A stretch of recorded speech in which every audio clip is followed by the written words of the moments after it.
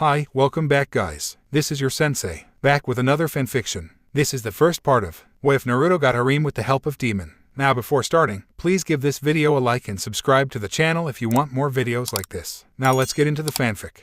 A young woman wearing a pink kimono and carrying a basket was walking through the forests of Nami no Kuni while humming to herself. She had long black hair that went to her waist, skin as white as snow and chocolate brown eyes that could warm the coldest heart. Ironic, given what her clan was famous for. For this woman was none other than Yuki Haku, last surviving member of the famed Yuki clan of Kirigakure no Sato and accomplice of the infamous and fearsome Kirigakure no Kijin, Mamachi Zabuza. Though Zabuza-sama is about as fearsome as a wet noodle right now, Haku frowned at the thought. Zabuza had been injured during his battle with the Konoha shinobi, Kakashi. Haku unconsciously tightened her grip on her basket. Oh, Haku knew who he was. Zabuza-sama had drilled into her head the who's who of shinobi from the Big Five, as well as a couple of nukenin that they were to avoid at all costs. Haku mentally ran over Kakashi's bingo book information, Haddock Kakashi Akasharingan no Kakashi, and the Kopi Ninja, member of Konoha's shinobi forces, Jonin rank, rumored to have copied over 1,000 jutsu, son of Konoha's Shiro Ikiba, Haddock Sakumo, and student of the Yondaime Hokage, Namikaze Minato, skilled in all three disciplines but with a specialization in ninjutsu.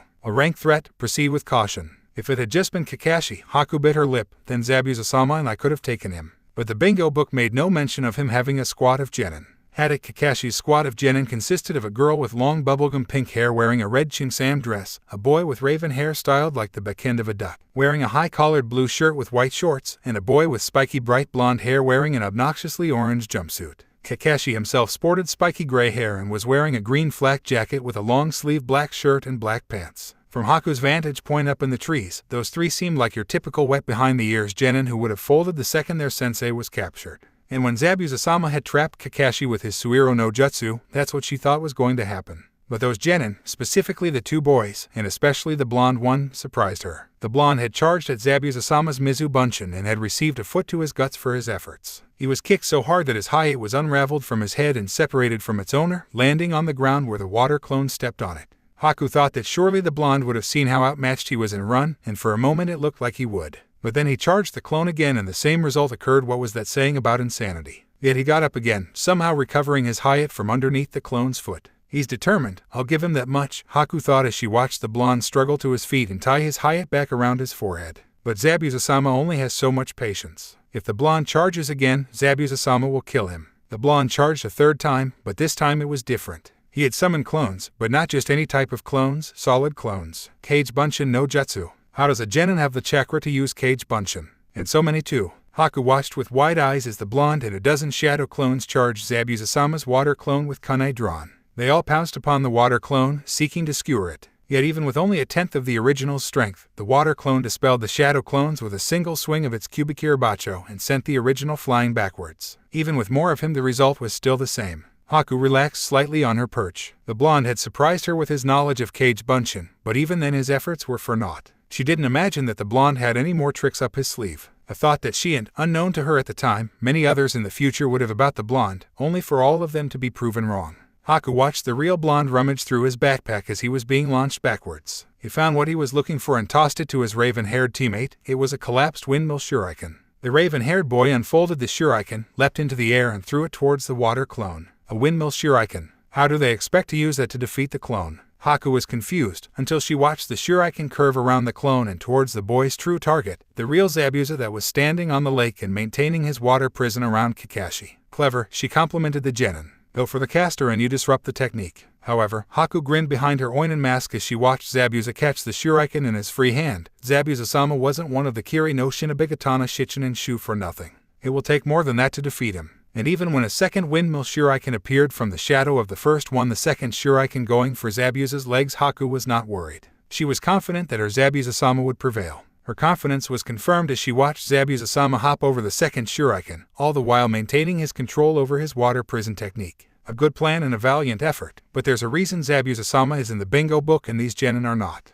Haku felt a surge of pride in her master at that moment, as she watched the, surprisingly, skilled genin's last, desperate attempt shoot underneath and behind Zabuza. A surge of pride which was quickly replaced by shock when that second shuriken exploded in a puff of white smoke to reveal the blonde genin with a kunai in his hand. The kunai he proceeded to throw at Zabuza's head. How? Haku watched, dumbfounded, as the kunai raced towards Zabuza's head, her mind trying to explain what she just saw. Kawarimi no Jutsu. No, he was too far away and the shuriken was moving too fast. Haku absently noted that Zabuza had chosen to release Kakashi rather than have a kunai buried in his forehead, though Zabuza did suffer a cut to his cheek as he dodged the kunai. How did he do it? Haku mulled over the possibilities as she leapt to a tree closer to the shoreline, making sure she kept a close eye on Zabuza's fight with Kakashi, a fight Zabuza was losing. He was too far to replace himself, and as far as I know there is no line that allows you to teleport. Haku focused on the blonde boy who was treading water as both Jonin cast the Tsuryudan no Jutsu, using their chakra to shape the lake water into towering, snake-like dragons which they launched at one another. Since the boy is treading water, it's safe to assume that he doesn't know water walking, which rules out the chakra control needed for summoning. Haku narrowed her eyes. The answer was on the tip of her tongue, but it was absurd. As absurd as Zabuza-sama, a former Kiri nin, struggling against Kakashi, a Konoha nin, in a duel of water techniques. And yet, as the two dragons crashed and exploded into a shower of water, a sign that both men were equally skilled, there was only one answer. The only other technique that generates white smoke is when a person dispels a henge no jutsu. But to henge yourself and allow your teammate to throw you at an enemy is simply. Haku's eyes widened as she muttered, insane. This boy, a genin, let his teammate throw him at Zabuza-sama. Haku looked upon the blonde boy in awe and a slight amount of admiration. He directly put himself in harm's way, all to save his sensei. Haku was so lost in her thoughts that she was nearly swept up by the great deluge of water from Kakashi's Daibakufu no Jutsu. Thankfully for herself and Zabuza-sama, she was able to avoid the devastating technique. She tree-hopped from the edge of the lake to where Zabuza-sama was blasted to. She arrived just in time to stop Kakashi from finishing Zabuza-sama with a kunai by throwing her senbon through Zabuza's neck and placing him in a near-death state. Kakashi checked the body on the ground for a pulse, and though Haku was confident that he would find none, it wasn't the first time she had had to kill Zabuza-sama in such a fashion. Today had been a day full of surprises, so she decided to fill the dead air and hopefully distract the Konoha Jonin from looking closer at the corpse. "Thank you for your help," she said in a monotone that helped her voice sound androgynous. "I hope you don't mind my interference, but I really wanted the honor of taking down one of Kiri's more infamous sons." Kakashi looked up towards Haku with narrowed eyes. "Your mask. Correct me if I'm wrong, but that's an Oinen mask from Kirigakure. You were hunting Zabuza." Haku nodded. "Yes, our corps had heard rumors that Zabuza had been operating around these parts, so I was sent to investigate and if given the opportunity, terminate." Haku absently noted that the female genin shivered when she said terminate. Kakashi let out a hum in response. Though he looked relaxed, Haku could see that his body was still coiled like a spring, ready to strike at the slightest threat. "I thought Kiri was still in the midst of a civil war," Kakashi began casually. "Why would the Mizukage send out Oinen, especially one as talented as you appear to be, after a man like Zabuza?" "Thank you for the compliment, Hadake Kakashi-san." Haku gave a minor bow. "It means much coming from a man of your stature. As for why Yondaime-sama sent me after Mamachi Zabuza, I was sent for what he bears." Haku gestured towards Zabuza's blade that was strapped to his back. "Ah, Kubikirabacho," Kakashi said, sounding slightly sheepish. "That is a good reason to hunt down Zabuza." "But what if Konoha wanted to take possession of the blade?" Kakashi asked with steel in his tone. "Oh?" Haku's eyes narrowed into slits behind her mask. How dare he think of taking Zabuza-sama's blade? She was tempted to throw her senbon through Kakashi's damnable Sharingan, but a confrontation with Hadake Kakashi, even an exhausted one, would waste time. Precious time. Time needed to remove the senbon from Zabuza-sama's neck before any permanent damage could occur.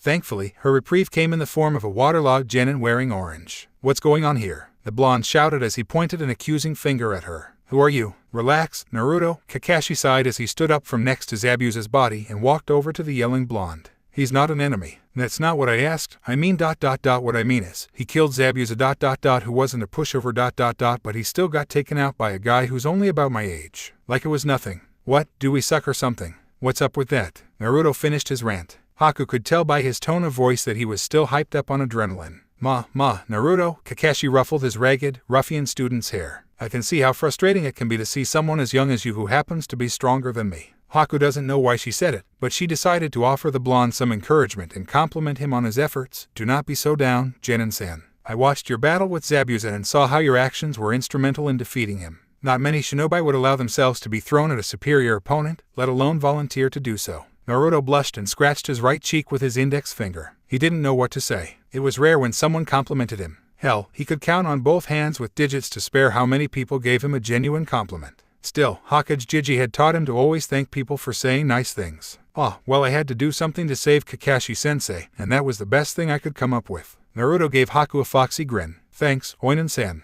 Haku couldn't help but let out a giggle that she tried to hide behind her hand. She thought Naruto looked cute with his whisker marks and blush. "Don't mention it, Genin-san. Though I might suggest you learn water walking before going up against an opponent like Zabuza again." Kakashi let out a groan at that statement and muttered under his breath, water walking, chakra control, how did I forget to teach them chakra control? As fun as this has been, I really must be going, Haku said as she used the Shunshin no Jutsu to disappear in a swirl of leaves from up on her branch to appear next to Zabuza's corpse in an instant.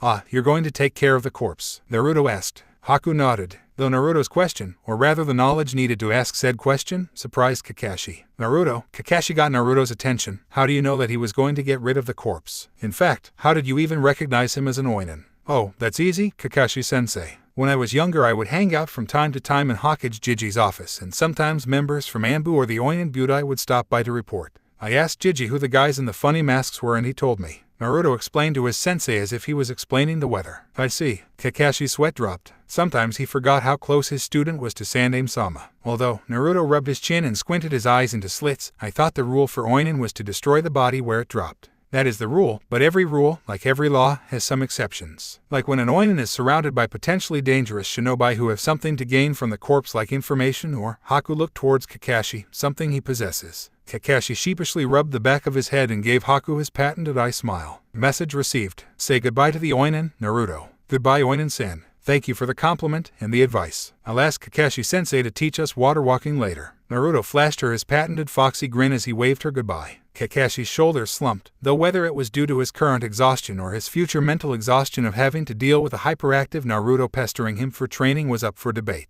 Haku placed her hand on Zabuza's chest and body flickered away. Haku paused, her brown eyes flicking to her left, catching something out of the ordinary. A tree nearby had been scored with notches leading up to its top. The notches looked like they had been made by a kunai. Why would somebody ... tree walking exercise? What other ninja? Haku's eyes widened. The only ninja I can think of that would be doing the tree walking exercise are those genin, meaning Zabuza was outsmarted by a genin who couldn't even tree walk. The laughter that bubbled forth from Haku after that realization filled the forest. It took a few minutes for her laughter to die down, but even then a few giggles still escaped her lips. She took a deep breath to calm herself, then refocused on the tree. Whoever was using this tree has made tremendous progress for only a few days, she thought as she ran her fingers over its rough bark. I wonder, was it Naruto or his raven-haired teammate that did this? Though I know which one Zabuza-sama would prefer it to be. Haku released a sigh at her last thought, because it reminded her of the conversation that she had with Zabuza-sama shortly after departing from the Konoha Shinobi. She had carried her Zabuza-sama's body about 2 miles away to a clearing where she took Kubikirabacho from his back and stabbed it into the dirt. She then laid out his body flat on its back on the ground.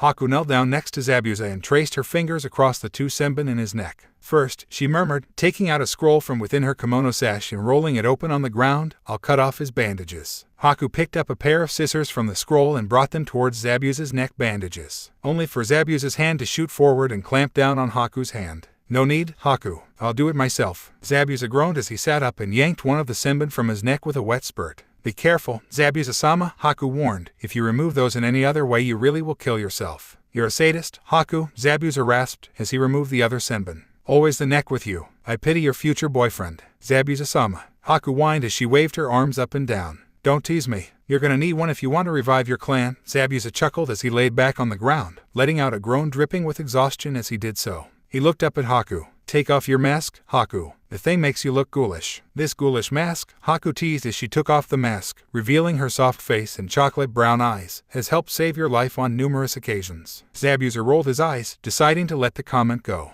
What happened after you skewered me? Zabuza-sama, Haku pouted at his phrasing. Skewer was such a violent word. I spoke with headache, and Zabuza raised his non-existent eyebrow. He asked why I was here when Kiri is still in the midst of its civil war, and I told him that I was ordered by Higura to see if I could recover your blade. Zabuza grunted. Good answer. Probably even true to some extent. Though I don't imagine that a man like Sharingan no Kakashi would let a comment like that go. Haku shook her head, causing the 2 bangs that framed her face to tickle her cheeks. He did not. He asked, what if Konoha wanted to take possession of the blade? Zabuza scowled as his right arm unconsciously drifted towards his sword. Your response? I didn't have a chance to, Haku told Zabuza. We were interrupted by the blonde genin, Naruto I think his name was. He came storming up and started pointing and yelling at me for coming in at the last second. I believe that he was still coming down from the adrenaline. That Gaki, I can't believe he tricked me. Zabuza sneered, his version of a pout. He used a henge to turn himself into a windmill shuriken and had his teammate throw him at me. Zabuza finished, sounding incredulous. He turned to the side and muttered, still, the plan took guts. I'll give the kid that much. Uzumaki Naruto. I thought Uzumaki's all had red hair. What was that, Zabuza-sama? Haku asked as she finished rolling up her scroll and placing it back in her sash. Zabuza turned back to Haku. It's nothing, what else happened? After Naruto-san interrupted me, Kakashi went to console his student and I gave Naruto a compliment for his efforts against you. Haku giggled as she recalled the boy's blush after her compliment. The boy must not be used to receiving praise. She wondered, are those whiskers real? Ugh, sadist Haku, the wound's still fresh. Zabuza covered his eyes with his forearm. How will my pride ever recover? There. Haku patted Zabuza's shoulder. I'm sure you'll get another chance for payback once you recover. Speaking of, Zabuza removed his forearm from his eyes. How long is it going to take me to recover? 2 weeks, barring any complications. Zabuza frowned behind his bandages. 2 weeks? Any way to speed up my recovery? Haku's lips quirked. I recall seeing a couple of nice healing herbs in one of the nearby forests. They'll help speed up your recovery by a few days. Although, Haku narrowed her eyes at Zabuza like a mother who knew that their child was going to misbehave. If I get those herbs, then you can't do anything strenuous for the rest of your convalescence. Otherwise their healing properties will become poisonous.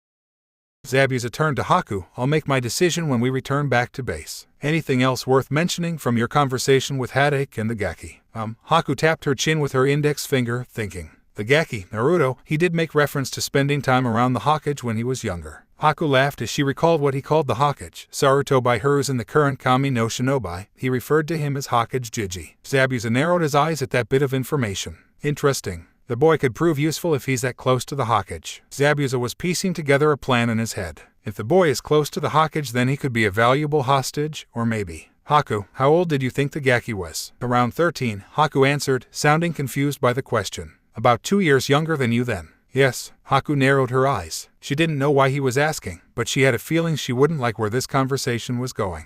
And what did you think of him? Zabuza asked, trying to sound casual. At first glance, not much, though he did surprise me when he used Kage Bunshin, and his plan to save Kakashi was as brave as it was insane. Yes, Zabuza nodded in agreement. He shows great potential. And what did you think of him? Physically, he was a bit on the short side. Haku really didn't like where this conversation was going. Zabuza scoffed, I'm sure he'll grow a bit. He just started puberty. In fact, it wasn't until I was around 15 when I started. Zabuza-sama, Haku interrupted Zabuza and gave him a saccharine smile. The temperature began to drop as Haku's killing intent was rising. What are you planning? Zabuza repressed a shudder. Sometimes Haku is scarier to him than Kasame, and that man fed people to his sword. But he soldiered on. Well, Haku, as your guardian, I only want what's best for you and I feel like it would be best if you went out and met somebody. In other words, I think it's time you got yourself a boyfriend. Though she couldn't see it, Haku was sure Zabuza-sama's shark-like teeth were on full display and a full grin underneath his bandages. A resounding slap echoed throughout the forest and sent birds fleeing from their nests into the skies. Haku left the scored tree and walked a bit farther. The clearing with the medicinal herbs was just a couple of minutes away from there. The herbs would speed up Zabuza's recovery by converting his chakra to medical chakra, ensuring that his wounds would heal at a rapid pace. However, medical chakra requires the greatest of control, like a surgeon performing open-heart surgery. One slip-up and you nick an artery and the patient bleeds to death. The same can be said for using medical ninjutsu. Should you surge your chakra and break that delicate balance, you risk crippling or killing your patients. Therefore, it's imperative that Zabuza-sama not be subject to any battle for a week after administration of the herbs, otherwise. Haku smacked both her cheeks to get rid of the negative thoughts. Zabuza-sama will be fine. He'll recover before Gato's deadline. Haku snarled, Gato, that slime. It was a day after their confrontation with Kakashi and his squad and Haku was still giving Zabuza-sama the cold shoulder. How dare he? She thought as she furiously chopped up some carrots to put into a soup, her knife slightly biting into the cutting board. I am not some whore who will sell herself for protection. She had no idea as to why Zabuza-sama had thought this was a good idea. No, she muttered to herself as she scraped the carrots into the pot, I know his reasons. Zabuza-sama had explained that if they could get the blonde on their side then they could petition the Hokage for sanctuary. Haku stirred the soup, listlessly staring into its brown liquid. It's actually not that bad of a plan. Konoha is known for its love of lines, as well as being the strongest of the big five. However, Haku frowned as she reached her hand into the neck of her blue kimono and pulled out a necklace. The necklace was on a black cord and attached to it was a silver snowflake embedded with a single diamond in its center. The necklace was the last thing she had from her mother. Ka-san told me to marry for love. Oi, Zabuza, what's this I hear about you being laid out? Was an old bridge builder too much for the scary demon of the mist? A slimy and, unfortunately, familiar voice broke Haku out of her memories. Haku left the kitchen to see that Gato and his 2 bodyguards Waragi and Zori had stopped by and were in Zabuza-sama's bedroom. Gato was a short man with shaggy receding white hair that fell down to his back and a thin handlebar mustache of the same color. He preferred to wear dark-colored business suits with a pair of circular black shades. "So, demon," Gato said with an eye roll, his voice dripping with derision, "what kept you from finishing the job?" The old man hit you with his cane. Zabuza laid in his bed, silent, the sheets pulled up to his neck. Waragi let out a bark of laughter. "Yeah, was the old man too much for you? I always thought that you were compensating for something with that sword of yours." Waragi was a brown-skinned man with an eye patch covering his right eye who sported a goatee and preferred to have his hair up in a top knot. He was shirtless and wore white pants. "Shinobi," Zori spat the word, "always think they're better than us cause they got that chakra crap. Boss could have paid us half and we would have gotten the job done." Zori was a light-skinned man with bluish-white hair who wore a blue jacket with black pants and a purple beanie. He also had 2 tattoos on his face that went from below the center of each eye to the center of each cheek. Gato nodded. "That's right, I could have had my boys here do your job for half the price." So, Gato approached Zabuza's bed. "What gives? I paid you good money and here you are lying in bed wasting it." "The bridge builder," Zabuza began, "hired Shinobi." "And, so what?" Gato yelled, interrupting Zabuza. "What do you care about some random?" Zabuza flexed his killing intent, a purple aura gathering around his body. Gato's bodyguards reflexively grabbed the katanas strapped to their waists and took a step back. Gato quickly shut up. Zabuza glared at Gato to keep him quiet. "As I was saying, the bridge builder hired Shinobi, one of whom was Kakashi." Gato paled. He knew who Kakashi was. When Gato was a more reputable businessman, he had thought about hiring the strongest Shinobi from the strongest village to do a mission for him. When he asked the Hokage, the old geezer told him that their best Shinobi, Kakashi, was very expensive, meaning he was very dangerous. Zabuza continued. "Therefore, you'll now be paying triple my rate." "What?" Gato bellowed, forgetting his fear for a moment as he reached out to pull back Zabuza's bed sheet. "That's highway robbery." As Gato's hand was about to grasp the sheet, Haku decided to intervene. She grabbed the minuscule mogul's wrist with enough force to break it and declared in a chilling tone, "You will not touch Zabuza-sama." Gato screamed out in pain. "You bitch." Seeing their boss being attacked spurred the 2 bodyguards into action. Yet before they could take a single step, Haku had disappeared in a burst of speed and reappeared between the 2 of them. In her hands were their swords, drawn from their sheaths and resting at their throats. Zori and Waragi had the same thought. "Fast, fast." "Haku, release them," Zabuza ordered. Haku nodded. Releasing the 2 bodyguards, she disappeared in another burst of speed and reappeared by Zabuza's bedside. "Gato," Zabuza started, making sure that the midget, who was still holding his broken wrist, was paying attention before he continued. When Gato looked up from where he was kneeling on the floor, Zabuza knew he had succeeded. "You'll pay me triple." "Fine," Gato spat as he threw a glare towards Haku. "Triple, but you'll do it in 2 weeks." Zabuza glanced towards Haku, the unasked question obvious. "Can I be up before that?"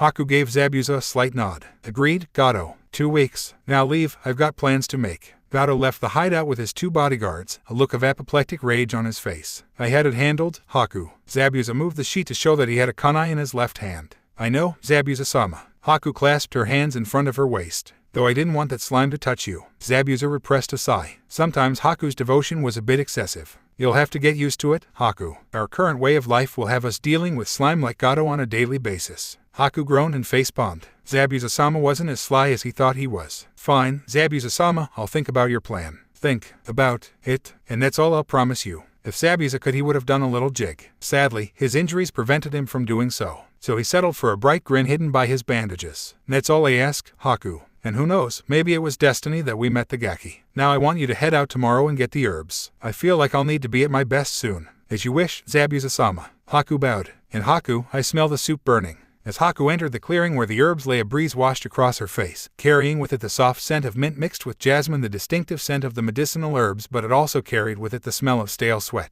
Haku tensed. Her hand unconsciously went towards the white sash of her kimono where she had a couple of senbon stashed away. She scanned the clearing and found that there were some kunai and shuriken lodged in some tree trunks, branches, and the ground. In the morning sun she could even faintly make out that some of the kunai had ninja wire tied to their rings. She also noticed that there was the occasional crater as well as some torn-up dirt. Alarmed, her brown eyes whipped to where the herbs were planted and was surprised to find that none of the plants were harmed. Whoever practiced here took care not to harm the herbs. Do they know what they're for, or perhaps they just have a bit of a green thumb? Haku was broken out of her musings by a voice muttering, "I am Chan, bring me more ramen, Databeo." Curious, Haku walked further into the clearing, following the sound of the voice that was coming from behind a tree. As she turned the corner she nearly dropped her basket in shock. Laying up against the tree, with drool running down his whiskered cheeks, was none other than the genin that Zabuza-sama wanted her to get close to, Uzumaki Naruto. Unbidden, a thought flashed across Haku's mind: is Zabuza-sama clairvoyant? When Naruto had fallen asleep in the forest, the things he had expected to be awoken by included the sun, an animal, his sensei, one of his teammates, or, heaven forbid, some enemy. He never expected to be woken up by an angel. "You'll catch a cold if you sleep out here," a voice as soft as silk said, as Naruto felt a hand gently shake his shoulder. Groaning, Naruto opened his bleary eyes only to be met with warm chocolate-brown eyes, residing in a soft face with a button nose and pouty pink lips all framed by a curtain of black tresses. "Beautiful," Naruto murmured.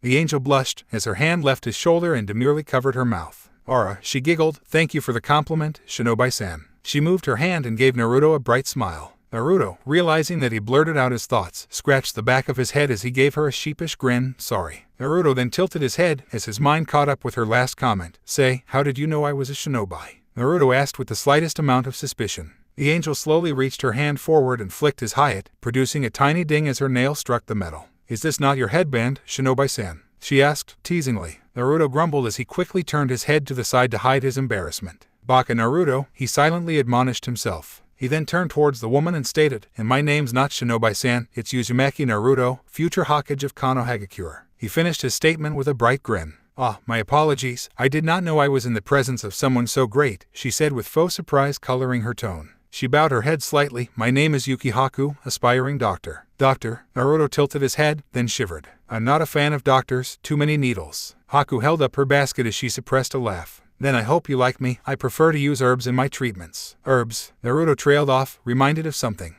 His blue eyes widened in realization. "I didn't hurt the herbs, did I?" he asked, hoping he didn't damage the herbs during his training last night. The last time he had done so, Ino had found out and made her displeasure known. On a dirt road somewhere in the countryside of Hai no Kuni, a kunoichi with platinum blonde hair and pupil-less teal eyes sneezed. It wouldn't have been so bad if she wasn't eating at an onigiri at the moment, and subsequently sprayed bits of half-chewed rice and snot over her new top. Her scream of rage could be heard for miles around. Haku shook her head. "No, Uzumaki-san, you didn't hurt the herbs." In fact, Haku made a show of looking around. They appeared to be the only undamaged things in this clearing. Naruto let out a nervous chuckle as he scratched his cheek. "Sorry, I guess I might have gone a little overboard with training." Haku made a sound in agreement. She then looked into Naruto's eyes. He has beautiful blue eyes, she thought absently, and asked, "Why are you out here training, Uzumaki-san?" "You can just call me Naruto, Haku-san." Naruto waved his hand as if brushing away the formalities. "As for why I'm training, I want to get stronger." "Stronger? But you look so strong and manly already." Haku gushed. "Nope, I need to be stronger, a lot stronger than I am," Naruto exclaimed, excitedly. Haku's tone softened as she asked, "But why? Why do you seek strength, Naruto-san?" Naruto paused, thinking of his answer. If you had asked him a week ago, his answer would have been, "So I can be the Hokage." But after their team meeting 2 days ago, his answer has changed. Kakashi's team was currently resting from their confrontation with Zabuza in a room that Tazuna had provided for them at his house. Kakashi was resting on the sole futon in the room, having collapsed from chakra exhaustion shortly after the Oinin had left with Zabuza's body. While each of his genin was doing something to relax, Sakura was brushing her hair, Sasuke was checking his equipment, and Naruto was leaning on the windowsill and staring out to sea. It was his final genin, Naruto, who occupied Kakashi's thoughts as he stared up at the ceiling.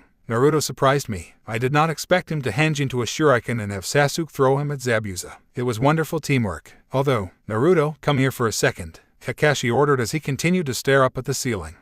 Naruto broke out of his daydreaming and knelt down by Kakashi's bedside. "What is it, Kakashi-sensei?" Kakashi gave Naruto his eye smile to put him at ease. "Naruto, I want to thank you and Sasuke as well for saving me. Your plan to force Zabuza to release me was ingenious." Naruto bashfully rubbed the back of his head. "Gee, thanks, Kakashi-sensei. I just knew I had to do something to save you, Databeo. It's like you said, those who break the rules are trash, but those who abandon their comrades are worse than trash." "Thank you, Naruto." However, Kakashi narrowed his eyes at his student. "Why didn't you have a shadow clone transform into a shuriken and have that thrown instead? You realize by having the real you thrown, you placed yourself in immediate danger." Naruto started to sweat. Yeah, I guess I didn't really think that far ahead." "No," Kakashi sighed, "you didn't think that far ahead, but that's a reflection on me, your teacher, rather than on you. The Oinin made it clear when he mentioned water walking that I have been neglectful as your sensei. To all of you." Sakura perked up. "Water walking?" she asked, as she placed her brush in her bag and walked over to kneel on the other side of Kakashi's bed. What did the Oinin mean by water walking? And what is an Oinin anyway? To answer your first question, water walking is a chakra control exercise that teaches a shinobi how to channel chakra through their feet to stand on water. It's how Zabuza and I were fighting on the lake," Kakashi explained. And why haven't you taught us that yet? Sasuke interjected as he plopped himself down next to Sakura, sitting cross-legged. Kakashi mentally sighed as he prepared himself for the eventual explosion from his students, because I've yet to teach you tree walking. Tree walking? Sakura's eyes narrowed in thought. Is this something that the other genin squads have already been taught? She asked with an accusing tone. Kakashi winced. Damn, sometimes I forget how smart Sakura is. Maybe, he squeaked out. Kakashi-sensei. Sakura erupted. Just what are we supposed to know by now? A lot more than you currently do, Kakashi told her as he tried to burrow himself into his pillow to escape his female student's wrath. And that blame lies solely with me, Kakashi admitted as he looked towards his students, and for that I apologize. I was hoping that you three would approach me with questions on how to improve, but I've realized as I've been laying here that you three probably didn't even know what you had to improve on. And what do we have to improve on? Sasuke asked with his chin resting on his threaded fingers. A lot, though the most pressing thing is chakra control. It'll help improve Sakura's reserves, as well as ensuring that you and Naruto don't waste nearly as much chakra on your jutsus. Kakashi explained. So, we'll start with tree climbing tomorrow. We need to do this because you never know when we'll run into another shinobi like Zabuza. Hell, I wouldn't put it past Gato to hire another nin. Would he really do that, Kakashi-sensei? I mean, Zabuza had to have cost him a pretty penny to hire, wouldn't that have set him back? Sakura asked, sounding a bit fearful of potentially facing someone like Zabuza again. Kakashi didn't want to worry his genin, but as they say, forewarned is forearmed, so he soldiered on. The fact that he hired someone like Zabuza means that his operations here in Nami no Kuni are lucrative. Very lucrative, meaning he's very likely to hire another shinobi of Zabuza's caliber to protect those operations. Sakura paled, Naruto gulped, and Sasuke clenched his fist so hard his knuckles popped. We were lucky, Kakashi continued. If Zabuza had had an accomplice, who knows what would have happened. The irony of this statement would not be lost on Kakashi in the near future. Naruto, Sakura, Sasuke, Kakashi addressed them, making sure to look each genin in the eye as he said their names. I promised you that I would never let my comrades die, and I meant it then and I mean it now. However, I can't guarantee that I'll always be there to protect you or, Kakashi gave a self-deprecating chuckle, that you might not have to save me. That's why we need to get stronger, all of us, so that we can protect each other. You bet, Kakashi-sensei. Naruto grinned. Let's get stronger together. Sakura cheered, while internally she was thinking, Cha, I'll be stronger than you yet, Inobuta. Then Sasuke-kun will be all mine. Sasuke smirked. Alright, Kakashi said, we'll start tree walking tomorrow. Any questions? Wait, you never answered my question about what an oinen was. Sakura pointed out. Kakashi's sweat dropped. Sorry, I forgot about that. He turned to his orange-garbed student. Really need to get him some darker clothes. How he outran and hid from Anbu in that monstrosity is beyond me. Would you care to field this one, Naruto? Sure, Naruto chirped. It was rare that he actually got to show off his knowledge. Naruto turned towards Sakura. An oinen is a ninja who's responsible for hunting down their village missing nin and disposing of their bodies. They do it so that enemy villages can't learn secrets from their bodies or take anything from them. Konoha has some oinen as well. They serve as part of Anbu. Wow, Sakura gasped. I didn't know that happened. And I didn't know you were so knowledgeable, Naruto, she said, sounding impressed. When you hang around Hokage-Jiji as much as I do, you learn some things, Naruto said as he placed his hands behind his head. Sakura shook her head, as if to ward off an impending headache. Naruto, stop referring to Hokage-sama so disrespectfully. But Sakura-chan, Naruto moaned weakly, having had this conversation before and knowing where it's gonna go, Hokage-Jiji likes it when I call him that. I don't care. It's disrespectful, so you shouldn't do it. Sakura huffed, as she crossed her arms. Sakura-chan. Naruto hung his head. Although, another question popped into her head as she mentally ran through Kakashi and Naruto's conversation with the oinen. I recall you saying that it was a rule for oinen to dispose of bodies where they dropped. Why didn't he? Kakashi let out a nervous chuckle. I may have implied that I wanted to take Zabuza's blade for Konoha. Sasuke scoffed. That hunk of metal. Don't laugh, Sasuke. That hunk of metal is worth enough to buy you a small town. Kakashi laughed as he saw Sakura and Naruto bolt upright. Really? Really? They yelled simultaneously. Kakashi nodded. Yes, really. Zabuza's blade, the Kubikira Bacho, is one of 7 special blades that is passed down to the best 7 sword wielders of Kirigakure no Sato. Each blade has a special ability associated with it, and when all 7 swordsmen are on the battlefield with their blades, they are said to be capable of bringing down an entire nation. Well, Naruto and Sakura were amazed. Even Sasuke was impressed, going by the slight widening of his eyes. Kakashi-sensei, Sakura began wringing her hands. We don't have to worry about another swordsman showing up, do we? Kakashi allayed her fears. It's highly unlikely, Sakura. From our intel, 6 of the 7 are either dead or missing nin. There is one who remains loyal to the Mizukage, but with Kiri's civil war I doubt he would be leaving his cage side anytime soon. Sakura breathed a sigh of relief. That's good. Naruto nodded his head in agreement and Sasuke slightly relaxed. That's enough talk. We've got an early morning tomorrow, so let's get some rest. Kakashi dismissed them. A snap of fingers broke Naruto out of his thoughts. Are you okay, Naruto-san? Haku asked him as she withdrew her hand. Ah, sorry, Naruto gave her an apologetic grin. I guess I was just lost in thought. To answer your question, I want to get stronger to protect my sensei and teammates. There. Naruto paused as he searched for the right words. Precious to me. Haku's eyes shone brightly at his answer, and for some unknown reason, Naruto felt like he had just passed some sort of test. That's a good reason to get stronger. In fact, I think that the only way for a person to be truly strong is when they are protecting someone precious to them. Haku explained as she gave Naruto a smile that made his heart do backflips. I agree, Haku-chan, Naruto exclaimed. Haku blushed at the affectionate suffix. Then she threw Naruto a sly grin. Haku-chan. My Naruto-kun, Haku teased as she drew out the kun suffix. How forward of you. Naruto yelped, his face turning cherry red as he frantically waved his arms up and down. No, I mean you are pretty beautiful. But I didn't mean ... but I wouldn't mind getting close to you. I mean getting to know you. I mean, I'll shut up now. Naruto trailed off as he stared at the dirt, wondering if the earth would be kind enough to swallow him at that moment. Haku giggled. Poor boy, she thought, he blushes any harder and he might faint. Somewhere in Konohagakure no Sato, a blue-haired Kunoichi with pale lavender eyes, sneezed during a meeting between her father and sister. Are you okay, Ni-chan? A girl with long brown hair and similar eyes asked. I'm okay, Amato, the blue-haired Kunoichi assured her with a smile. Their father, who had long brown hair and pale eyes as well, let out a small cough to get their attention. Hinata, Hanabi, let us continue. Yes, Tusama, they both replied. It's all right, Naruto-kun, Haku assured him, placing emphasis on the suffix. I was just surprised. Haku stood up and offered the boy a hand. Now would this kind gentleman assist his humble doctor with her tasks? Naruto took her hand and stood up. You bet, Databeo. Databeo, Haku asked as she covered her mouth to suppress her giggles. Naruto just groaned as he face-bombed. Unknown to either of them, a raven-haired genin was leaning against a tree and listening to the conversation. The dope has got himself a girlfriend. Sasuke smirked as he put his hands in his pockets and left to report to Kakashi. Wonder what the scarecrow will think of this.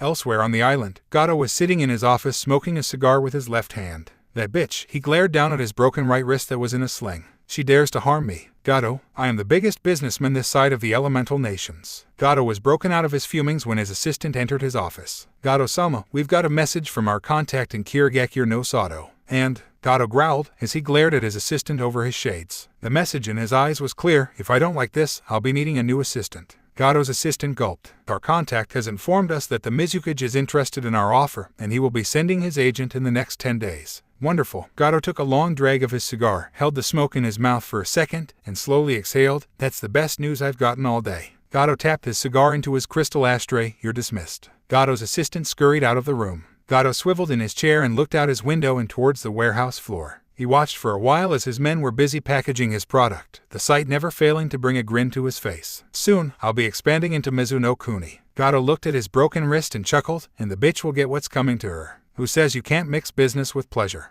Haku was humming a pleasant tune as she entered their hideout, lightly swinging her basket full of herbs that Naruto had helped her pick. The basket was filled to bursting. Haku let out a chuckle, remembering Naruto's eagerness to help her with her task. So eager was he that she had to stop him from picking the clearing clean. He apologized and gave her his signature grin that stretched out his whisker marks and narrowed his eyes into slits, making him look like a smiling fox. Someone sounds happy. Did something good happen? Zabuza asked, breaking Haku out of her thoughts. Oh, I was just thinking about my time spent with Naruto-kun, Haku responded, not noticing her slip-up as she placed her basket on the kitchen counter and grabbed her apron. I might as well get lunch started before I start grinding herbs, she thought. Naruto-kun, Zabuza parroted, confused. The blonde Gaki. When did you meet the Gaki? Wait, why are you calling him kun? If the brat touched you, I'll kill him. Zabuza roared, a surge of overprotectiveness overcoming him. Zabuza-sama. Haku gasped, her hand going to her chest to calm her racing heart. She had not expected that outburst. Then Zabuza's words registered in her mind, and her eye twitched. If the brat touched you, I'll kill him. Oh, Zabuza-sama, Haku said in a sweet tone of voice as she approached his bedside, unconsciously charging Hayaten chakra to her right hand. Zabuza gulped as phantom pains ran through his cheek. I know that tone of voice, Zabuza thought frantically. It's the same tone she used when. Zabuza's thoughts were cut short by a familiar pain. It's your plan, Zabuza no baka, Haku yelled. For the second time in 3 days, a resounding slap echoed throughout the forest and sent birds fleeing from their nests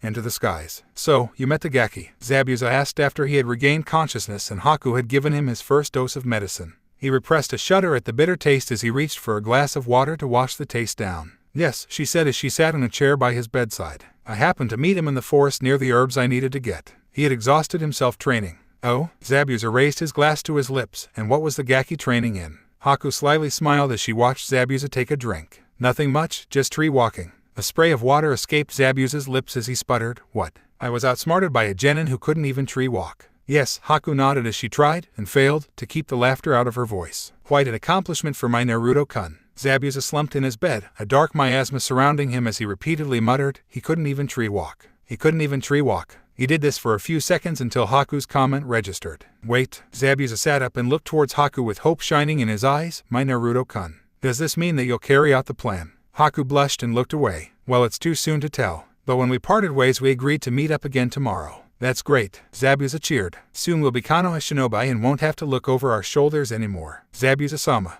Haku whined as she waved her arms. "I never said that I agreed. Plus, we don't even know if Naruto-kun will agree." Zabuza brushed off her comment with a wave of his hand. "Nah, I've got a feeling that it will all work out. It's like it's destined, or something." Haku's eyes widened. "Zabuza-sama, are you clairvoyant?" "What?" Zabuza asked, confused.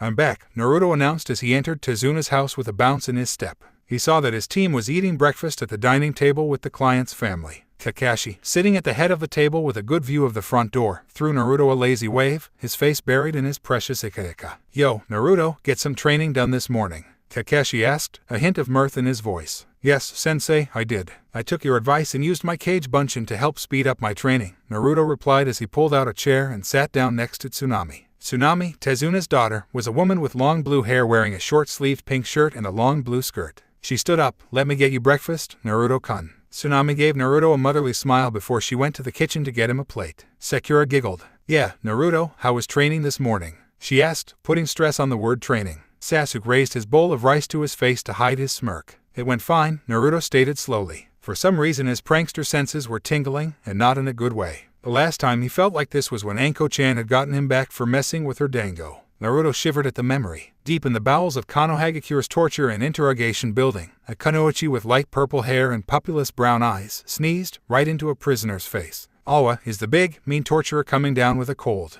the prisoner mocked. The kunoichi narrowed her eyes, then she gave the prisoner a devilish grin as she went to her instrument table and grabbed a bottle of chili powder and a funnel. Sneezing and screams were heard soon after. Naruto continued, "I made good progress. I'll probably be at the top of the tree in a few days." "That's great. Maybe you and Sasuke will catch up to me soon." Sakura teased as she held up her arm and flexed her bicep. Sasuke and Naruto rolled their eyes good-naturedly. Tsunami returned and placed a bowl of rice and a plate of grilled fish in front of Naruto. "Here you go, enjoy." "Thanks, Tsunami-san," Naruto said as he picked up his chopsticks. "Itadakamasu." Naruto took his first bite of rice and moaned in delight. "This is as good as I am Chan's cooking." In a small ramen stand, a young woman with long brown hair and black eyes sneezed. "Are you okay, I am?" An older man with graying black hair and small black eyes asked as he was wiping down the counter. "I'm fine, too-san," she assured him as she tied on her bandana. "Maybe someone is thinking about me. Our number one customer, perhaps," the old man teased. I.M.'s face flushed red. "Too-san." Naruto took a bite of his fish and was savoring it when Kakashi let out a perverted giggle. "Oh Haruto, you naughty boy, seducing a doctor in a forest." "Why what?" Naruto coughed out, pounding his chest as he tried to dislodge the fish caught in his throat.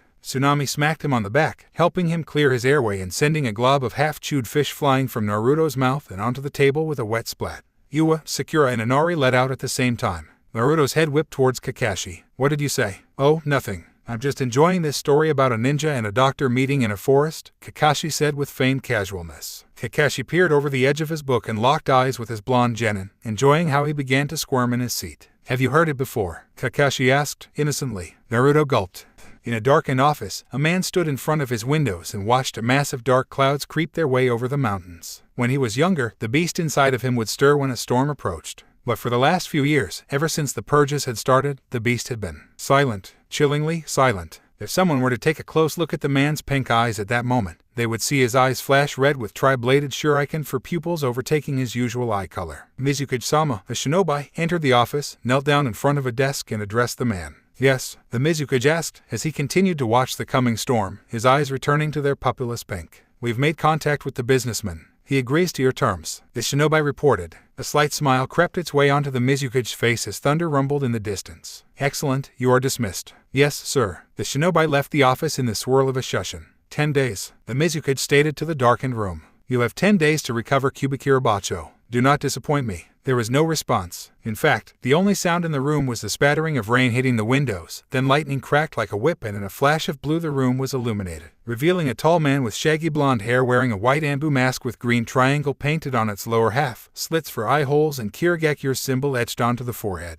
When the light faded, the sound of spattering rain was drowned out by laughter tinged with madness. Haku stood in the clearing where she had met Naruto yesterday, a picnic basket by her feet, as she looked up into the canopy and admired how the sunlight filtered through the leaves, waiting for Naruto to arrive for their date. Though neither of them had called it a date, she certainly wouldn't mind if Naruto thought of it as such. That's why she decided to put on some makeup this morning, a little lip gloss to draw attention to her lips, as well as some light eyeshadow and some mascara to make her eyes pop. Her makeup was subtle, just as her one-time sensei had taught her. Subtlety is the key when it comes to applying makeup, Hisama told her as she applied some eyeshadow around Haku's eyes. Zabuza had cashed in a favor from Hisama, a missing nin from Aimdakure, to teach his charge about the more feminine aspects of life. Hisama placed the eyeshadow down on the table, grabbed the lip gloss and continued her lesson. Just like the shinobi arts, if your enemy does not expect it, how can they prepare for it? Though most shinobi, Hisama snorted as she rolled her eyes, prefer to learn jutsu that can level battlefields, forgetting that we kunoichi have killed our fair share with only a smile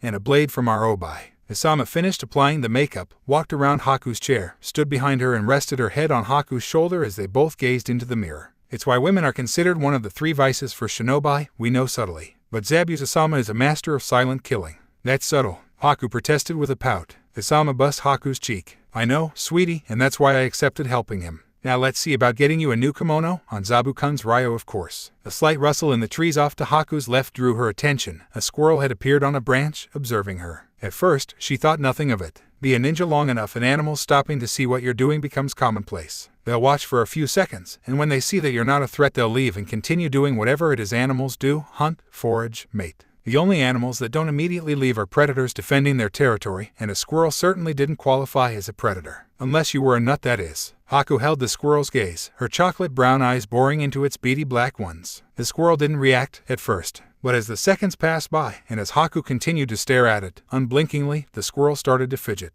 After a few more seconds, the squirrel gave Haku what she swore was a nervous grin as it placed its paw on the back of its head and scratched it.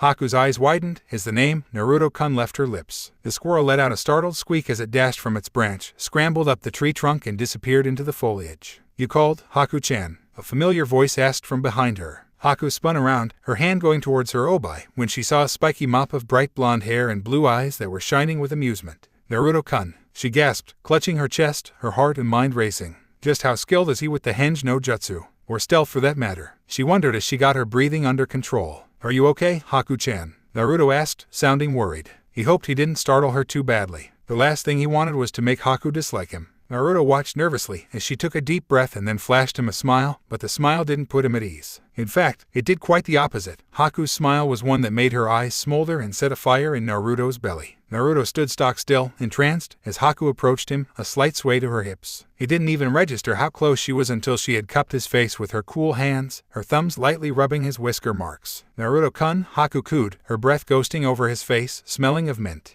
You're not gonna sneak up on me again, are you? It took a few seconds for Naruto's mind to process the sounds coming from her mouth, and a few seconds more to translate them into words. Then his mind had to formulate a response, which was rather difficult given her current ministrations. But with a sage-worthy effort he was finally able to stutter out, I'll try not to, Haku-chan. Haku faked a pout as she continued to rub his whisker marks. She was surprised to find that they were actual whiskers, and they were rather soft to the touch. I suppose that's the best I can expect from a ninja. Haku sighed as she released Naruto, suppressing a giggle as she watched Naruto lean forward to maintain their connection. Haku then took in Naruto's appearance, and noted a glaring omission. Naruto-kun, where's your jumpsuit?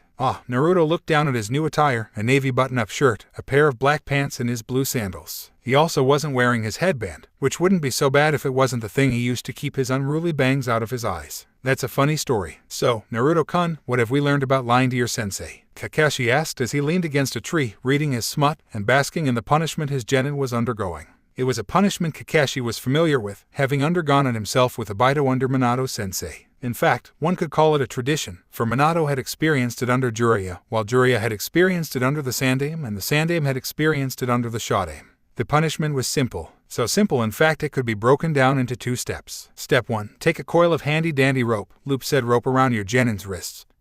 and fingers so they can't form hand seals, then tie the rest of the rope to a branch high above your genin, making sure that they can still place their feet flatly on the trunk of the tree, then hoist them up like a panada. Don't forget to leave enough room so that their toes are barely brushing the ground. Then, with your genin adequately strung up, you tell them that their punishment ends when they tree walk up to the branch. Simple enough. Then comes step 2, and step 2 varies depending on the sensei. The Shodaime, being a Mokudan user, preferred to use wooden spikes for step 2. The Sandaime believed nothing lit a fire under a Disruli genin like a fire jutsu. While Minato-sensei thought kunai was a great way to get the point across, Kakashi, well, he took a page out of Jiraiya's playbook and enlisted some help from his summons. Call off your dog, sensei, Naruto yelled as he ran up the tree to get away from the biting jaws of Kakashi's ninkin. He made it halfway to the branch when his concentration slipped and he fell towards the bottom of the tree and to the dog below. That's a shame. Kakashi turned the page of his book. You were halfway there too. Yoch, Naruto let out when he felt the small pug dog, Pakun, bite into his ankle and tear a strip of his pants off. Hey, these are my only pair of pants. Pakun spat out the fabric. And I'm doing the world a favor by getting rid of such an obnoxious eyesore, brat.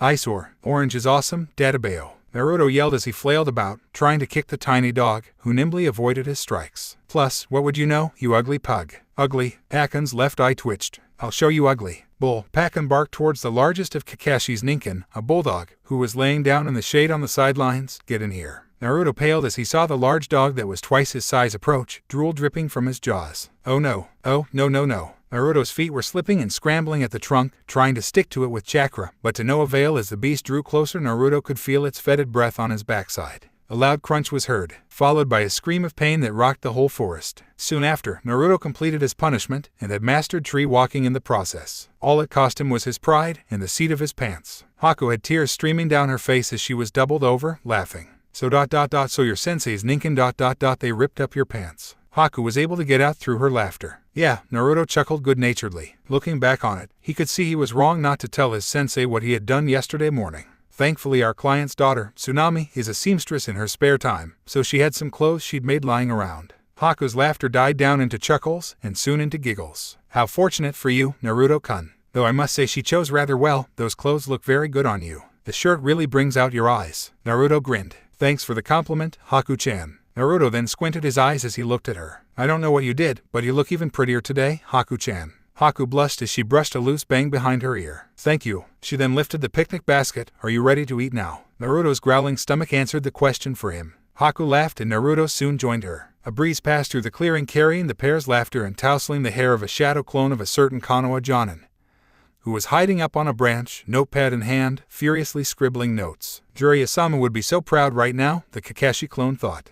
In Yubikure no Sato, an older man with waist-length white hair, wearing a green short kimono with matching pants under which he wore mesh armor. He also wore handguards, a black belt, red Geta sandals and a red haori with 2 yellow circles on each side. He also carried with him a large scroll that rested on the small of his back. Currently, the older man was sitting on a branch, a telescope in his left hand, a pen in his right and a notebook on his lap. He was gathering inspiration for his latest volume of Ikayaka by researching at one of Yu no Kuni's numerous hot springs. His latest subjects of research had just entered the bath, 4 young women, 2 blondes, a redhead and one with light gray hair. The 2 blondes were light-skinned while the redhead and grayette were darker-skinned, meaning those 2 most likely hailed from Kaminari no Kuni. All 4 were wearing towels, though he could tell by the way the towels clung to their forms that everyone but the redhead had tremendous assets. Come on girls, don't be shy, the man muttered under his breath as a perverted chuckle escaped his lips. Show Jiraiya-sama what you're working with. Jiraiya leaned forward, his left eye fused to the end of his telescope as he watched the women enter the bath and begin to shed their towels. Yes.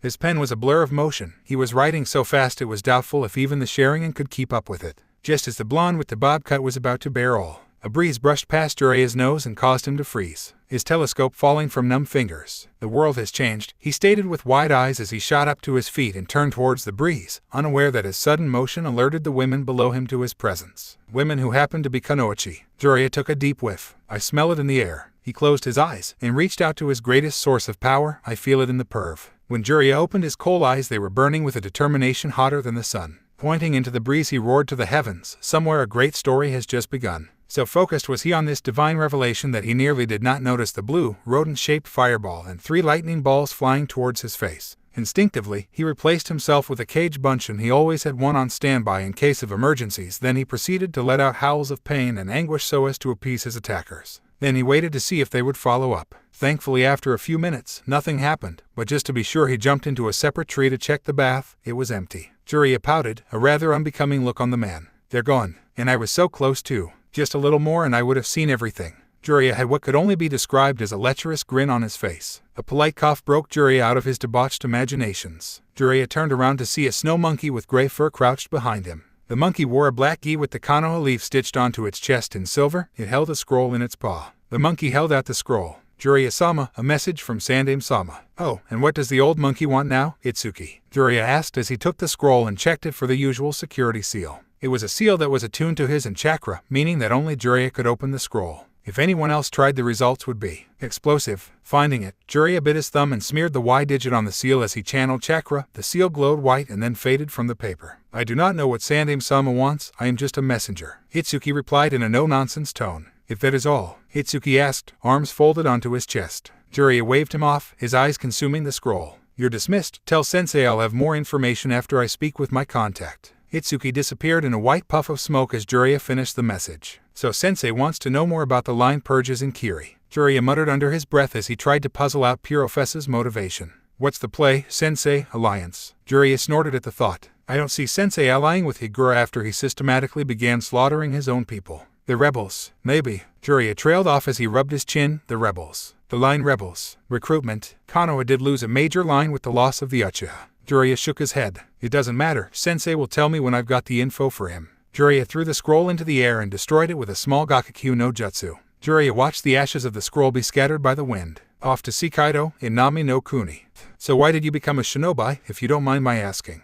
Haku asked before she took a bite of some of the onigiri she made. It was quite good if the sounds Naruto were making were any indication. Naruto swallowed his food before he spoke. Hyam-chan had pounded into him the importance of table manners. She has the dented ladle to prove it. I became a shinobi because my Jiji is the Hokage and I wanted to be like him. Haku feigned shock. Your grandfather is Hokage. Naruto chuckled. No, he's not my actual grandfather. He's just taken care of me for as long as I can remember, so I call him Jiji. And what about your parents? Haku asked, though she soon came to regret it as she saw his bright blue eyes dim and his shoulders slump. I never knew my parents. I'm an orphan, Naruto stated sadly. I'm sorry, Naruto-kun, if I had. Haku began to apologize, but was cut off. It's okay, Haku-chan, Naruto reassured her with a soft smile. You didn't know. Plus, Jiji told me that my parents were great ninja, heroes who gave their lives to protect the village. Is that why you want to be Hokage, to protect the village your parents protected? Haku asked softly. That and also, Naruto unconsciously placed his right hand on his stomach. I'm not exactly well liked in my village, though that is probably putting it lightly. So I want to be Hokage, because being Hokage means I would have gained everyone's respect, and they will stop looking down on me. Naruto then locked eyes with Haku, his blue orbs boring deep into her brown ones, shining with a pain that Haku knew all too well. I don't want to be hated, are what his eyes said, and it was a message that resonated with Haku's very soul.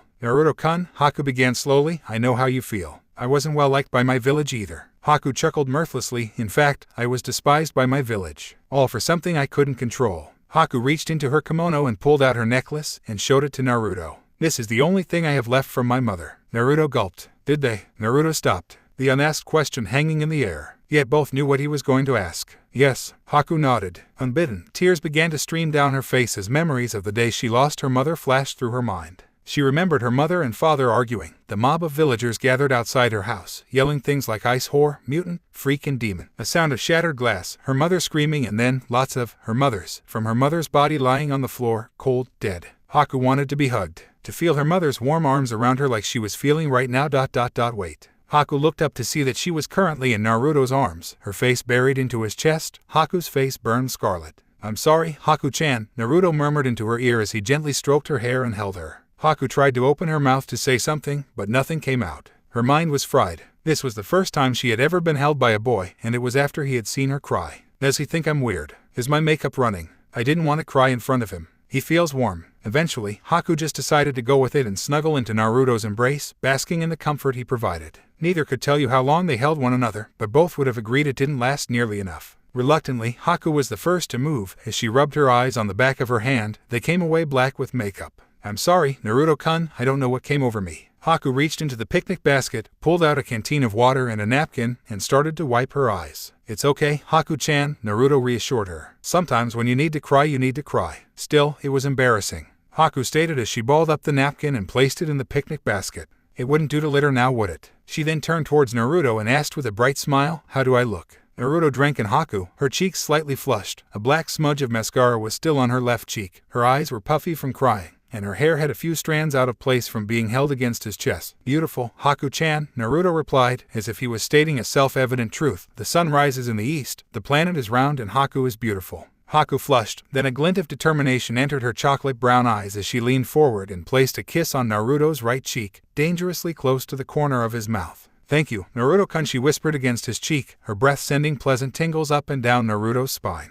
When Naruto returned to Tazuna's house, he was in a daze. His eyes were glazed and he had a silly grin on his face. He sat down at the dining room table and simply stared at the wall, not noticing Tazuna sitting at the head of the table overlooking his blueprints. Tazuna looked up from his blueprints, saw the look on Naruto's face, then returned to perusing his blueprints with an amused chuckle. "Ah, young love." Tsunami exited the kitchen, wiping her hands off on a towel, and saw Naruto staring at the wall with the same look. She giggled into her hand and asked, "How did your date go, Naruto-kun?" Naruto's widening grin was his only response. Tsunami rolled her eyes good-naturedly. "Dinner will be ready soon. Could you please go inform your sensei and teammates?" They went out training and Tsunami was cut off by the door opening and the people in question entering the house. Speak of the devils. She shook her head, turned on her heel and returned to the kitchen, yelling over her shoulder, "Dinner will be ready soon, so wash up." "Hey, Naruto," Sakura greeted her blonde teammate, and then she remembered where he went earlier in the day, and judging by the grin on Naruto's face it went rather well. A Cheshire grin crept its way onto Sakura's face as she sensed an opportunity to do something she hasn't done in the past couple of months: gossip.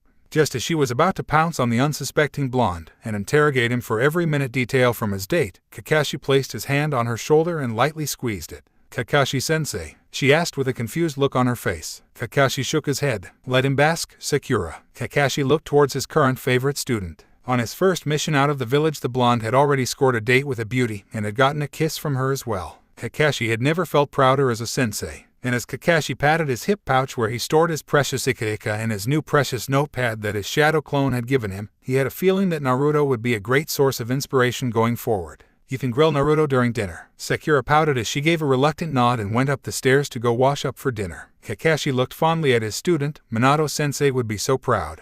Zabuza awoke to the smell of chicken being grilled. He kept his eyes closed and maintained his breathing pattern to make it appear as if he was still asleep, an old habit that he had developed while in Kirizanbu. He then strained his ears to pick up any unfamiliar sounds. Usually he would channel chakra to his ears to help him do so, but with the medicine that Haku had him on, he wouldn't dare risk it, because he would explode the chakra pathways in his ears. With that cheerful thought, Zabuza focused on his hearing and found what he expected: the sizzling sound of grilling chicken, the gentle hum Haku would do while cooking, and the creaks and groans of the wooden floorboards of their hideout. Satisfied, Zabuza opened his eyes and called for Haku. Haku entered the room with a skip to her step and a glow about her that seemed to chase away the evening gloom. "Yes, Zabuza-sama," she chirped as she sat in the chair by his bedside. "Someone is happy," Zabuza observed. "Did something good happen?" Haku's eyes shone as she simply nodded in response. "And?" Zabuza asked eagerly, hoping beyond hope that her current mood meant that his plan was about to be put in motion. He could already see it now, him, Haku and the Gaki strolling into the Hokage's office and the old geezer offering them sanctuary. "I'll go through with it, Zabuza-sama, I'll make Naruto-kun mine," Haku said with fierce determination. Off the coast of Nami no Kuni, a bridge was awash in a maelstrom of blonde shadow clones, all of them being directed by the self-described master bridge builder Tazuna. "Run that wood over there." Tazuna pointed at a group of 6 clones carrying stacks of lumber, directing the clones with a flick of his thumb towards the end of the bridge leading towards Hai no Kuni. "Bring Takeshi some nails," he hollered at a clone standing near the supply tent. "Walk underneath the bridge and check for faults." 10 clones standing near the railings quickly hopped over, stuck their feet to the side and started doing just that. "Don't you dare write your name in that cement." Tazuna barked at a clone who had his finger hovering above some drying cement. The clone gave the old man a sheepish grin in response and then walked off to help his clone brothers with the other odd jobs Tazuna had them doing. Tazuna wiped the sweat off his brow with the towel he kept around his neck as he looked up into the clear blue sky and towards the sun. "Almost noon, we'll break for lunch in another hour." Tazuna looked over his shoulder to see his guard for the past few days, and the source of his increased manpower. "You hear that, brat? We'll break in an hour. You can start dispelling your clones in the next 10 minutes. "I heard you, old man." Naruto waved him off as he kept his eyes trained on the Nami end of the bridge, scanning for long black tresses and a bright pink kimono that never failed to get his heart pumping. Tazuna, seeing where the boy's attention was, chuckled. "You know, I thought a guard is supposed to be searching for threats, not their girlfriend." Naruto sputtered, his face turning red as he turned to yell at the old man, "Haku-chan's not my girlfriend." Really? Tazuna raised an eyebrow as he raised his right hand and started listing examples. She brings you lunch every day. She greets you with a hug and a kiss. She's practically attached to your hip when she's here. You hate to see her leave, but you love to watch her go. Tazuna's eyes widened as if he had just had an epiphany, though in reality he had just seen an opportunity, for the girl in question had just shown up, and she was within earshot.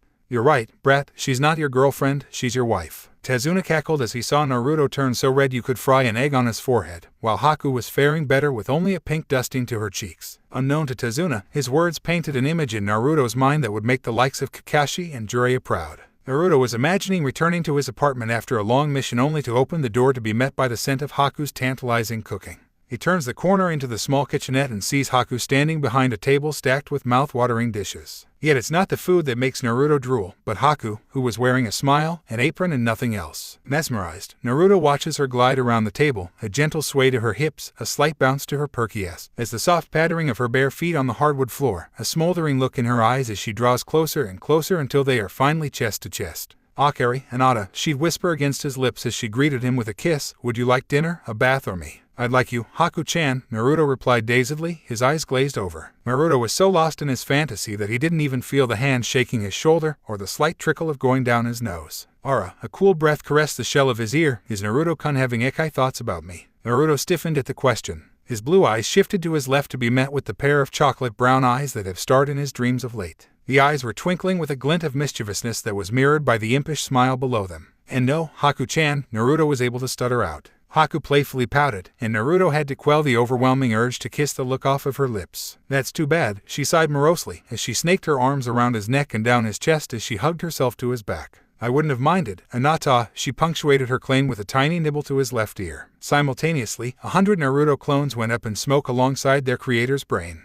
The last thing Naruto remembers is the sound of Haku's giggles and the feel of her soft chest. Tazuna groaned, looks like we're having lunch early today. Naruto awoke to the feeling of delicate fingers running through his hair. He opened his eyes to see Haku staring off into the distance, looking as if she was lost in thought as she absent-mindedly ran her fingers through his hair. Haku-chan, Naruto rasped, his voice slightly dry from sleep, are you okay? The sudden question caused Haku to jump, and nearly dislodged Naruto from her lap. Wait, her lap. Naruto's eyes were in danger of popping out of his skull at that realization. Yet before that could happen, Haku looked down and gave Naruto a gentle look that put him at ease. Enjoy your nap, Naruto-kun. Yes, Naruto replied. He then repeated his question from earlier, are you okay, Haku-chan? Haku tilted her head, her long black hair swaying with the movement. Why do you ask, Naruto-kun? I don't know, Naruto shrugged, or did his best attempt at a shrug, kind of hard to shrug when you're laying down, he soon discovered. It just looked like you were thinking hard about something. Oh, I was just thinking about a patient of mine. Haku let out a groan dripping with frustration. He's proving to be a bit troublesome. Naruto let out a chuckle at her choice of words. Haku arched an eyebrow. What's so funny? Nothing. It's just you reminded me of my friend, Shikamaru. The word troublesome is like his catchphrase, though he thinks everything is troublesome. Naruto explained, making air quotations with his hands when he said troublesome the second time. So is your troublesome patient the one we gathered herbs for? Naruto asked. Yes, Haku nodded. He wants to get up and move, even though I've told him he needs to rest. Honestly, just what am I going to do with him? Haku said with a long-suffering smile. Sounds like me. Naruto grinned. I can't stand being stuck resting. Really? Haku asked as she leaned forward, sliding her fingers from his scalp and cupping Naruto's chin, her long hair curtaining their faces. So you don't like laying in my lap? She asked cutely. Naruto's brain froze. What was the right response? He either says yes and more than likely subject himself to more of Haku's teasing, or he says no and makes himself a liar because lying in Haku's lap was the most comfortable Naruto can ever remember being, as well as potentially offending her. Haku must have seen the panic and indecision on Naruto's face and decided to pity the poor boy. It's okay, Naruto-kun, Haku reassured the boy as she traced his jaw with her thumbs. If I didn't want you sleeping on my lap, you wouldn't be. When she felt the tension in Naruto's jaw recede, Haku leaned back and decided to continue their previous conversation. Where were we? Oh yes, my patient. He's getting restless because he's been on bed rest for the past week. What happened to him? Naruto asked. He got into a bit of a scrap about a week ago, Haku answered. Naruto raised an eyebrow. A bit of a scrap. What kind of scrap leaves someone on bed rest for a week? Sounds like more than a simple scrap. True, Haku gave a sheepish grin, but this isn't the first time he's been in a situation like this, so I suppose I don't see it as that big of a deal. Really? And what does this man do that gets him into so many scraps? Naruto asked as he got up from her lap, a suspicious look on his face. Private security, Haku stated. And how long have you known this man? Naruto asked, his eyes narrowed. Naruto did not like the idea of his Haku-chan being around someone who liked to get into dangerous situations. He's been my guardian for the past 8 years, ever since. Haku trailed off as she clutched her necklace through her kimono, a slight frown on her lips. Naruto frantically changed the subject, not wanting to see Haku upset. So what's your guardian like? He's a little rough around the edges, but he's got a good heart, Haku said fondly. In fact, I've told him about you. Really? Like what? Naruto asked, sounding curious. Hopefully she didn't mention anything embarrassing, like him fainting. I've told him I've met a sweet ninja boy with the brightest blue eyes, one that I'm interested in, Haku admitted, drawing a smile from Naruto. After I told him that he's just been dying to meet you, Haku clasped her hands in front of her face as she gave Naruto the dreaded puppy eyes. Would you please meet with him, please? It would mean the world to me. Sure, Haku-chan, anything for you, Naruto chirped. Haku was so overjoyed that she couldn't help but give Naruto a big hug as she repeatedly said thank you into his ear. This lasted for a few seconds until Haku pulled back and looked into Naruto's eyes and told him, just remember that he wants to meet with you, not hurt you. Naruto chuckled good-naturedly. I think I can handle a bodyguard, Haku-chan. Oi, brat, quit cuddling with your girlfriend and eat your lunch, breaks over in 10 minutes. Tazuna yelled. As if on cue, Naruto's stomach decided to interject with a growl that Ibiju would be proud of. Naruto and Haku both looked at each other, then proceeded to laugh. Katen, Gakakyu no Jutsu, a giant fireball 3 meters high and 2 meters tall roared across the sea, boiling the water and leaving a trail of steam in its fiery wake. Impressive, Sasuke, Kakashi complimented, as he stood beside the boy on Tazuna's dock and watched the technique sustain its form for a dozen more meters before it started to dissipate into embers. How do you feel? Sasuke smirked. Good, Kakashi-sensei. I could launch a fireball of that size 4 more times before I begin to feel strained. And before we started tree walking, Kakashi asked. Sasuke frowned, thinking, maybe 2 of that size, and I would be exhausted afterwards. Kakashi nodded sagely as he began to lecture his student, and that is why we train in chakra control, for what technique is useful if it leaves us exhausted and vulnerable after one use. Even the most vile people we can imagine may have friends or at the very least, subordinates, waiting in the leaves, poised to strike. Kakashi observed his student tense at the words most vile people. Kakashi suppressed a weary sigh, for he didn't need to be a Yamanaka to know what thought was going through Sasuke's mind at the moment. Patience, Sasuke, Kakashi clasped Sasuke's shoulder. The person you are aiming for had to learn these things the same as you do. That person, Sasuke hissed, was stronger than I am at the same age. True, Kakashi acknowledged. But you have an advantage. Sasuke's eyebrow raised, that advantage being. You have a village behind you. Kakashi held up a hand to forestall Sasuke's retort. I know you might not think it's much, given what they did to one of the more powerful clans. Most powerful, Sasuke interrupted. Kakashi threw a glare laced with killing intent towards his genin to silence him. A few seconds passed before Kakashi continued. As I was saying, given what was done to one of the more powerful clans in the elemental nations, it's unsurprising that you would be doubtful of the power of our village. But do not forget that Konohagakure no Sato has come out the victor in all 3 of the Shinobi World Wars, marking us as the strongest of the Big 5. Furthermore, a missing nin, even a powerful one, will never know rest because of the price on their head. Even more so for missing nins with lines. Pray you don't become a missing nin, Sasuke, because there are some villages that will stop at nothing to see the Uchiha line extinguished or under their control. And which type is Konoha? Sasuke couldn't help but ask. The latter, Kakashi stated simply. Though Kakashi's voice adopted a hard edge as he squeezed Sasuke's shoulder, there are some members on the council who want Konoha to be the former. Don't give them a reason, Sasuke. Sasuke stared at Kakashi, his eyes focusing on the Sharingan eye that was hidden beneath the Jonin's Hyatt, as long as they help me avenge my clan. And if they don't, Kakashi's one visible eye narrowed as he stared down his genin. Sasuke opened his mouth to respond when Tsunami yelled, lunch is ready. Come and get it while it's hot. Kakashi yelled back, coming, Tsunami-san. The Jonin then released his student. Go inside, Sasuke. We'll talk about this later. Kakashi watched the last loyal Uchiha of Konoha stuff his hands into his shorts and walk into the house. Kakashi looked towards the sky and asked, Abido, what am I going to do with your clansmen?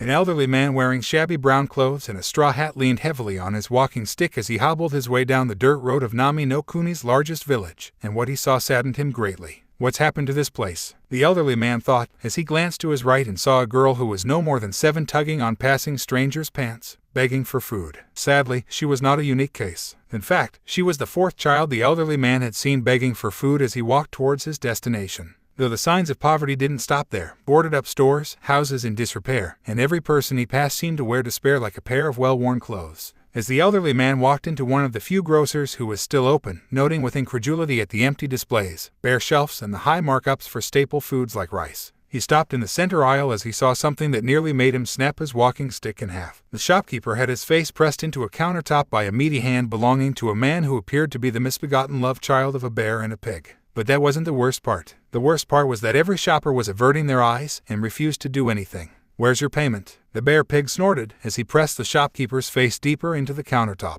The shopkeeper, a middle-aged man with salt and pepper hair, screamed out, I don't have it. Really? The bear pig mimed looking around. From all these empty shelves business must be booming. The bear pig chuckled darkly at his own joke. Arg, I haven't had anything to sell, the shopkeeper tried to explain as he squirmed beneath the giant's grip. Just take everything in the register, there's 3,000 ryo. That's 800 short, Kaido, the bear pig stated as he drew a single-edged tanto from the sheath on his waist, the 12-inch blade looking the size of a toothpick in the bear pig's giant paw, and Gato-sama doesn't like being shorted. The bear pig wrenched Kaido's head to the side and pressed the blade to Kaido's ear. Now, which ear do you not want me to take? Just before the bear pig could mutilate Kaido, a thud to his right drew his attention. The brute turned to see 2 bags of rice, a bottle of soy sauce, and a package of dried seaweed placed in a pile near the register with an elderly man standing next to it. Excuse me, Sonny, the elderly man said. His voice was high-pitched and seemed to whistle with every word, probably due to the gap formed from his missing teeth. But I'd like to buy these from Kaido-san, if you don't mind. The bear pig let out a hum as he thought about what he was going to do. He looked down at Kaido and tapped him on the cheek with the flat of his blade, enjoying how the man flinched. Oi, how much is the old man buying? Confused, Kaido began to ramble out, 2 bags of rice, a bottle of. Kaido was cut off by the tip of the tanto blade digging into his cheek. He tried to squirm away, but the brute had a vice grip on his head. I can see what he's buying, the bear pig said as he ignored Kaido's scream of pain. I want to know how much it's worth. And 957 ryo. Kaido quickly replied. Looks like it's your lucky day. Kaido, the bear pig removed his knife from Kaido's cheek and flicked the blade, spattering the floor with Kaido's. Ring him up, the bear pig ordered as he released the shopkeeper. Kaido quickly scurried behind the register and began ringing up the elderly man who just stood there watching the events with a placid smile on his face, as if watching a shopkeeper get shaken down and nearly maimed was an everyday occurrence. Why, your total is 957 ryo. Would you like a bag? As sure as a toad croaks, Sonny, the elderly man smiled as he stretched his liver-spotted hand over the counter to give Kaido his payment. Kaido's eyes slightly widened at the man's choice of words. I'll be taking that, the bear pig interjected as he thrust his big mitt underneath the elderly man's hand. And I think 157 ryo service fee is warranted. The bear pig threw a look at Kaido, a look that was begging the shopkeeper to argue with him just so he'd have an excuse. Yet Kaido simply nodded his head. TCH, the bear pig spun on his heel and lumbered out of the shop, yelling over his shoulder, see you next week, Kaido. As soon as the brute left, it was as if a great pressure was lifted off of the store, a couple of the shoppers sending the elderly man grateful looks, while all of them refused to look Kaido in the eye. Something that Kaido didn't register because his eyes were still trained on the door that Gato's brute had left from. He had been so close to being maimed, maybe even killed. But before his mind could travel down that dark path, he felt something soft being pressed into his right cheek, a handkerchief, one that was slowly being stained red with. Kaido-kun, the elderly man said in a deep voice rumbling with power, explain. Unbidden, tears started streaming down the shopkeeper's face, the handkerchief now soaked with his in tears. Jiraiya-sama. So your boyfriend's coming to visit tomorrow. Should I put out the good china and put on my best neck bandages? Zabuza joked as he ran through some katas with Kubikirabacho, all under the watchful eye of Haku. She had told him he could get up and get some exercise, but that he was not allowed to channel any chakra until the day after tomorrow lest he risk damaging his tenketsu and chakra network. Haku rolled her eyes as she felt her bangs flutter from the force of Kubikirabacho as it cut through the air. Yes, Zabuza-sama, Naruto-kun is coming over here tomorrow. And you will not threaten him. Zabuza paused before his next swing and turned towards his apprentice who was sitting on a recently created stump. Even without chakra, Zabuza could cut through the thick trees around their hideout. It just took more swings than usual. You really like this boy, Zabuza observed. Even in the dying light of the setting sun, which stretched the shadows of the trees and cast the clearing in shadows, Zabuza could see the soft smile on his apprentice's face. He has eyes like mine, Zabuza-sama, she said gently. When I look into them, I feel like I've found someone who can understand me. And do you think he'll understand? You haven't been entirely truthful, Haku, Zabuza warned her, not wanting to see his precious apprentice get her heart broken. Haku nodded her head. He'll understand. He might not be happy, but he'll understand. Because I like him. A lot. And I believe he feels the same way. Haku then gave Zabuza a bright smile that could light the darkest caves. You should have more faith, Zabuza-sama. It's your plan after all. I know, Zabuza acknowledged as he retook his stance, his feet shoulder-width apart with his left foot forward and his right foot back, Kubikirabacho held level with his waist. He took a step forward with his right foot as he slashed horizontally from right to left with a cut that would split a man's hips from his torso. But Zabuza didn't stop there, for with strength honed from years of using the mighty blade, Zabuza halted the blade's momentum, twisted his hips and executed a slash from left to right, the equivalent of a 1-2 combination with Kubikirabacho. The 2 slashes occurred in less than a second. Tomorrow, Zabuza stated as he reset his stance and prepared to strike again, everything will change.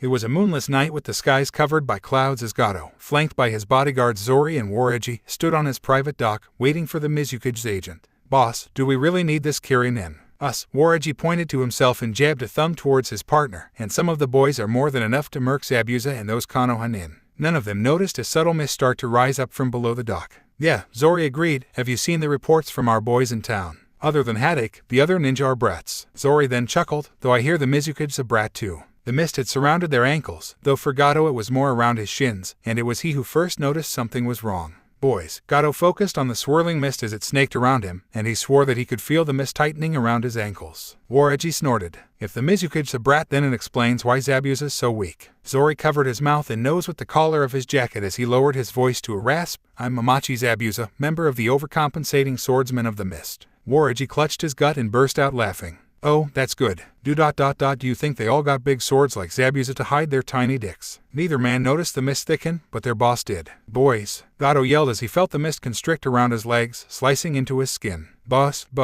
they asked as they looked down only for their eyes to bulge at the mist that had surrounded them. Acting on instinct, they reached for their swords as Warigi went to guard Gato's front, while Zori went to guard his boss's back. They both found themselves rooted to the spot. "What the hell?" Warigi yelled as he tried to lift his feet only to roar out in pain as something in the mist was cutting into his ankles. Zori, not wanting to suffer the same fate, probed near his feet with the tip of his blade and had it catch on something. "Guys, there's something around our feet." Bending down, he felt along his feet and felt something smooth, thin and razor-sharp. Zori's eyes widened. "It's wire." A maniacal laugh broke out. "They say you can tell a lot about a man by the size of their feet," a high-pitched voice cackled. "I wonder, what will yours say?" Before the voice's words could even register in their minds, Zori and Warigi screamed out in anguish as they toppled to the docks like felled trees, the mist stained red with. Gato looked down towards his two most loyal subordinates and promptly vomited. Their feet were gone, sliced away from them, leaving only Y-stubs with strips of flesh still clinging to their exposed bones. Gato was paralyzed. So shocked was he by the horrific scene that he didn't even register the screams of his bodyguards as they bled out. It wasn't until he felt something plopped on his head that he was broken out of his stupor. He could feel that whatever it was wet and was starting to leak into his hair. "Looks like both of your men might have been projecting, Gato-san," the high-pitched voice said with glee. Gato heard footsteps as the owner of the voice walked to stand in front of Gato. The voice's owner was a tall, slim man with long, shaggy, straw-blonde hair wearing a white ambu mask, a sleeveless black shirt, matching pants, and Kirigakir's striped wrist and arm guards. The man was nearly 7 feet tall, dwarfing Gato's 5'3". The man introduced himself. "I am Jiraiya Kushimaru, Mizukage-sama's agent." Kushimaru bent down so that the forehead of his mask was resting against Gato's. "Now, where's Zabu-chan?" When Kakashi awoke that morning, the first thing he did was listen to the various sounds he had become familiar with over the past week, the creaks and groans of the house settling, the wind tousling the leaves of the tree outside his window, the gentle splash of the sea lapping at the dock. Everything sounded the same. And yet, as he laid in his futon and listened to the sounds, absently noting that Tsunami had just left her room and was heading to the bathroom and then the kitchen, her regular morning routine, he could not help but feel like something was off. Like something had changed or was going to change. Kakashi did a check of his body, flexing each muscle from his toes up to his ears, to see if he felt a negative response. Nothing. He scanned the room to see if anything was out of place. His flak jacket was where he left it in the corner, leaning against his backpack. A backpack that carried some extra changes of clothes. He kept his weapon sealed in a scroll which never left his person. Again, he found nothing out of the ordinary. Kakashi then sent out a minor pulse of chakra, a technique Ambu are taught to suss out hidden people, though the technique is imperfect when compared to the discerning eye of the Byakugan or the senses of a sensor nin. And it was as Kakashi sent out a pulse that he found something, though what he found was the last thing he expected.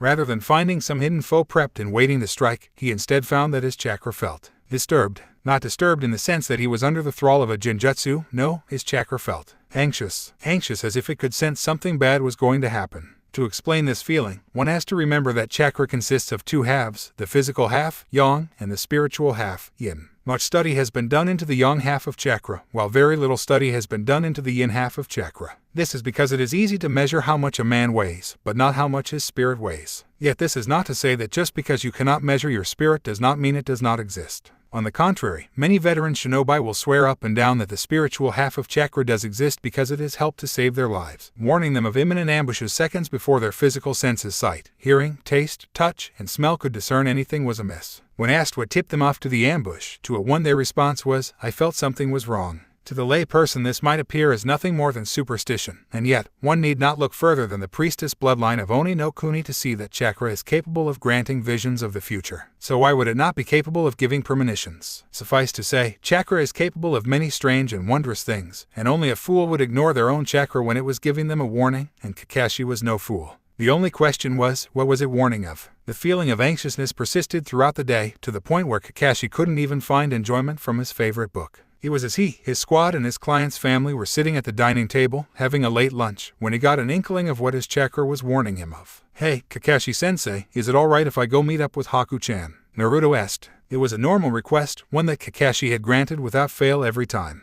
Though not without Kakashi having a shadow clone follow the boy, for his protection, of course. Although, if Kakashi's clone happened to observe something noteworthy and just so happened to have a notebook on hand, well, you wouldn't expect a dog not to bark just like you wouldn't expect a writer not to write, right? However, the second Kakashi heard his student's request, the anxious feeling his chakra was giving off intensified. Something was going to happen at that meeting, he could feel it, but he needed more information to formulate a plan. And so, he asked Naruto, sounding casual, "Oh, and what are you two going to be doing?" "She wants me to meet her guardian," the blonde answered, as he raised a clump of rice to his lips. "Guardian? I was unaware Haku had a guardian." Kakashi commented, "Do you know who her guardian is?" Naruto swallowed his food. "No. Do you know what her guardian does for a living?" Kakashi lost his casual tone, something Sakura and Sasuke picked up on as they lowered their chopsticks and observed the conversation between their teammate and sensei. Naruto placed down his chopsticks as he turned his full attention to Kakashi. "I know he works in private security." Kakashi's visible eye narrowed. And where are you meeting?"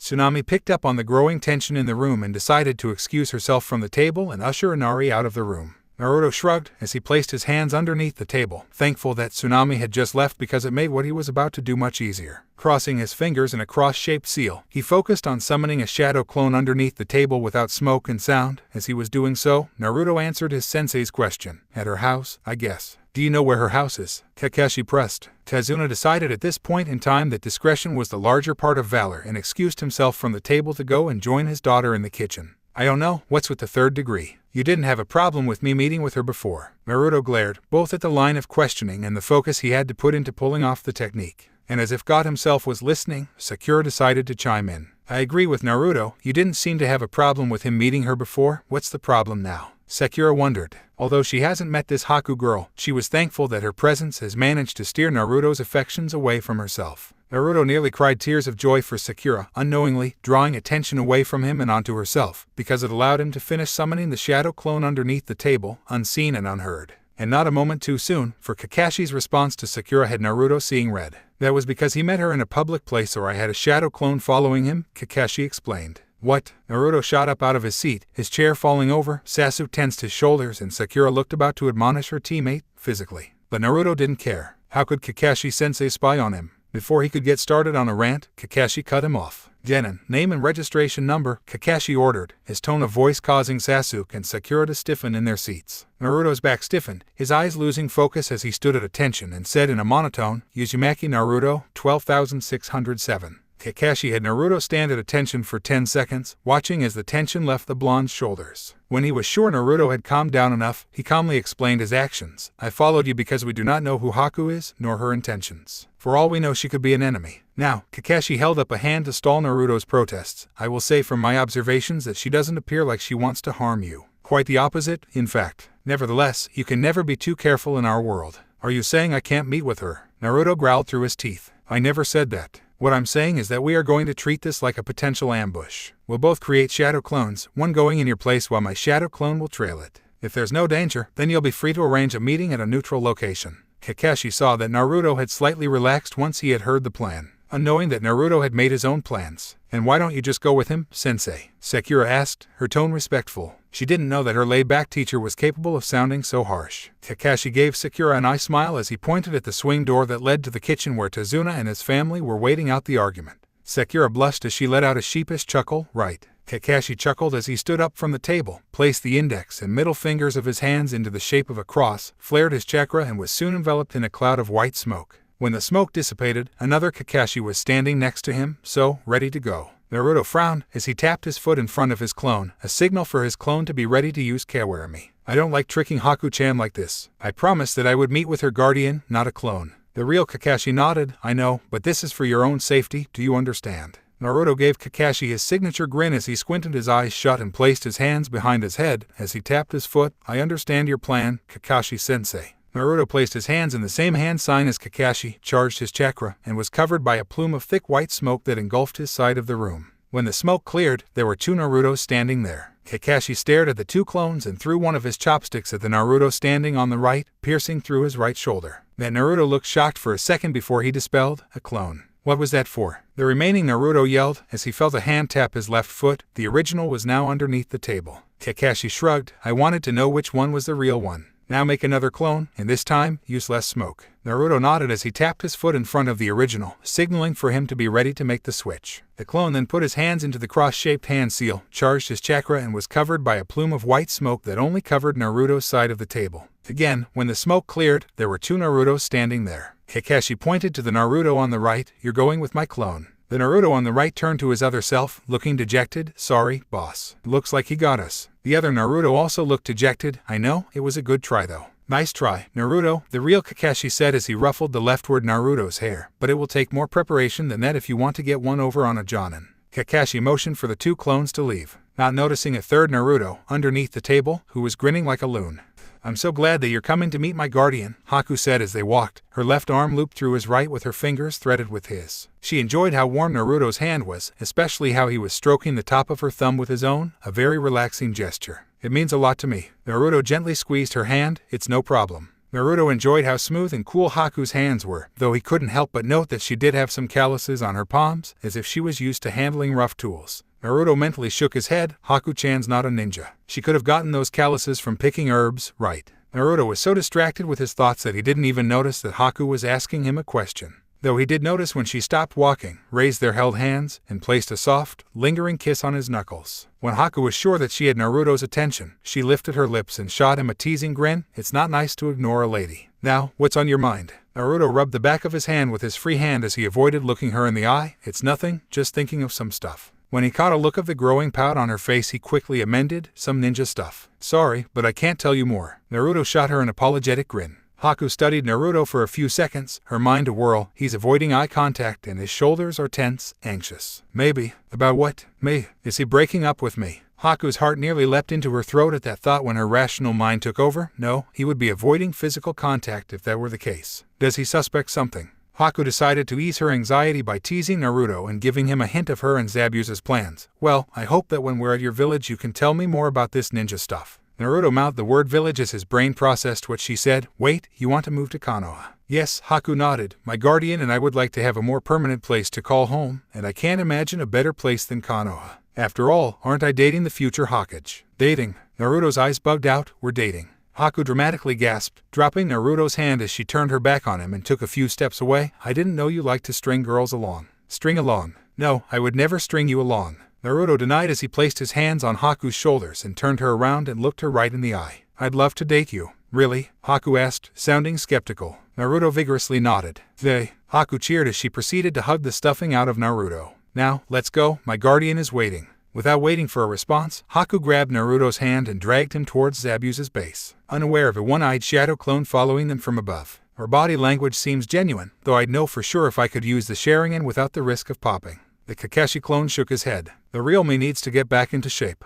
The sun was beginning to set as Jiraiya was walking down a well-worn dirt path towards the house of Tezuna the bridge builder. According to Kaido, Tezuna was on the top of Gato's kill list, and because of this, Tezuna went to Konoha to hire a team of ninja, one of whom Jiraiya knew personally. So, Kakashi finally leashed himself to a genin team. Jiraiya mused, must be some brats if he passed them. Or the council and Sarutobi-sensei forced him. Jiraiya shrugged. I'll hear it from the horse's mouth soon enough. A rustling from some bushes off to his left caused the man to pause. To any casual observer, it looked like the man was simply admiring the scenery, but to an experienced shinobi, Jiraiya looked primed and ready to kill someone in 6 different ways before they could blink. Jiraiya threw his senses towards the bush and relaxed when he felt the familiar warmth he associated with his toad summons. Though that warmth soon fled when a green toad with red cheeks and a white underbelly hopped out of the bushes with poor tidings. Jiraiya-sama. Bad news, Gato's working with Kiri. Jiraiya's eyes narrowed. What do you mean, Yoshi? Explain. The toad frantically hopped up and down. I saw Gato speaking with a Kiri nin. The guy from Kiri was super tall and wore an oinen mask. He also had a weird sword that looked like a sewing needle. Jiraiya Kushimaru, Jiraiya murmured under his breath as his mind tried to rationalize this piece of information.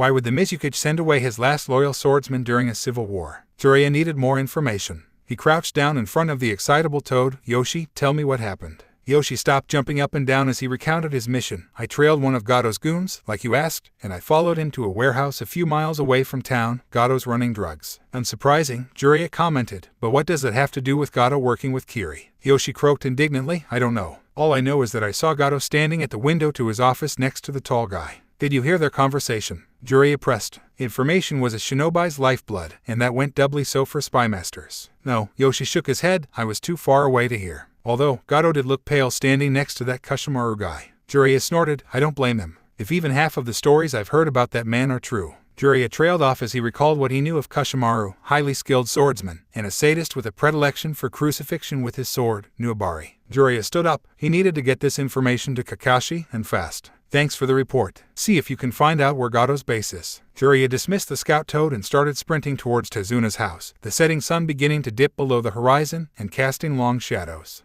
The sun had set by the time Haku and Naruto had arrived. We're here, Haku announced as she waved her arm towards a conical building a couple of stories tall that was suspended off of the ground by wires attached to the surrounding trees. The entrance to the building was a wooden rampway that was also suspended by wires that were attached to the bottom of the building. All in all, the building looked like a hanging, upside-down top. Naruto had a nervous grin on his face as he stared at the strange building. Haku-chan, what did you say your guardian did again? Private security, she answered as she began dragging the blonde up the rampway and towards the entry door. Naruto's eyebrow twitched. There's no way a guy working private security lives in a place like this, Naruto thought. When they reached the entry door, Naruto turned to Haku and just decided to ask her flat out, Haku, are you trying to kill me? What? Haku gasped as she let go of the door handle and spun to face Naruto. I would never kill you. She won't. A rough voice rasped from behind Naruto, but I might. Before Naruto could spin around, he felt a large hand grab him by the nape of his neck as he was lifted into the air and carried through the entry door. Up in the trees, Kakashi's shadow clone was dumbfounded, a single thought playing through its mind as he moved to infiltrate the building through a window on the lower level. Zabuza's alive.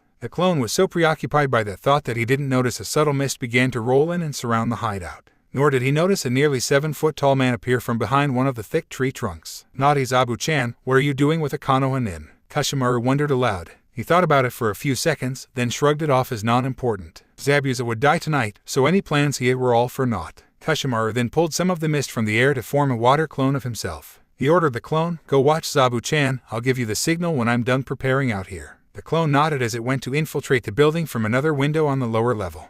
So, brat, you want to date Haku? Zabuza asked as he dropped the blonde on the floor, suppressing an amused chuckle as he saw the blonde genin spin around and get himself into a boxer's stance. He's improved, Zabuza noted, but he still has some holes in his defense. Raise your right hand. What? Naruto asked, sounding confused, but he refused to lower his stance as he quickly glanced around the room he was brought to. 4 exits, the entryway he was brought through, a ladder behind him, a window to his right that was 10 feet above him and a window to his left that was near his height but was 20 feet away. The room featured 3 target dummies peppered with senbon, as well as crates with, presumably, other shinobi supplies. You're leaving your right side open, Zabuza pointed out. Naruto blinked as he looked down at his right side. Was he leaving himself open? He didn't think so. Was this all a trick by Zabuza to lower his guard? As if Zabuza could read Naruto's mind, the missing nin said, if I wanted to kill you, I would have done it. Now, raise your right hand so that it's just about level with your chin. That's it. Balance your weight on the balls of your feet. Good. You're looking more like a competent shinobi, especially since you've gotten rid of that atrocious eyesore of a jumpsuit.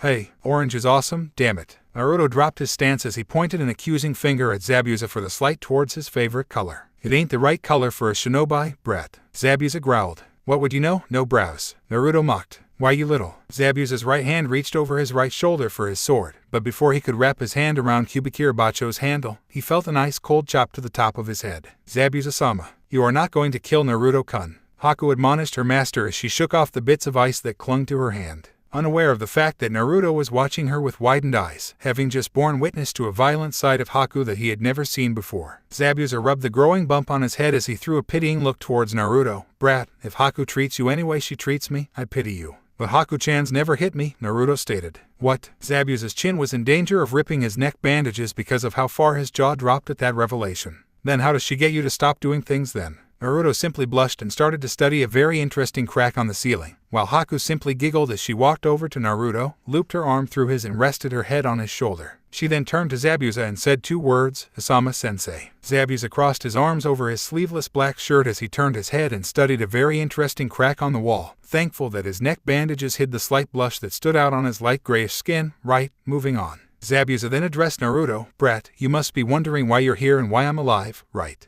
Naruto nodded as he threw a wary glance towards Haku. Zabuza noted this. "Don't worry, if Haku had wanted to hurt you she would have done so by now." Zabuza unconsciously rubbed his neck. "She can be quite vicious with those senbon of hers." Naruto looked closely at the target dummies and saw that one of them had 2 senbon pierced through its neck. It looked just like. Naruto jumped away from Haku and pointed a finger at her. "You're the Oinin who took out Zabuza." But he said. Naruto pointed at Zabuza, "That you were ... and." Naruto pointed back at Haku, then to Zabuza, then to Haku again, until finally he threw up his hands and yelled out, "Just what the hell is going on?" Zabuza stepped forward. "Listen up, brat, because I'm only going to explain this once. You remember when I fought your teacher?" Seeing Naruto nod, Zabuza continued, "And do you remember what I said about Kiri's graduation ceremony?" Naruto's flinch told Zabuza that the blonde remembered. "What he didn't tell you is that Kiri was even worse than that. Have you ever heard of the bloodline purges?" "No, I haven't," Naruto responded. "But what does this have to do with you wanting to meet with me?" "I'm getting to it," Zabuza growled. "During these purges, people like Haku were hunted down to extinction." Zabuza gestured towards the girl in question, a girl who had yet to move from the spot where Naruto had separated from her. She was looking down towards the ground, her bangs shadowing her face. Naruto gasped, "But why?" "There have been a lot of civil wars in Kiri, and people with bloodlines featured prominently in all of them. So much so that people began seeing bloodline holders as harbingers of war." Zabuza shrugged. "Irrational. But because of this view, you had people start to believe that if they got rid of bloodline holders the wars would stop."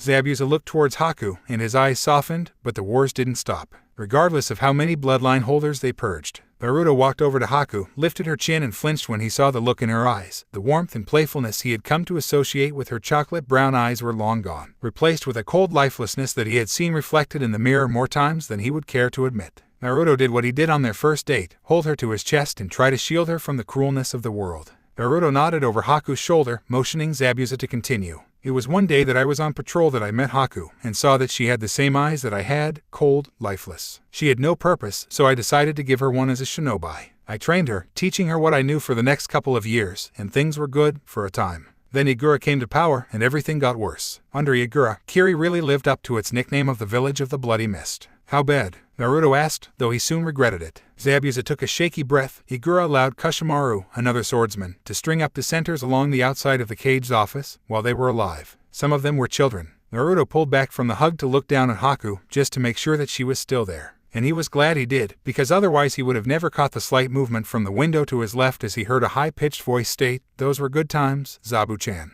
Naruto threw Haku to his left as a silver blur flew through the window, cutting a few strands of Haku's hair as she was falling to the ground, as it continued on its path through Naruto's right shoulder to bury itself in the wall behind him. Naruto let out a yell of pain as he reflexively fell to his knees and reached towards his right shoulder, or at least, he tried to. He found that he was kept standing by some unknown force. When he looked at his shoulder, he saw some of his blood hanging in the air. Naruto focused his eyes and saw that his blood was clinging to some razor wire. "Naruto!" Haku yelled out as she saw the blonde's bloody right shoulder. She got up, her hands glowing white as she channeled her Hayaten chakra so that she could seal Naruto's wound with ice. But before she could even take 2 steps, Zabuza barked out, "Stop. Zabuza, Naruto's hurt. I need..." Haku began to plead with her master, but she was cut off. "I know," he said, his eyes never leaving the window to his right, as his hand grasped the handle of Kubikira Bacho. "But if you take 1 step closer, that wire through his shoulder will cut him in half." Zabuza roared at the window, "Isn't that right, Kushimaru?" "Ruin my fun, why don't you, Zabu-chan?" Kushimaru said as he climbed through the window, a loop of razor wire wound tightly around his right hand.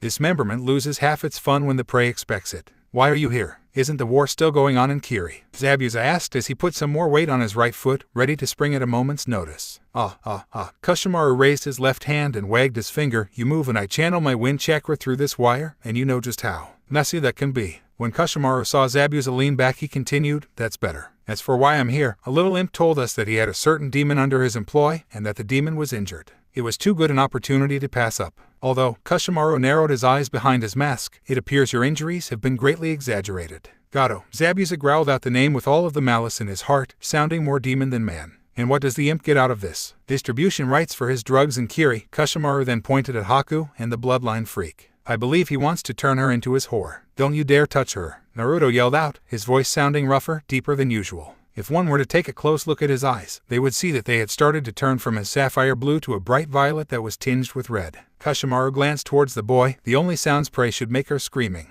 Kushimaru tugged on the wire in his hand and rolled his wrist to the right, getting grunts of pain from the boy as the wire sliced through the muscles and bones of his shoulder. Oh, someone has a pain tolerance, Kushimaru noted, sounding gleeful. Those prey make the best sounds. Unknown to 3 of the occupants in the room, a shadow clone of one had it. Kakashi was watching from the other window, waiting for his opportunity to intervene. Though if the blonde could hear the Jonin's inner dialogue, he would be more concerned about what the Jonin was planning to do to him, rather than the hole through his shoulder. If this boy gets through this alive, I'll make his previous punishment look like a walk in the park. When the clone saw Kushimaru start to torture his student, he saw his opportunity. He leaped through the window, throwing a brace of shuriken at Kushimaru's right arm as he was dropping.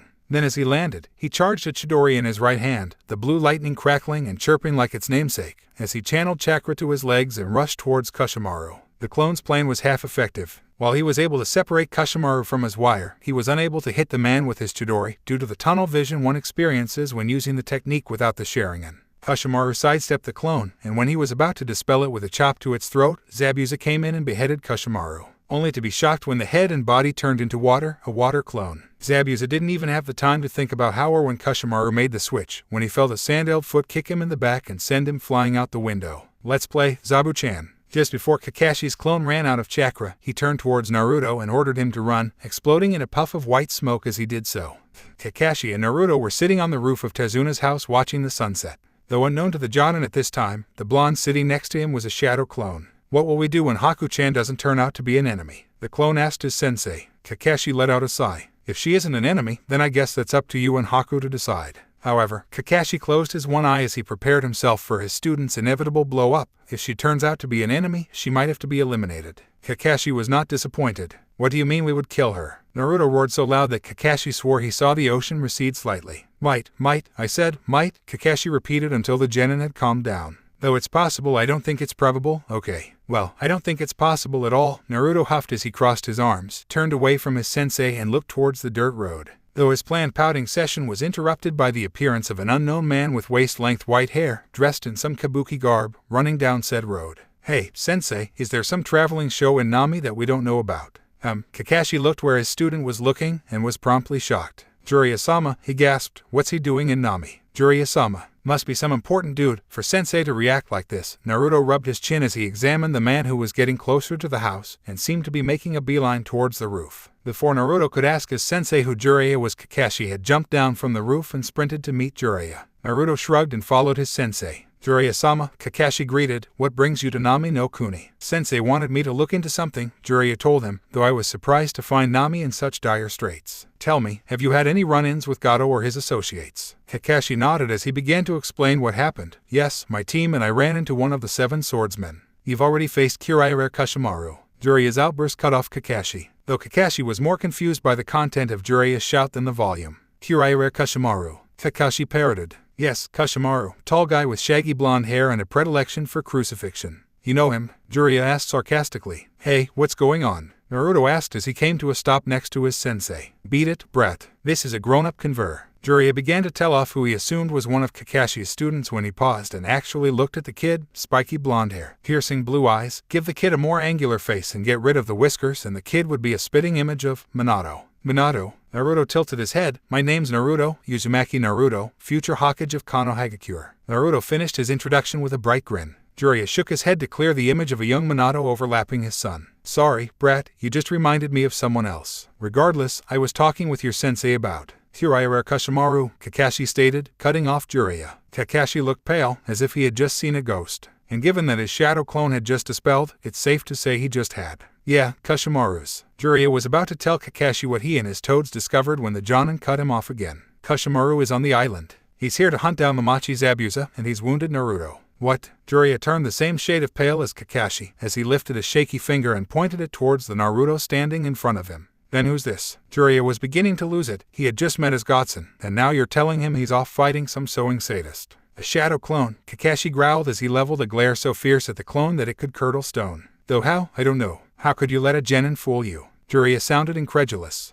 Guys, shouldn't we be going to rescue the real me? the clone asked, reminding the two men of the more pressing issue at hand. Both men blinked and soon got their mission faces back on. Tell me where he is, Kakashi, Jiraiya ordered as he started gathering a massive amount of chakra. His godson was in danger, and he'd be damned if he didn't use everything in his power to protect him. There's no such thing as overkill when it comes to protecting what you love. Kakashi pointed behind Jiraiya, a couple of miles west through the forest. It's a conical building, you can't miss it. Jiraiya nodded as bit his right thumb and flew through 5 hand seals, boar, dog, bird, monkey and ending on ram, Kuchiyos no Jutsu. Jiraiya yelled out as he slammed his right hand on the ground and was soon surrounded by a plume of white smoke. Jiraiya boy, why have you summoned us? We were just about to settle down for dinner. An elderly male voice asked from inside the smoke. Mom made her special cricket casserole. Yeah, I don't want my dinner to go cold, an elderly female voice said. The smoke cleared to reveal 2 toads. The male was green with white hair styled in a mohawk, thick eyebrows of the same color, and he was wearing a simple cape. The female was lime green with purple marking the back and top of her head and was wearing a simple cape as well. These were the 2 great sage toads of Mount Mayaboku, Fukasaku and Shima. But to members and summoners of the Toad clan, they are known as Pa and Ma.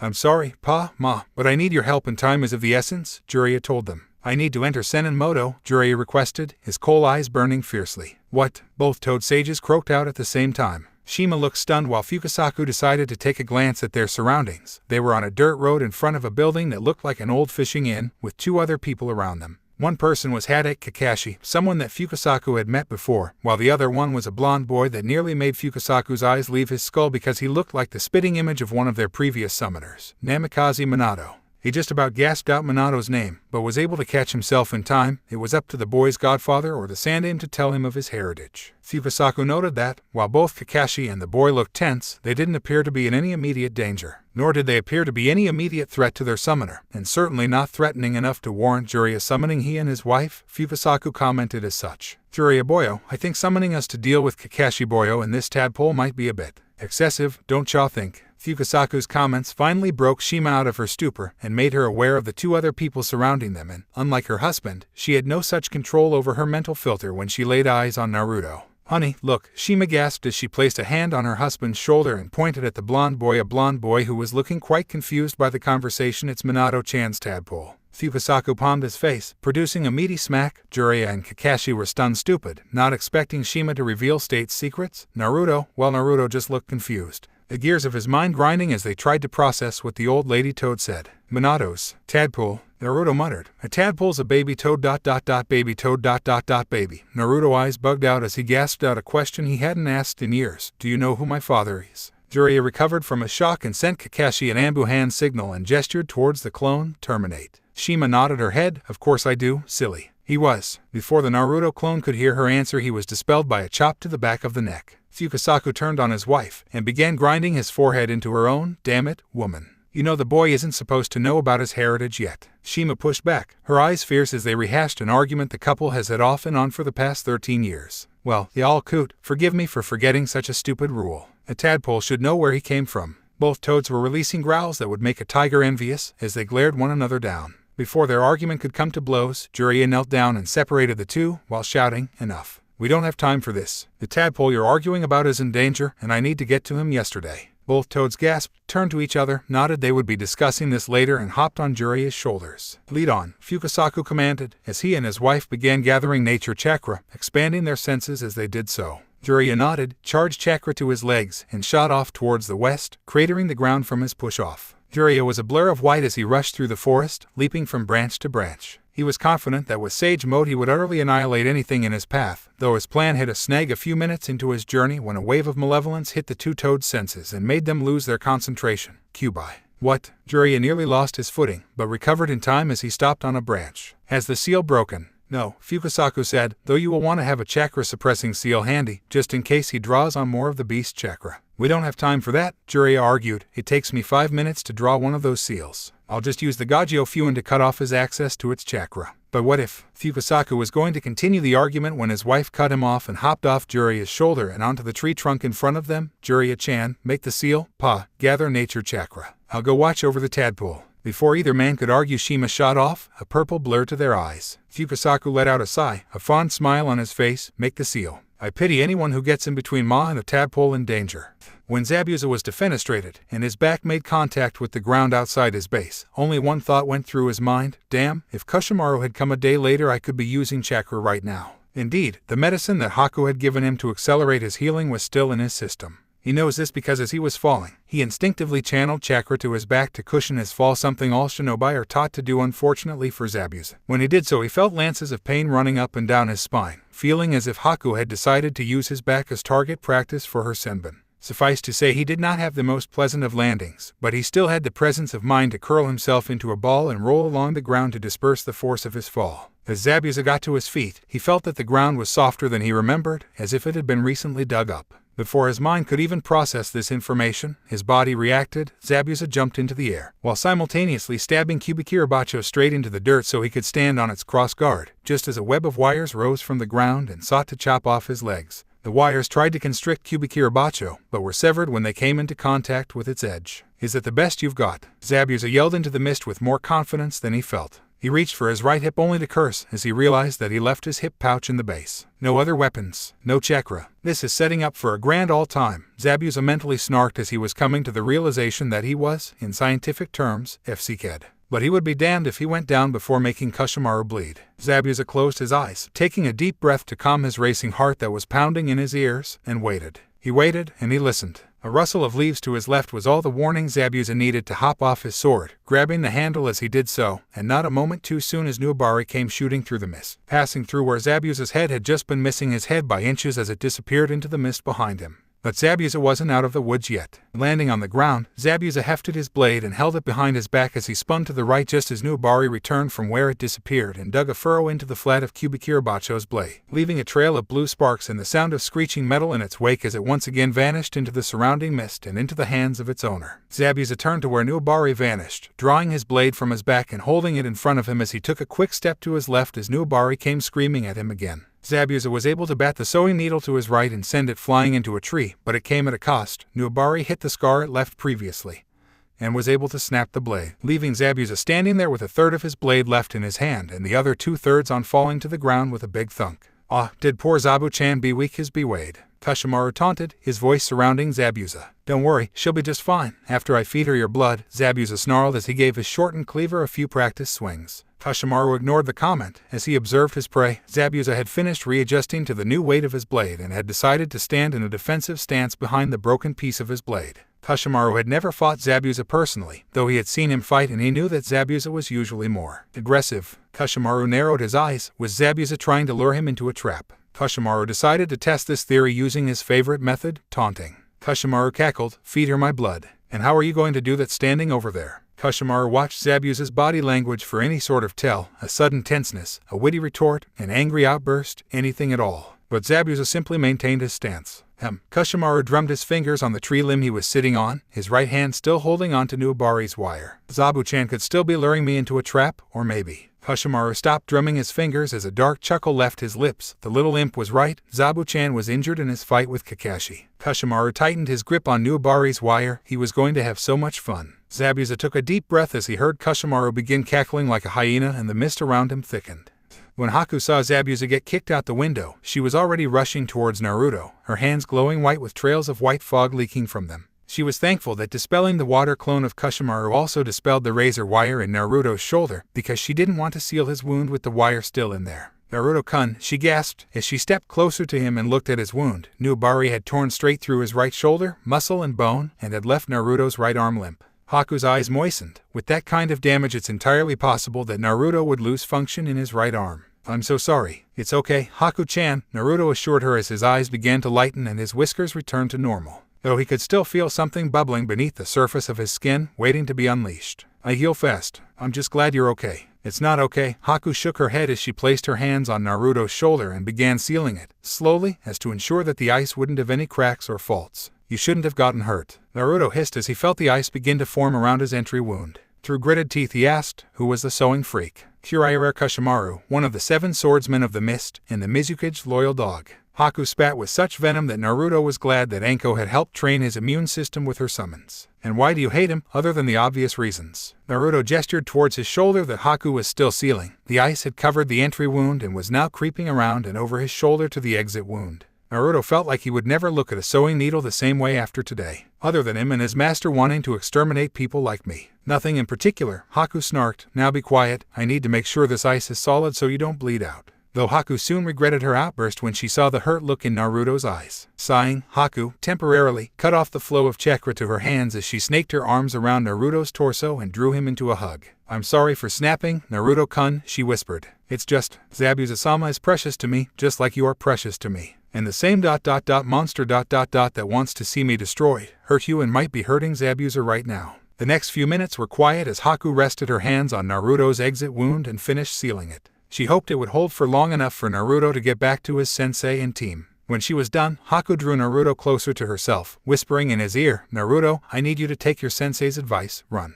Run, and don't look back." Before Naruto could respond, she silenced him with a kiss. The kiss was sweet, and all too short, it was a goodbye. Haku released Naruto, spun on her heel and rushed towards the window, making sure to pick up a pack filled with senbon on her way. She needed to help Zabuza. Wait, Naruto reached out with his left hand, running after Haku when he was struck by a wave of memories from the clone he left with Kakashi, the onslaught of memories bringing him to his knees as he held his head pain. It took him a moment to process the memories, but when he did, he was pissed. What the hell JIRIYA old toads who know who my father is. The feeling Naruto had felt earlier, the one bubbling underneath his skin, started to grow. It felt like liquid fire was running through his veins as a storm of emotions raged inside his mind. Confusion about his relationship with Haku, was any of it real, and how some old toad seemed to know who his dad was, sadness about Haku's goodbye kiss, and finally, anger. Lots of anger. Anger about how the people close to him have been keeping secrets from him, Haku, Kakashi, the Hokage who else knew about his heritage. And anger about the FC cur who put a goddamn hole in his shoulder. Naruto felt his canines begin to grow, his nails lengthen and sharpen, the ice on his shoulder steaming and cracking,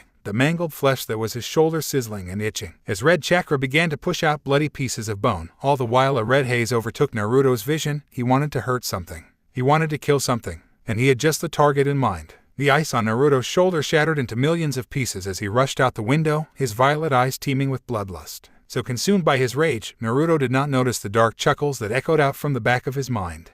When Haku leapt out of the window, the first thing she noticed was the thick mist surrounding the area, a mist that was heavily laced with chakra. Under normal circumstances, such a sight would put her at ease, because it meant that Zabuza was alive and was maintaining his Kirigakure no Jutsu. But these were far from normal circumstances. Her master was fighting one of the 7 swordsmen of the mist, without his chakra. Haku landed on the ground and immediately felt something was off. The ground was upturned, like something buried had been dragged to the surface. Taking a deep breath, while channeling a bit of wind chakra to her lungs, Haku exhaled and dispersed a bit of the surrounding mist so she could see clearly. And she did not like what she found: broken razor wire, punctured trees, and a broken slab of Kubikirabacho missing its handle and a third of its blade. The signs of battle went deeper into the woods. Remembering her training, Haku took a deep breath to calm herself and then leapt into the trees, making sure to maintain her stealth, as well as keeping an eye out for any traps, namely wires. Haku traveled for a couple hundred meters before she heard grunts of pain, followed by crazed laughter, a bad sign. Haku leapt down to the forest floor and ghosted in between the trees, the sounds of laughter growing more manic and the grunts of pain softening as she crept closer to their source. Peeking out from behind a tree, Haku had to bite her lip from screaming out in rage, and giving away her position, Zabuza was strung up to a tree, arms outstretched. Kubikirabacho's remaining third laying by his feet, his clothes tattered and stained with blood, all the while Kushimaru stood in front of him, cackling.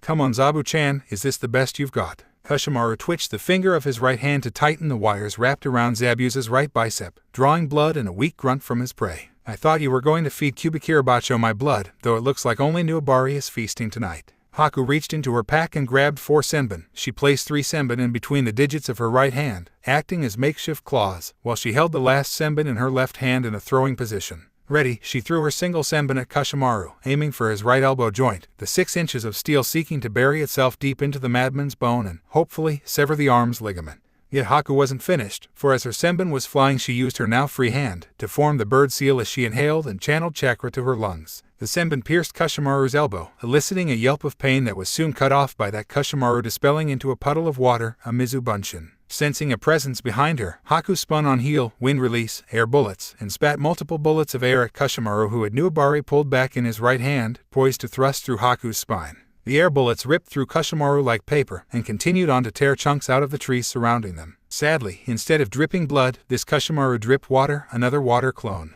Having sustained enough damage, this clone also dispelled into a puddle of water, this one near her feet, just what Haku needed as she rapidly went through one-handed seals. "Tekek, die, mutant!" Kushimaru cackled from above Haku as he dove towards her, Nuabari held right between his legs, seeking to impale her skull. though he quickly had to scrunch into a ball to protect his vitals when Haku finished her hand seals, stomped on the puddle with her left foot and sent thousands of water needles rocketing towards him. Sensatsu Suisho. Kushimaru's forearms and shins were peppered by razor-sharp, blue needles. He didn't know whether to be grateful or angered that the bloodline freak leapt away before his falling body could crush hers, though the 2 extra senbon she threw into his left elbow as he was rolling away quickly made his mind up for him. "You bitch," Kushimaru snarled as he stood up, his left arm limp. "Gato will be getting you with less limbs." Kushimaru flexed his left arm to see if he could move it, only to hiss in pain when he felt the metal needles grinding against his bones. If the girl wasn't a mutant he would have been impressed. Deadly accuracy with senbon, seamless use of 2 different releases and capable of using one-handed seals. Zabuza had trained his little pet well, and now Kushimaru's only chance was to stall, hoping that the single water clone he left to maintain his Kirigakure no Jutsu heard his yell of pain and was moving to intercept. What he wouldn't give for some divine intervention right about now. "When I'm finished with you, I will have Gato's head," Haku stated coldly, tightening her grip on her senbon claws, as she channeled some wind chakra through them, increasing their cutting power and their reach by 4 inches, more than enough to separate Kushimaru's head from his shoulders. Kushimaru mentally cursed. From the look in the girl's eyes, she wasn't in the mood for talking. That remains to be seen. Kushimaru held Nuabari by its wire and began twirling the blade as he channeled his chakra through it, the sewing needle quickly becoming a blur as it kicked up dirt, grass, small rocks, and branches, the mist surrounding them being blown away. Just as both shinobi were going to launch themselves at one another, a wave of malevolence overwhelmed them, freezing them both. Haku had never felt such a thing before, the suffocating bloodlust that constricted your throat, making it hard to breathe.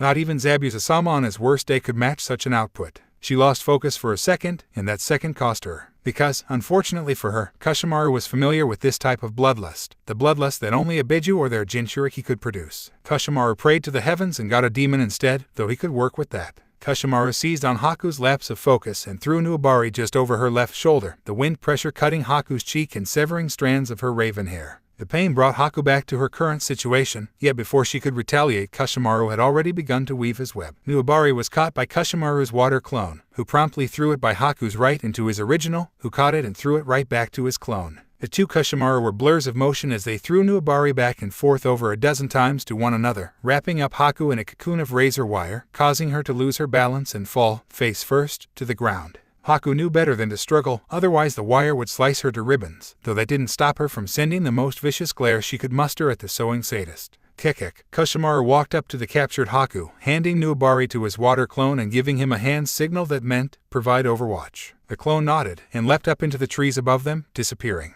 Kushimaru looked down at his prize, and proceeded to grind Haku's face into the dirt with his foot. "Nice try, freak. But the only head from Gato you'll be getting is his lower one." "No." Kushimaru turned towards the source of malevolence which had just appeared from behind a tree, the blonde, Konoha genin from Zabuza's hideout. "What's Konoha doing with a Jinchuriki? I thought your yandere killed your Biju. Let go of her." Naruto barked, his voice gravelly and rough, his eyes a red tinged violet. Rather than their usual blue, Naruto looked positively feral. A sight that surprised Haku. "Naruto," she whispered, her eyes wide with shock at the boy's current appearance. Then, what Kushimaru said finally registered in her mind, Jinchuriki. Is Naruto like the Mizukage? A flower of doubt began to bloom within Haku's chest at that thought, one that she quickly smothered. Naruto was not the Mizukage. He was the boy she fell in love with. "And why would I do that, brat? And why do you care anyway? Didn't Zabuza in this?" Kushimaru stamped his foot on Haku's head, drawing a growl from the boy. "Thing, trick you into meeting with them. I don't care, just let her go." Naruto's eyes flickered red and gained a slit for a split second before returning to their violet state, though they also flickered with something else, doubt. It happened so fast that most would have missed it, but Kushimaru was one of the most accomplished shinobi alive, and you didn't live as long as he did without being observant, and by seizing on those observations. And Kushimaru did just that. "Are you not a Jinchuriki? Are you not used to being used, boy?" Kushimaru tilted his head as he observed the boy. The boy's eyes held anger, but the doubt Kushimaru saw had returned, this time stronger. "What do you mean?" Naruto's eyes flicked between Kushimaru and Haku. Haku, the girl he had met in the forest, the girl who teased him, brought him lunch, and always smiled when she saw him. The girl whose eyes brightened when she saw him. The girl who was Zabuza's apprentice. The girl who tricked him. Haku struggled against the wire, knocking off Kushimaru's foot and earning cuts over her body in the process, but she didn't care. "Don't listen to him. We never wanted to hurt you. I never wanted to hurt you." Then why lure him to your hideout, away from his sensei? Why not meet in a neutral location? Why the secrecy? Kushimaru cut off Haku, with cold hard logic, as he observed the boy, watching as more doubt crept into his eyes. "You're a Jinchuriki, holder of the Kyubi, correct?" Kushimaru stated bluntly as he watched for the boy's reaction, and he wasn't disappointed. Naruto flinched and gave a reluctant nod, a reflex that told Kushimaru more about the boy's insecurities than his words ever could. Kushimaru knew how he would attack the boy, his humanity. Then you, more than any other shinobi, should understand, you're a tool. That's not true, Naruto denied as he swiped furiously at the air, as if he could knock down Kushimaru's words. I am Uzumaki Naruto, I'm...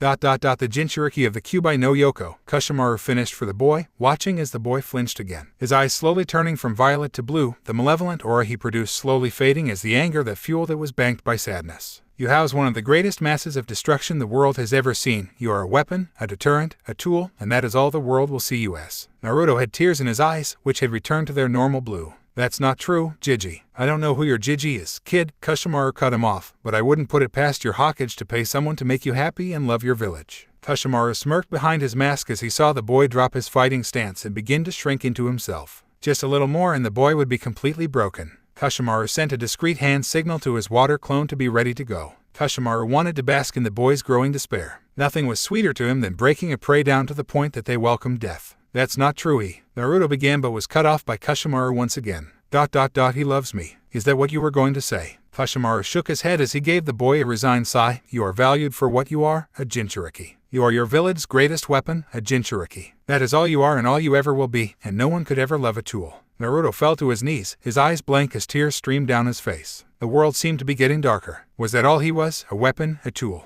Did his Jiji only love him because of what he held? Is that why they wouldn't tell him who his father was? To keep him reliant on them? Just when Naruto's world was about to sink into the darkness of despair, a single voice pierced through the veil of his depression. It was warm and soft as silk. You are Uzumaki Naruto, future Hokage of Konohagakure no Sato, and I love you. Haku cried out. You love me? Light began returning to Naruto's world as he turned towards its source and saw Haku. Haku who, even under the heel of Kushimaru, was sending him the same smile that never failed to set his heart at ease and make him feel warm inside. Naruto looked into her eyes, those warm chocolate brown orbs that shone with love. Yes, I love you, Uzumaki Naruto, and that's why I want you to run. Please, save yourself. Haku begged, as she ignored the feeling of her warm blood soaking into her kimono. Kekek, Kushimaru cackled, I'm afraid I can't let that happen. It's not every day you've got the opportunity to cripple one of the big five. Kushimaru gave the signal to his clone. Haku's eyes were filled with fear as she watched Kushimaru's clone descend from on high, Nuabari poised to drive through Naruto's skull. Just when all hope seemed lost, a pink, bumpy whip lashed out from the trees above the water clone, wrapping it up and stopping its murderous descent.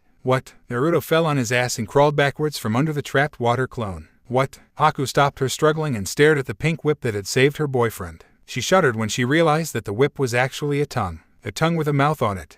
Kushimaru was silent, though if one could see behind his mask, they would find a face that was a rictus of fury, an expression which deepened as he watched the tongue secrete a white liquid that made his water clone's skin bubble and roil until finally causing it to explode into a shower of boiling water, leaving Nuabari to fall and stab itself into the ground. The tongue retracted into the canopy with a wet slurp, causing the leaves to rustle. Needles are for sewing, not for stabbing, the voice of an elderly woman chided. A black blur jumped down from the canopy, landing in front of Naruto and right next to Nuabari. Shima, one of the two great toad sages of Mount Mayaboku, had entered the battle. I'll be hanging on to this for you, she said as she picked up Nuabari and rested it on her shoulder. This'll help me make a new vest for Bunta-chan. The forest was silent as the three shinobi stared at the toad, Naruto, in stunned confusion, Haku, in relief, and Kushimaru, in quiet fury. Naruto was the first to break the silence. You're the toad who was with that old man, Jiraiya, right? Naruto asked as he slowly got up and into a fighting stance, keeping his eyes trained on the madman that had nearly shizkebabed him. Naruto swore he saw the man tense when Jiraiya's name left his lips. Yes, Naru-chan, my name is Shima, but you can call me Ma, the elderly toad answered kindly, as she, too, kept her eyes, as well as her sage senses, trained on the Kiri shinobi, waiting to see what his next move would be. Her eyes darted to the bound Haku and began to take in air and store it in the yellow sacs on her cheeks. Meanwhile, Kushimaru's mind was racing. How dare that toad lay its slimy hands on my Nuabari? When I get my hands on it, I'll string it up by its intestines. Unconsciously, Kushimaru tensed his arms, shifting the ice needles buried in his forearms, sending shooting pains through his body, and breaking the red haze settling over his eyes. Kushimaru took a breath and mentally assessed his situation. The toad summon has my sword, and they mentioned Jiraiya, so it's safe to assume that he's on his way, but why is he here? The Kiri shinobi glanced at the boy. Is it for the brat? Is Konoha so protective of their Jinchuriki that they have their last Sannin trailing him? Kushimaru mentally shook his head and reviewed his injuries, specifically, the two senbon embedded in his left elbow. Even now, his left arm hung limply at his side, though he could still move his fingers. Regardless, I'm in no condition to fight Jiraiya. The madman glared at the cause of his wounds, nor bring Gato his cocksleeve. He resisted the urge to lift his foot and drive it through Haku's skull, though that didn't stop him from pressing down with his foot and grinding her head into the dirt. It does no good to kill your meat shield, but that doesn't mean you can't tenderize it. Hey, stop that, Naruto roared, his eyes flashing red as he stepped forward, only to be stopped suddenly. What? He looked down to find a small purple hand gripping his pant leg. Old toad. Don't. He'll get what he deserves soon, Shima stated firmly, her yellow eyes narrowing at Kushimaru. Her yellow vocal sacs had expanded to the size of golf balls. And what do I deserve? A mansion in Tsuki no Kuni. Kushimaru joked as he looked up and continued to grind Haku's head into the dirt, receiving small grunts of pain for his efforts. This is the least you deserve, you little mutant. If you hadn't interfered, Zabuza would be dead. Speaking of, his eyes flicked to the right where he could see Zabuza, still tied to a tree with Kubikirabacho lying broken at his feet. The once mighty weapon now nothing more than its handle and a foot of blade. I need to recover Kubikirabacho and finish him off. Kushimaru focused on Nuabari, and I might have to leave Nuabari behind, something that would make Yondaime-sama furious, especially leaving it in an enemy village's possession. Kushimaru repressed a shudder at the thought. No, you deserve a good spanking. Shima barked. Now get your foot off the girl and get before you get one. Kushimaru cocked his head, curious, as he stopped grinding Haku's face into the dirt. And why do you care? This little freak. Kushimaru gave Haku a light stomp and jabbed his right thumb towards Zabuza, is the accomplice of a Kiri missing Nin, making this a Kiri matter. Kushimaru lowered his arm, resting his right hand on the two senbon and his elbow as he gauged the distance between him and Zabuza, about 50 yards. Shima saw Kushimaru's hand on the senbon and tightened her grip on Naruto's pant leg. When tadpoles are in danger, I make it my matter. So Konoha would risk war over the lives of two criminals. Kushimaru shook his head as he plucked the senbon out of his elbow in a spurt of blood. He kept the needles in his hand as he began channeling chakra to his legs. Too far for a guaranteed kill shot. Distraction it is. No, Jiraiya wouldn't risk war over that, Shima began, raising her voice over Naruto's protest of Old Toad. Though Kiri isn't in the position to wage war now, nor in a few years. Now you best leave before Jiraiya gets here, Shima finished by sending a smirk that dripped with smug confidence toward the swordsman. A confidence she didn't feel as she sensed the buildup of Kushimaru's chakra, but not the approaching signatures of her husband and Jiraiya. Where are those two? Perhaps not, Kushimaru said as he raised the senbon to his face, watching drops of his blood slide down the metal to stain his fingertips. But who's to say Kiri will stand alone? It wouldn't be the first time that Kiri has had help in destroying another nation. Kushimaru took notice of Shima's bulging cheeks. Wind technique. Water, probably not an area of effect. Something precise. Kushimaru looked down towards his captive, something that won't hit the mutant. Kumo and Iwa, Shima spat as she flared her chakra and glared at the madman. Hurry up, pa, she thought. Kushimaru shrugged off the look as he slipped the senbon between his fingers. Kumo, Iwa, or maybe some of the smaller villages. Konoha is the top dog, and a pack of underdogs will always be waiting to throttle you. Though you can avoid that, Kushimaru trailed off, leaving the thought dangling there like a baited hook waiting for a bite as he continued planning. But what's my follow-up? Kushimaru studied Shima's stance and saw her hand grasping the Jinchuriki's pant leg. That will work. Shima saw the ploy for what it was but decided to bite to keep the man talking and buy more time. And how could we do that? By letting you go, she asked, ignoring Naruto's protests as she kept her sage senses honed on the man's chakra to predict his next move. Her eyes flicked to the left, seeing the only cover available for Naruto was some bushes near Zabuza. No, she scolded herself, I'm not throwing a tadpole near a wounded toad when there's a stork. Shima cut off her thought when she felt Jiraiya's and Fukasaku's chakra rapidly move towards them from Zabuza's direction. Yes, she cheered, about time, you old coots. Kushimaru began kneading chakra in his stomach. That, and allowing me to complete my mission. Then we can go our separate ways without further bloodshed. I'll even tell my cage that Konoha helped eliminate Zabuza and capture his apprentice. I assure you that Yondaime-sama repays his debts handsomely. Kushimaru finished his offer, lowering his right hand and rolling his wrist. No, Haku yelled as she struggled against Kushimaru's foot, twisting her neck left and right, thrashing her body, feeling new cuts open up on her body as the razor wire sliced into her. You can't let him kill Zabuza-sama. Quiet, Kushimaru growled as he pushed down on her head. You'll get yours soon, he thought darkly. And what about the girl? What happens to her? Shima asked, sensing Fukasaku's chakra flare twice. 2 minutes. It will be serving a new role for one of Kiri's allies, he answered as he curled his left hand's pinky and ring fingers, followed by straightening his index and middle fingers, a half-rat seal. How about a trade? Your sword. She waved Nuabari as she kept her eyes trained on the two senbon, for the girl. This doesn't have to be messy. Shima felt her husband repeatedly flare his chakra. 1 minute. Kushimaru smiled behind his mask as he puffed out his chest, stepped off Haku, and walked a couple of feet to his left. I'm a proud shinobi from the village of the Bloody Mist. I love it when things get messy. Kushimaru tilted his head, an innocuous action that sent the toad and swordsman into a flurry of motion. Kushimaru flicked his wrist, sending the two senbon toward the back of Haku's skull as he pushed off the ground and charged the toad and boy, feeling a burst of wind brush past him as he slid his mask to the right. Revealing a pale mouth, with great pain, he raised his left hand to his lips. Suiden no Jutsu, he thought as he fired a high-pressure stream from his lips and towards Shima and Naruto. The toad sage threw Naruto into the bushes as she blew a strong gust of air over Haku's head, deflecting the senbon and sending the girl tumbling away. Just before Shima was tumbled away by the deluge of water from Kushimaru's jutsu and crashing through a tree. However, she kept a hold of Nuabari. Kushimaru smirked as he sent the toad crashing through the forest. He ended the jutsu and let his left arm fall limp, feeling nothing. Still, he didn't dwell on it as he placed his mask back, pivoted to his right, and turned towards Zabuza's location, only to see a dissipating cloud of chakra smoke and 13 Narutos standing next to the bound demon. One of them went over to Kubikirabacho, picked up the broken blade, pointed it at Kushimaru, and yelled, "Charge." 5 clones followed the order. "This brat," Kushimaru snarled as he met the charge head-on. He dispelled the first clone with a right jab to its throat and the second with a knee to its gut. The third and fourth clones rushed him from his right and left sides with their fists cocked back. Kushimaru scoffed as he swayed to his right, grabbed the right clone's collar, and threw him into the left clone, dispelling both in a large cloud of smoke, which the fifth clone used as cover for a slide tackle aimed at the Kiryu-nin's ankles. But the veteran shinobi lightly hopped over the clone, avoiding the attack and using its head as a stepping stone to propel him into the air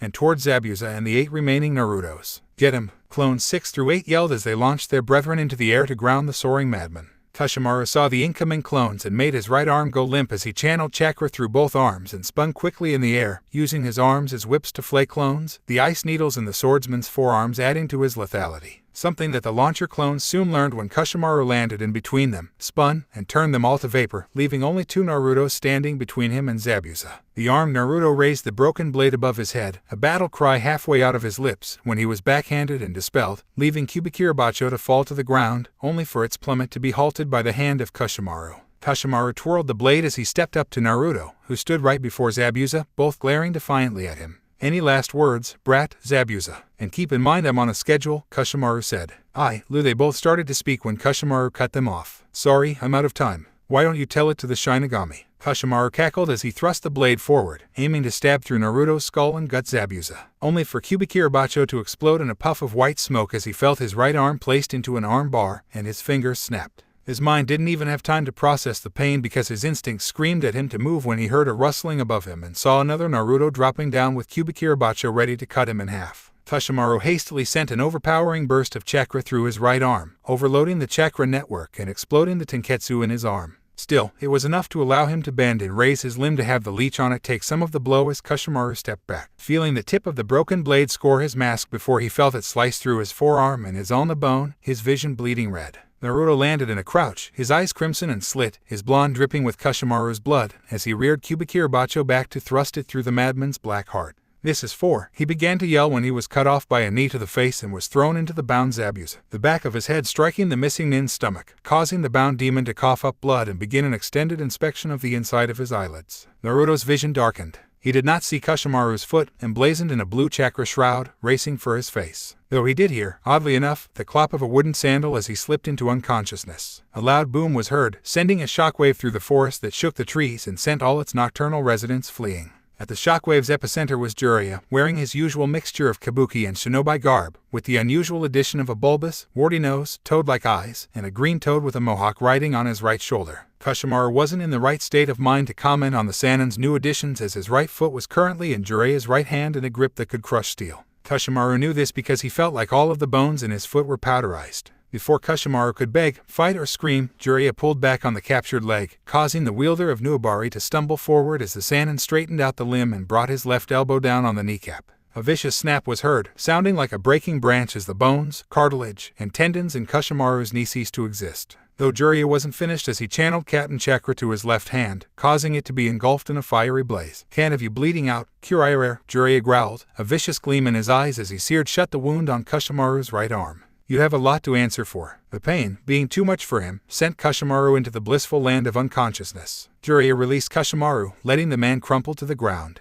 He dug into his vest and pulled out a spool of ninja wire and the seal he had made for Naruto. He placed the seal on the swordsman's chest, his eyes lighting with satisfaction when he saw the seal glow blue, signifying a good seal. "Pa, can you sense any other hostiles in the area?" Jiraiya asked as he began tying up their prisoner. Fukasaku closed his eyes and threw out his senses. "Aye. What took you two so long? Shima shrieked as she hopped up with an awake and silent Haku in her arms and Nuabari on her back. Haku's brown eyes focused on the forms of Naruto and Zabuza, tears of relief and joy streaming down her dirty and bruised cheeks as she saw they were bloody but breathing. Fukasaku winced. I sense a hostile, and I'm married to her, he said weakly. What you say? Shima barked. Fukasaku's shoulders slumped as he hopped off Jiraiya's shoulder, ending the Sanin Sage mode. Nothing, dear, he muttered as he landed on the ground. That's what I thought. Shima smirked as she placed the girl down and turned to Jiraiya. And to answer your question, no, there's no more hostiles in the area. She then hopped over to Naruto and Zabuza to begin administering medical aid. Jiraiya let out a sigh of relief as he finished securing Kushimaru. That's good, and thank you for your help, Shima-sama, Fukasaku-sama, he said, looking both toads in the eye as he addressed them. I shudder to think what would have happened without your help. Don't mention it, Jiraiya boyo, Fukasaku said as he looked over at the unconscious Naruto being tended to by his wife. That boy's family, even if he doesn't know it yet. I know, Jiraiya said fondly as he gazed at Naruto. What are the chances? You're telling him, Jiraiya? Everything. Fukasaku cut him off as he hopped over to catch Zabuza when his wife ripped the wire. Damn it, Jiraiya cursed under his breath as he walked over to the bound Haku and sat down cross-legged, drawing the girl's attention. Miss, would you care to tell me who you are and why I had to save my godson from Kiri's last loyal swordsman? He asked politely, but Haku could hear the steel hidden behind his words. My name is Yuki Haku and... Haku began telling her story to the Toad Sannin and Toad Sages. Naruto woke to the sound of dripping water. Confused, the boy slowly opened his eyes and was greeted by large, leaky iron pipes that hung from a metal ceiling. The pipes faintly glowed orange, flickering like a flame in the wind. How did I get here? Last I remember, I was fighting that sewing freak who tried to kill Haku-chan. Naruto shot to his feet, his blue eyes wide and frantic as he scanned his surroundings. Haku-chan, where are you? The boy yelled, his voice echoing down the tunnel, hoping to hear her light, soothing voice. Instead, the voice that responded was dark and rough. Hyukuku, is the brat worried for his mate? Naruto's head whipped to his right. Who are you? Where's Haku? The voice chuckled, come and find out. A bright orange light flared at the end of the tunnel, flowing down the pipes and making Naruto's eyes water. Bastard! Naruto cursed as he rubbed his eyes and began following the glowing pipes, the light at the end of the tunnel disappearing. Naruto couldn't tell how long he walked down the damp, dark tunnel. He had tried to keep track of the passing seconds in his head, but the uneven dripping of the pipes echoing around him threw off his count, much to his annoyance and the voice's amusement. What's the matter? Can't keep time. Is a little water distracting you? The voice tutted. Not much of a shinobi, are you? Shut up, Naruto muttered, his steps becoming more forceful. I'm a good shinobi. Really? The voice asked with faux surprise. I didn't know a good shinobi needed someone to save them. I said shut up, Naruto growled, his pace quickening as he recalled the old lady Toad saving him from Kushimaru. The image of a bound and crying Haku, watching with fearful eyes as Kushimaru's clone descended, would be forever burned into Naruto's brain. Pathetic. What kind of good shinobi needs an old toad to save them? Though that's not the only time someone saved you, is it? Shut up, Naruto forcefully stated as he began jogging, running towards the voice and away from the memories to little avail. He remembered freezing up in front of the demon brothers, only to be saved from their claws by Kakashi. Naruto recalled Sasuke's mocking question, are you okay, scaredy cat? I never thought I'd agree with an Uchiha, but you are a scaredy cat. Always needing your sensei to save you, isn't that right? Shut up, Naruto roared, his eyes shut as he sprinted down the tunnel, water splashing and splattering off the walls as a dim glow appeared at the end of the tunnel, making it lighter. Though Naruto didn't notice this, he was lost in the memory of Iruka's tear-stained face hovering over his own. The man had protected Naruto from a windmill shuriken thrown by the traitorous Mizuki. The voice scoffed. My least favorite of your life and death situations, insulting how that ingrate could confuse a sniveling whelp for me. The voice roared as a wave of killing intent rushed forth and made Naruto freeze, pausing his mad sprint and making him faceplant into the cold, unforgiving ground. Naruto felt like he couldn't breathe, like he was at the bottom of the ocean with a mountain pressed down on his chest. Zabuza and Kushimaru's killing intents combined couldn't hold a candle to the crushing force Naruto was feeling. The voice darkly chuckled. That's a good little ninja, groveling before your betters. But it's rude to speak to someone without looking them in the eye. The killing intent lessened considerably, making Naruto feel like he was treading choppy waters rather than drowning.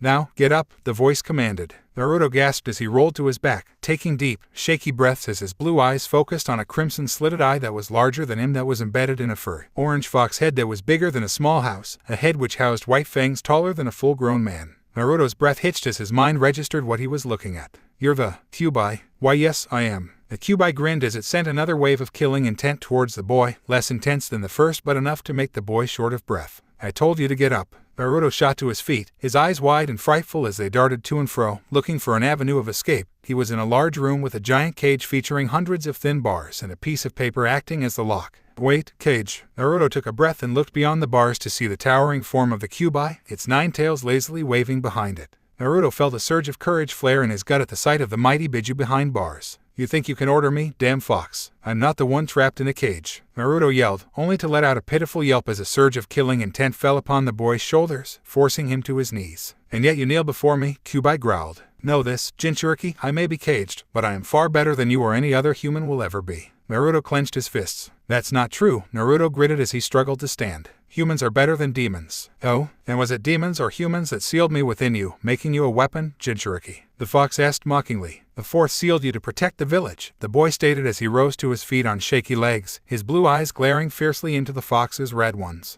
And I am not a weapon. I am Uzumaki Naruto. The blonde roared, his legs steadying as he stared down the fox. The two beings silently looked daggers at one another, the blonde seeing the utter contempt for humanity that dripped from the fox's eyes. In contrast, the fox saw the same calm determination shining in the boy's eyes, reminding it of the bastard fourth Hokage. They held their stare off for what felt like a lifetime. Finally, the boy broke the silence by asking, What do you want, fox? The fox reined in its killing intent as it leaned forward, brushing the blonde's bangs with its fetid breath. Nothing you would give me. The Kyuubi's eyes flicked towards the seal for a fraction of a second, scowling at the piece of paper that held it captive before refocusing on its jailer. And nothing you could give. For a second, Naruto swore he saw the mighty Biju's eyes glaze over in sadness before being banked by irritation. I just wanted to meet my jailer, face to face, and I must say, you are pathetic. What was that? Naruto wondered as he observed the beast. Can demons even feel sadness? Then the fox's last words registered in the boy's mind. Oi. I'm not pathetic. I'm strong. The fox scoffed, rolling its eyes as it snarked. Sure you are, asked Kushimaru, the demon brothers, and Mizuki. Or do you not recall your trip down memory lane?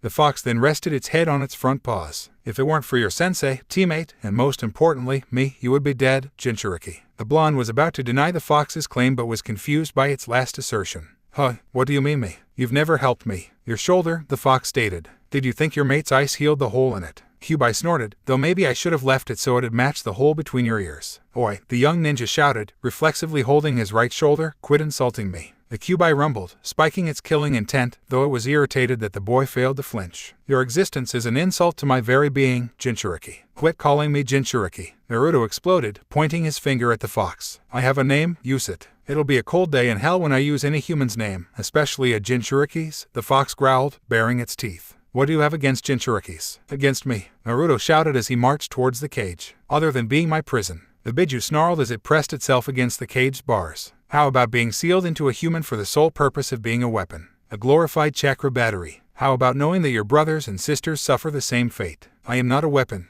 Naruto denied it as he stopped right in front of the bars. You are a shinobi. The fox spat as it rose to its full height. And that is what shinobi are, weapons. You kill and destroy because you're ordered to. And they made me your tool, and for that, I will always hate you and your kind. Now, begone. The Kyuubi roared towards the boy, sending him tumbling away from the cage, down the tunnel he came from, and into the waking world, leaving the fox to stew in its rage and sorrow. Naruto shot up, gasping, his blue eyes wide with fright as his ears pounded with the rush of blood. Instincts forged through years of training forced him to scan his immediate surroundings, finding that he was in a familiar room, the guest room in Tezuna's house. The blonde slowly released the held breath in his chest as he tried to calm his racing heart. Was that a dream? The young shinobi wondered as he looked down at his lap, seeing that he had thrown off the covers of his futon during his abrupt wake-up. No, he shook his head, tightly gripping his blanket. That killing intent felt too real to be a dream. Though what did it mean by brothers and sisters? Are there more demons like the fox out there? Are there more people like me? The clicking of the door's latch broke Naruto out of his thoughts. He turned towards the sound, his blue eyes greeted by the sight of his girlfriend standing in the open doorway with a pail of water, smiling at him. Her face was slightly swollen and bruised, which did nothing to detract from the warmth of her shimmering brown eyes. Naruto began to say, only for the girl to drop the bucket, cross the room in a few strides, and plaster her lips to his own. The blonde's eyes widened for a fraction of a second until they began to flutter close as he lost himself in the feeling of her kiss. Naruto couldn't tell if the kiss lasted seconds or hours, though he could say for sure as Haku drew away that the kiss was better than their last one. Wow, Naruto gasped, opening his eyes. Haku giggled, her face slightly flushed as she cupped Naruto's cheek and began rubbing his whiskers. Yeah, wow. Naruto leaned into her hand. Can I ask why you kissed me? Naruto asked, though he quickly amended his question, not that I mind. Naruto then threw a bright grin her way, I really don't mind. I'd hope so. It would worry me if my boyfriend didn't like kissing me. Haku teased, trailing off as she bent down towards Naruto's ear, her lengthy, black hair curtaining them from view as she whispered, "Because I really like kissing my boyfriend." She punctuated her statement with a kiss on Naruto's neck, drawing a moan from the boy. Haku pulled back, a satisfied smile on her face as she returned to rubbing her boyfriend's whiskers, a therapeutic gesture for both of them. Naruto sent a shy smile toward Haku, his face burning red as his pupils began to dilate. He drank in her form until he noticed the bandages wrapped around her upper arms that disappeared under her pink kimono. Naruto's smile evaporated as he remembered how his girlfriend got those injuries. "Haku-chan, are you okay?" he asked as he grasped her hand, stopping her ministrations. Why wouldn't I be?" she asked as she followed her boyfriend's eyes, seeing them focused on her bandages. "Oh," she gasped, releasing his cheek and placing it on her chest. "You don't have to worry, Naruto-kun. Shima-sama dressed my wounds and assured me there wouldn't be any scars," she reassured the boy with a smile. "Oh, that's good," Naruto smiled, though her answer reminded him of their amphibian rescuer. "Shima's the old lady toad who saved me, right? By the way, what happened? I know that Kushimaru knocked me out." Naruto trailed off as he looked away from Haku, the images of his failure in saving her and Zabuza flashing in his mind. He wasn't allowed to stew in shame for long as he felt Haku gently grab his chin and tilt it towards her. Haku looked Naruto straight in the eyes, her brown orbs shimmering with tears, a grateful smile on her face. "Naruto, you protected Zabuza-sama. You stalled Kushimaru, placing yourself in danger," Haku sobbed. "Even though I lied to you." Her tears began streaming down her face as guilt gripped her heart. "I'm sorry." She let go of Naruto's chin, turning away from him as she made to stand up. Haku was cut off as Naruto pulled her into his chest. "I love you, Haku," Naruto said into her ear as he wrapped her in his arms. "And I forgive you." Haku's eyes widened as she tightened her grip on Naruto's shirt and soaked his shoulder with her tears. They held each other for a few minutes, with Haku's sobs subsiding until she finally placed her hands on Naruto's chest and pushed herself up, staying in Naruto's arms as she looked down towards her boyfriend. Naruto looked up at his girlfriend, taking in her red cheeks, puffy eyes, and messed up hair. He got struck with a sense of deja vu, which made him chuckle. Haku arched an eyebrow. "What's so funny?" "Just reminded of our first date," Naruto explained as he stroked her hair. "You're beautiful, Haku-chan." "I remember," Haku blushed, a fond smile on her face. A smile that soon turned sensual as she lifted her right leg, straddled Naruto's hips and slid her left hand from his chest to the back of his neck, threading her fingers through his blonde hair. "Though I forget what I did after your compliment." She leaned down, her breath brushing his lips, whispering, "Could you remind me?" Before Naruto could act, he and Haku froze at the sound of perverted giggling. You were right, Kakashi-kun, this boy is a goldmine. And those notes you took, you'll be getting a writing credit in my next book." "Thank you, Jiraiya-sama." Slowly, Haku and Naruto looked to the open doorway, finding two of the most fearsome shinobi Konoha has produced, Jiraiya of the Sannin and Kakashi of the Sharingan, furiously scribbling in notepads and giggling. "Go on, don't mind us," Jiraiya motioned for the couple to continue with a wave of his hand. "Yes, please don't stop on our account," Kakashi gave the two teens his patented eye smile. The two teens looked away from the door and towards each other, noticing that both faces were doing remarkable impersonations of lobsters. Jiraiya and Kakashi quickly left the doorway, cackling as they fled downstairs to avoid the futon, pillow, hail of ice senbon, and a pair of sandals that peppered the hallway wall. A few minutes later, Naruto and Haku walked down the stairs, where they found the rest of the shinobi gathered around the dining room table. Jiraiya was sitting at the head of the table, a stoic expression on his face as he read from a scroll. Kakashi was seated on one side of the table, leaning back in his chair and reading from his orange book. Sitting across from Kakashi were Sasuke and Sakura, with Sakura staring longingly at the ucha,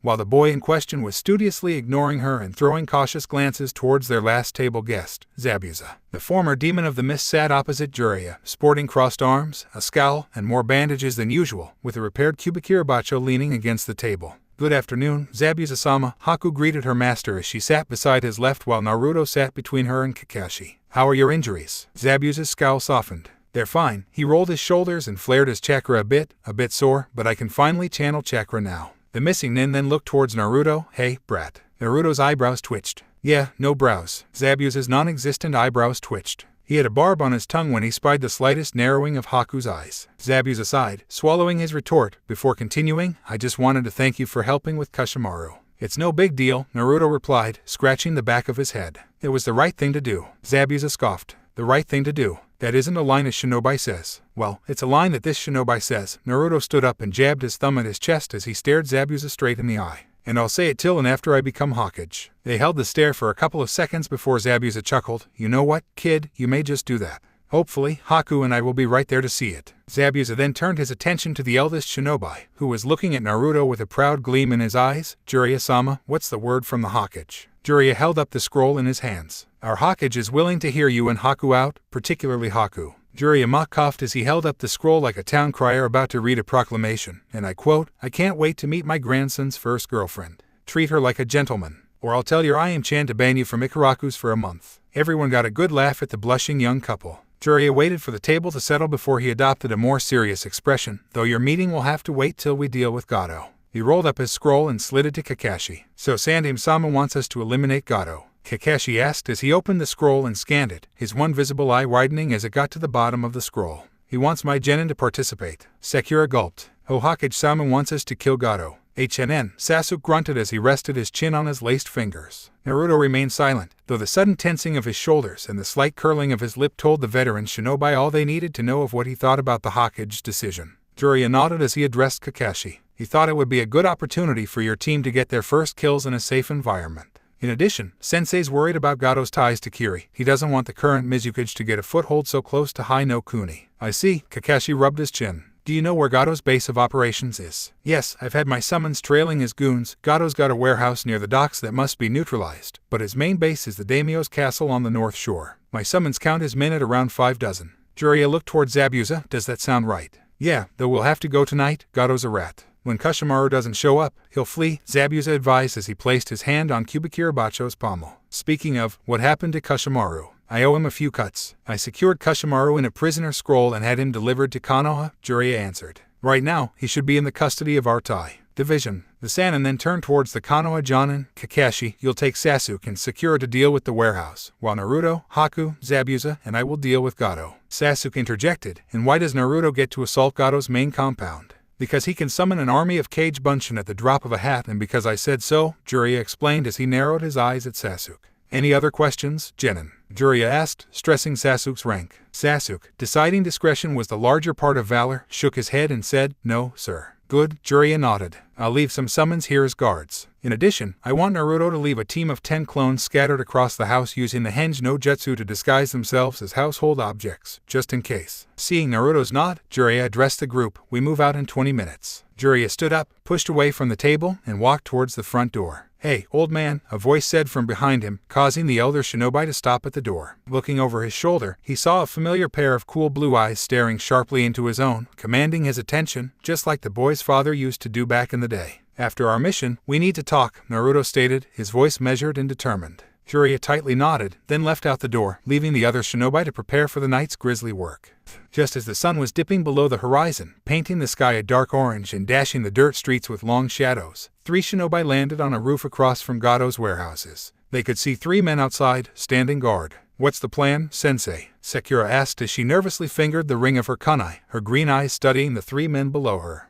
Kakashi rubbed his chin. "We need to clear the warehouses, find evidence regarding Gato's dealings with Kiri or any other useful information, and eliminate his men." Sakura shuddered at Kakashi's use of the word eliminate. "Do we have to KO them, sensei?" Sakura stuttered, her hands beginning to shake, her pupils turning into pinpricks as she started taking short, sharp breaths through her nostrils. "Can't we just knock them out? Leave them for Sakura, name and registration number," Kakashi firmly said as he crouched down and placed his hands on his genin's shoulders, cutting off her ramblings. "Haruno Sakura, 12,601. Sakura's breathing calmed. Again. "Haruno Sakura, 12,601. Her hand stopped shaking. Again. "Haruno Sakura, 12,601. Her eyes returned to normal. "Are you good?" Kakashi asked. Sakura nodded. "Yes." Kakashi gave her shoulders a gentle squeeze. "I know you don't like the idea of killing, and frankly, I'd be worried if you did. But part of our roles as shinobi is to act as the shields and the swords of our cage. I understand if you can't handle this, and I won't judge you for it. I'll leave a clone up here with you while Sasuke and I deal with Gato's men. However, I will have to report this to the Hokage, and you will likely be removed from the shinobi forces." Sakura's eyes widened.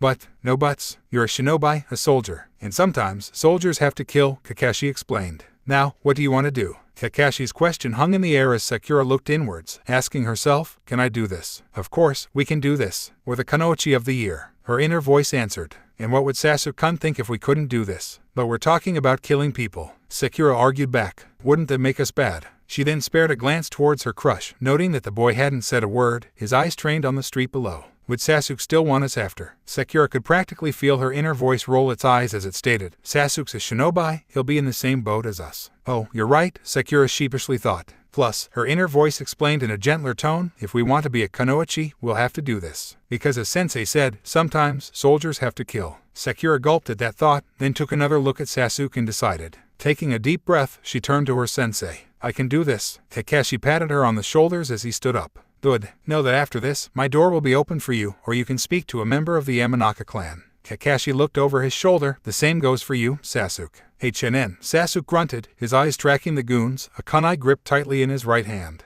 Kakashi restrained from sighing as he walked to the roof's ledge. Now, the Jonin said, his visible eye hardening on the three guards. Here's the plan, honey trap.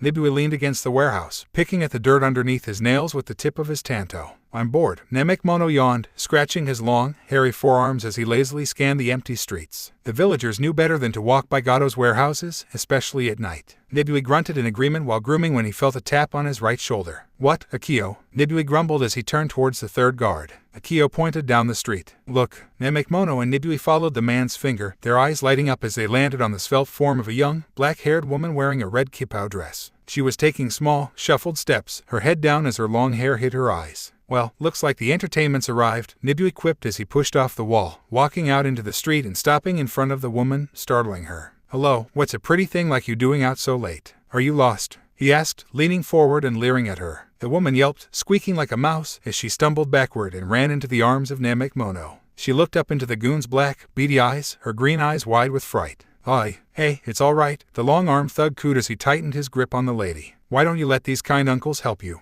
The woman lowered her head, her green orbs curtained by her dark locks as she fell deathly silent. Nibui chuckled. I'm not hearing a no. The large brute locked eyes with his comrade and jerked his head towards a nearby alley. Namekimonno nodded, a salacious grin on his face as he dragged the unresistant woman towards the dark alley, followed by Nibui. Neither man saw a shadow descend on the third guard, Akio, as they exited the street. Namekimonno pushed the lady against a wall, placing his knee between her thighs as he pinned her arms above her head with his left hand. The goon was surprised when the woman wrapped her legs around his waist. Looks like we got a kinky one, Nibui joked as a man with gray hair glared down at him unnoticed. Looks like, Namekimonno agreed as he leaned towards her. Now, give us a kai. The woman's head shot forward, her large forehead striking the goon on the tip of his chin, cracking his jaw, scrambling his brain, and making him bite down on his tongue so hard he chomped it in half. Reflexively, the thug released the lady's arms as his legs gave out and crumpled to the ground, the girl following him down as she wrapped her hands around his throat. Nibui made to grab her when Kakashi dropped down behind him and snapped his neck with a sharp crack.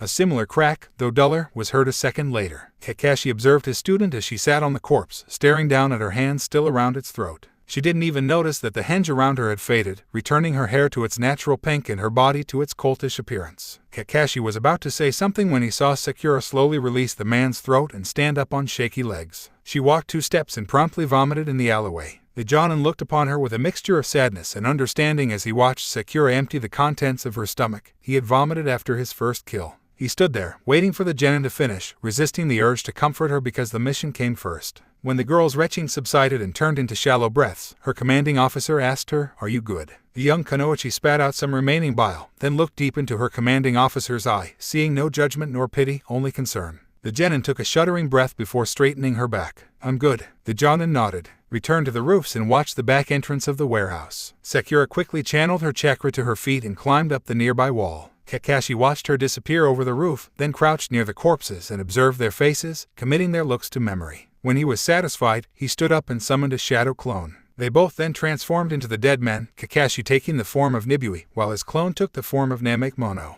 The transformed men quickly examined one another for any obvious faults with the illusion, 2 small eyes, 2 large ears, etc., but found nothing to correct. Satisfied, the real Kakashi left the alley first while his clone stacked the corpses on one another before flashing through hand signs. Kakashi ignored the bright orange flash behind him as he approached the warehouse's front door, where Sasuke stood in the guise of the third guard. "Any company?" the Jonin asked, scratching his chin. Sasuke shook his head, slightly tightening his grip on Akio's polearm. "Nope, the street's dead." His transformed brown eyes flicked towards the alley, where the flash of light had died down, and Namekimonno had emerged. "And how was your company?" "She was good," Kakashi grunted as he opened the front door and walked inside the warehouse with Sasuke silently trailing behind him, leaving the polearm leaning against the wall. The first thing that greeted the 2 transformed ninjas was the pungent smell of chemicals, followed by laughter from a room at the end of the hallway. "No fire," Kakashi whispered to his student as they walked down the hallway, approaching the sounds of laughter. "Understood," Sasuke answered, his voice equally low, as they walked by a wide doorway covered by thick, black curtains. Curious, they stopped and slightly parted them, seeing the warehouse floor and finding Gato's drug operation in full tilt.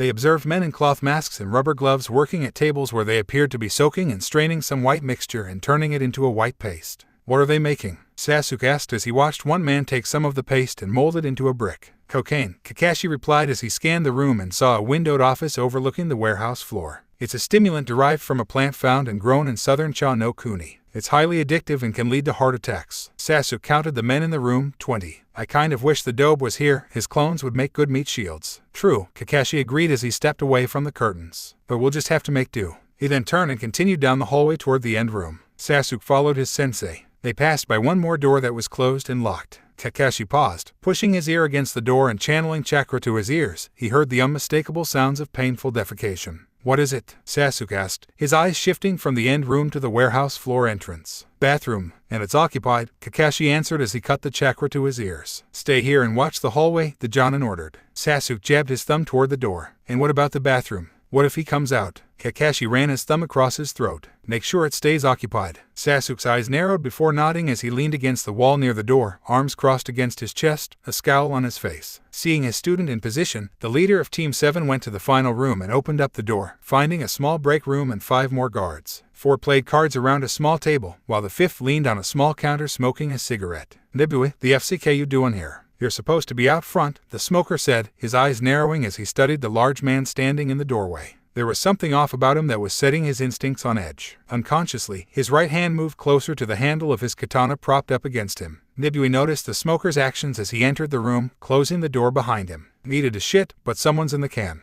One of the card players, the one facing the door, released a bark of a laugh, his face flushed from alcohol. "You dumbass, you forget that Atsuo's been in there for the past hour." Nibui shrugged his shoulders. "Thought the moron would be done by now." Nibui noticed the smoker tense as he gripped his katana and stood up. Something one of the other card players noticed as he glanced from the smoker towards Nibui. The disguised Jonin quickly gauged their positions and distances and devised an attack plan. He channeled chakra through his right arm as he prepared to drop his henge jutsu. "Moron, that's a new one. You usually call him shit for brains," the card player with his back to the transformed man said over his shoulder. Nibui locked eyes with the smoker as he said, "I felt the change was in order." The big man was suddenly covered by a large plume of white smoke, shocking the guards in the room. The smoker instinctively drew his blade, his mind barely processing the 4 shadows flying out of the smoke, followed by 4 meaty-sounding thunks. He opened his mouth to shout but found himself jerked forward and quickly placed in a headlock with an arm wrapped around his throat. "There's no need for that," Kakashi chided into his ear, sounding like he was scolding a small child as he casually knocked the man's weapon out of his hand.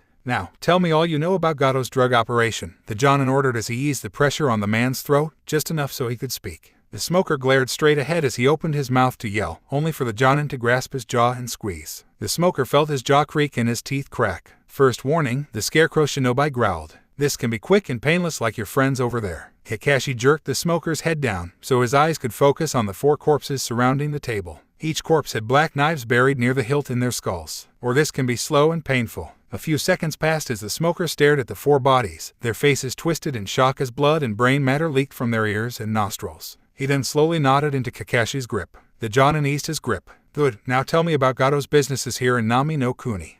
"I killed a man," Sasuke thought with a clinical distance, remembering the guard he had executed under Kakashi's watchful eye, the guard whose guise he was currently wearing. The Uchiha Genin recalled swooping down like a striking falcon, sinking his kunai into the back of the man's neck right near the base of the skull, severing the brain stem. The man didn't even know what hit him. As the fresh corpse fell to the ground like a puppet with its strings cut, Sasuke ensured to catch the man's polearm before it could strike the ground and make noise. It was a textbook assassination, and Sasuke felt nothing. Not rage nor guilt. At best, all the Uchiha heir felt for the man was apathy. He was an obstacle in his way that needed to be dealt with. And that bothered the young man. Is this how that person felt? Sasuke frowned, staring down at his hands. They were tan with short stubby fingers, the complete opposite of his own, which were pale with long, thin fingers. The same fingers as that person. Am I turning into them? The young genin clenched his fists and glared at the opposite wall, silently vowing, "No, I refuse. I will never be like them." The sound of a flushing toilet made the genin tense. His eyes flicked to the curtains to see if anyone was coming through as he took out a kunai. Sasuke heard the lock unlatching and prepared himself. The door opened, revealing a bald man with sunken cheeks and a stud piercing his nose. He took one step out of the bathroom and quickly felt a sharp prick in his throat as his world went dark. Sasuke caught the body mid-fall and dragged it into the bathroom, slamming the door shut with his shoes, his nose wrinkling at the awful stench. What the hell did this guy eat? The Uchiha muttered as he dropped the corpse and began patting it down, searching for valuable information. Finding nothing, he retrieved his kunai, pulling the blade out with a wet splat and wiping it on the man's shirt. "Hey, Hatsuo, you still shitting your guts out?" a gruff voice asked from behind the door. Sasuke's eyes widened in panic. His mind froze. He looked from the door to the body, appearing like a kid with his hand caught in the cookie jar or, in Sasuke's case, a kid with a corpse in the bathroom. The doorknob turned, causing the door latch to click. The door's unlocked. The door began to open, revealing the silhouette of a large man. The genin's mind faded into the background as he let his body take over. Instinctively, he channeled chakra to his eyes, his vision becoming sharper as his world seemed to slow down as he threw the kunai in his hand at the man's throat. Sasuke watched with panicked satisfaction as the large man's eyes seemed shocked with surprise, only for the wind to be taken out of the genin's sails as he watched the large man effortlessly catch the blade between his fingers. "Oh, it's you, Akio." The large man closed his eyes, bending his eyelids into an upside-down U shape that looked like a smile. Sasuke sighed, feeling the adrenaline drain out of his body quickly as he realized it was his sensei. "Yeah, it's me. I'll wait for you to finish, don't take too long," Kakashi said, closing the door when he stopped. "Oh, I almost forgot. Here." The transformed Jonin stepped forward and handed Sasuke's kunai back to him. "Now be careful with that," Kakashi chided, wagging his finger. "You might poke someone's eye out with that thing." The Uchiha rolled his eyes as he returned the dagger to his sleeve. "I'm good to go now." "Great to hear," Kakashi stated, turning on his heel and exiting the bathroom, his student trailing behind him. He waited for the genin to close the bathroom door before updating him on what he learned in the break room while honing his senses on the curtains leading to the drug lab. "Did anyone come in the hallway while I was gone?" the jonin asked. The genin shook his head. "Negative. Not one." "Interesting," Kakashi commented, analyzing that piece of information. "The men in the warehouse either have bladers of steel or they are going out back to piss. We'll need to reconfirm their numbers." Speaking of, I confirmed Jiraiya-sama's intel. These warehouses and the former daimyo's castle are Gato's only bases in Nami no Kuni. Once we're done here, it will be up to Jiraiya's team to finish their part. Sasuke crossed his arms. "And how do we do that?" "You told me no fire jutsu." Kakashi nodded. "I did because fire and chemicals make bigger fire or make boom, and I don't think the good people of Nami would appreciate a giant conflagration or explosion, my little firebug," the jonin mockingly explained. Sasuke scowled at the jeb. "Then what are we going to do?" His eyes flicked toward the curtains. The Uchiha was confident he could take all the men alone if ordered. Kakashi motioned for his student to follow him as he approached the curtains. He slightly peeled back the black cloth and counted the men on the floor, finding 20 men busy making drugs. Convenient, the jonin thought. Not one to look a gift horse in the mouth. Kakashi mentally measured the room as he planned to eliminate the men. About 300 square meters, he concluded as he ran through the mental catalog of the jutsu he knew and thought of one that fitted the situation perfectly. He drew back from the curtains and turned towards his student. "There are many ways to skin a cat, O dour student of mine, and, thankfully, your awesome sensei knows 1,000 of them." Sasuke resisted the urge to roll his eyes at his teacher's boasting, but he was intrigued. "And what jutsu will you be using?" "Nan Shoujo no Jutsu, a genjutsu that lulls targets in an area into a deep sleep," Kakashi explained as he canceled his transformation, placed his hands in the tiger seal, and began carefully molding his chakra for the technique. Sasuke's eyebrows rose at the action. "And if you could do that this whole time, why didn't you?" "Because you and Sakura needed experience in eliminating targets on your own, and I'm not skilled enough with this technique to cover the entirety of this warehouse," Kakashi told his genin as he finished molding the chakra. The jonin then motioned towards the curtains with his chin. "Would you kindly?" Sasuke widely peeled back the cloth and watched his sensei casually stroll through the opening and towards the center of the room, surprising the drug workers. What one of the workers began to say as he rose from his stool at the sight of the one-eyed shinobi, only to be distracted by a bunch of white feathers fluttering down from the ceiling. For some reason, the feathers made him feel tired. So, very tired. The man's eyes drooped shut as he fell to the ground, banging his head on his table on the way down. Sasuke watched, amazed at how fast the jutsu neutralized the 20 guards. "I need to learn some genjutsu," he concluded. Kakashi ended his jutsu and looked over his shoulder. "Sasuke, go outside and tell my clone to retrieve Sakura while I deal with them. Then we'll search this place for further intel about Gato's operations." "Understood," Sasuke responded as he canceled his transformation and left to fulfill his sensei's orders. Kakashi turned towards the unconscious group of goons, drew a kunai, and began quickly and efficiently slicing each man's throat. "I wonder how Jiraiya-sama is faring," he muttered as he slashed his fifth throat. The daimyo's castle sat upon a cliff overlooking the sea. It was 3 stories built in a pagoda style and constructed of wood and stone. The castle had a dirt courtyard enclosed by a 10-foot-tall wall where a few of Gato's men patrolled while 2 others guarded the thick wooden gates, the only entry for ordinary men. "When we reach the top, Zabuza, you and I will deal with the men patrolling the grounds while Naruto and Haku infiltrate and clear the top floor, capturing Gato if they find him. If not, they'll have an opportunity when you and I begin clearing the 1st and 2nd floors," Jiraiya explained as he and his group slowly scaled the cliff face, sticking to it with their chakra. Zabuza chuckled as he walked next to the elder shinobi while the 2 younger shinobi trailed behind them. Make the rat seek higher ground. Exactly. Though, why does the Hokage want us to capture the midget? I thought he wanted him dead. He does, but he'd rather let the villagers swing the blade. I see, Zabuza said as he looked over his right shoulder, seeing the blonde whispering something into Haku's ear. Are you sure the Gaki is up for this? Zabuza asked, his voice low with a tinge of worry. Jiraiya stifled a snort as he glanced behind him, seeing Haku nod towards his godson, a serious look on her face. Never thought I'd see the Kirigaki or no Kijin worried about a kid. He can handle Gato's goons. Zabuza scoffed, facing ahead, noting they were 100 feet from the ledge. You know that's not what I'm worried about. I know. Jiraiya sighed, taking one last look at the young couple, seeing the care and worry the young woman had for his godson. The sight lightened his heart as he looked forward, but he is Haku caring for him. Zabuza didn't respond. He rolled his shoulders, adjusting his blade so that its handle was sticking over his right shoulder, though hidden beneath his bandages was a small smile. The group crested the top of the cliff, climbed over the ledge, and found themselves 50 meters away from the back of the castle. Jiraiya gestured towards the two young shinobi, holding up 3 fingers with his right hand for a second, then quickly lowered 2 fingers and pointed down with his pointer. The young couple nodded, then rushed towards the castle, clearing the distance in a blink of an eye as they leaped from the first roof to the second and finally the third without making a sound. Jiraiya and Zabuza waited 3 minutes, then rushed the castle themselves, clearing the distance even faster than their young charges as they leaped straight to the second roof without a sound. They circled toward the front courtyard, peered over the ledge, and started counting their targets. 13 men were in the courtyard. A trio patrolled the western wall, 2 with hands on their weapons while the third held a lantern. A duo leaned against the eastern wall, smoking cigarettes. A group of 5 were in the middle of the courtyard, crouched around a game of dice near some lit braziers. 1 was in the northeast corner taking a piss in the shadows. The final 2 were guarding the inside of the gates. Jiraiya processed this information in a matter of seconds. The Toad Sage raised his hands, placing them in a cross-shaped seal. You take the center, I'll take the flanks. Meet at the gates. Cage Bunch in no jutsu, the seinen thought as a double of himself phased into existence, crouched on its creator's right.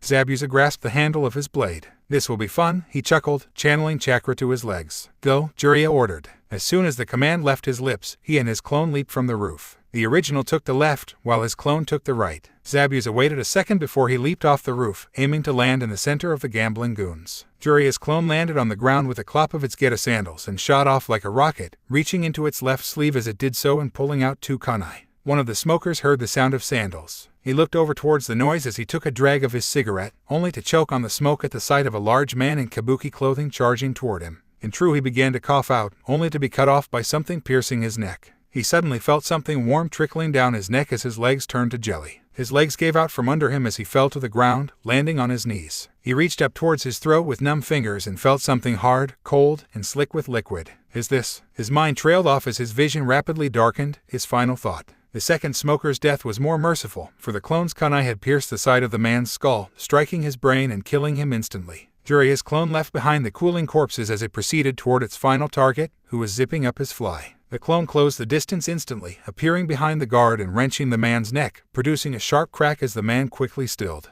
The clone frowned as it let the body drop. It then turned on its heel and rushed towards the gate. At the same time, the last loyal Sannin soared through the air, flashing through 6 hand seals with a speed that most Jonin would be hard-pressed to track, channeling chakra through the roots of his long hair as he descended upon the patrolling group of guards like a swooping falcon. Harijizo, the elder shinobi thought as he felt his long mane of hair extend, harden, and sharpen around his body, forming a spiky shell that would make a sea urchin jealous. The legendary ninja landed on one of the guards, crushing and skewering the man and splattering his compatriots with his blood. The other 2 men were still shocked, their minds still trying to process the sudden loss of their comrade, when the elder shinobi formed a single seal, directing the chakra to his scalp to launch his hardened hair follicles into the 2 goons. Harijigoku, the 2 goons were riddled with a barrage of hardened hair needles that peppered their bodies, making them look like macabre porcupines as they fell lifelessly to the ground. Jiraiya released his technique, his long mane reverting to its less deadly form as he sprinted toward the gate, noticing out the corner of his eye that Zabuza had descended on his hapless victims.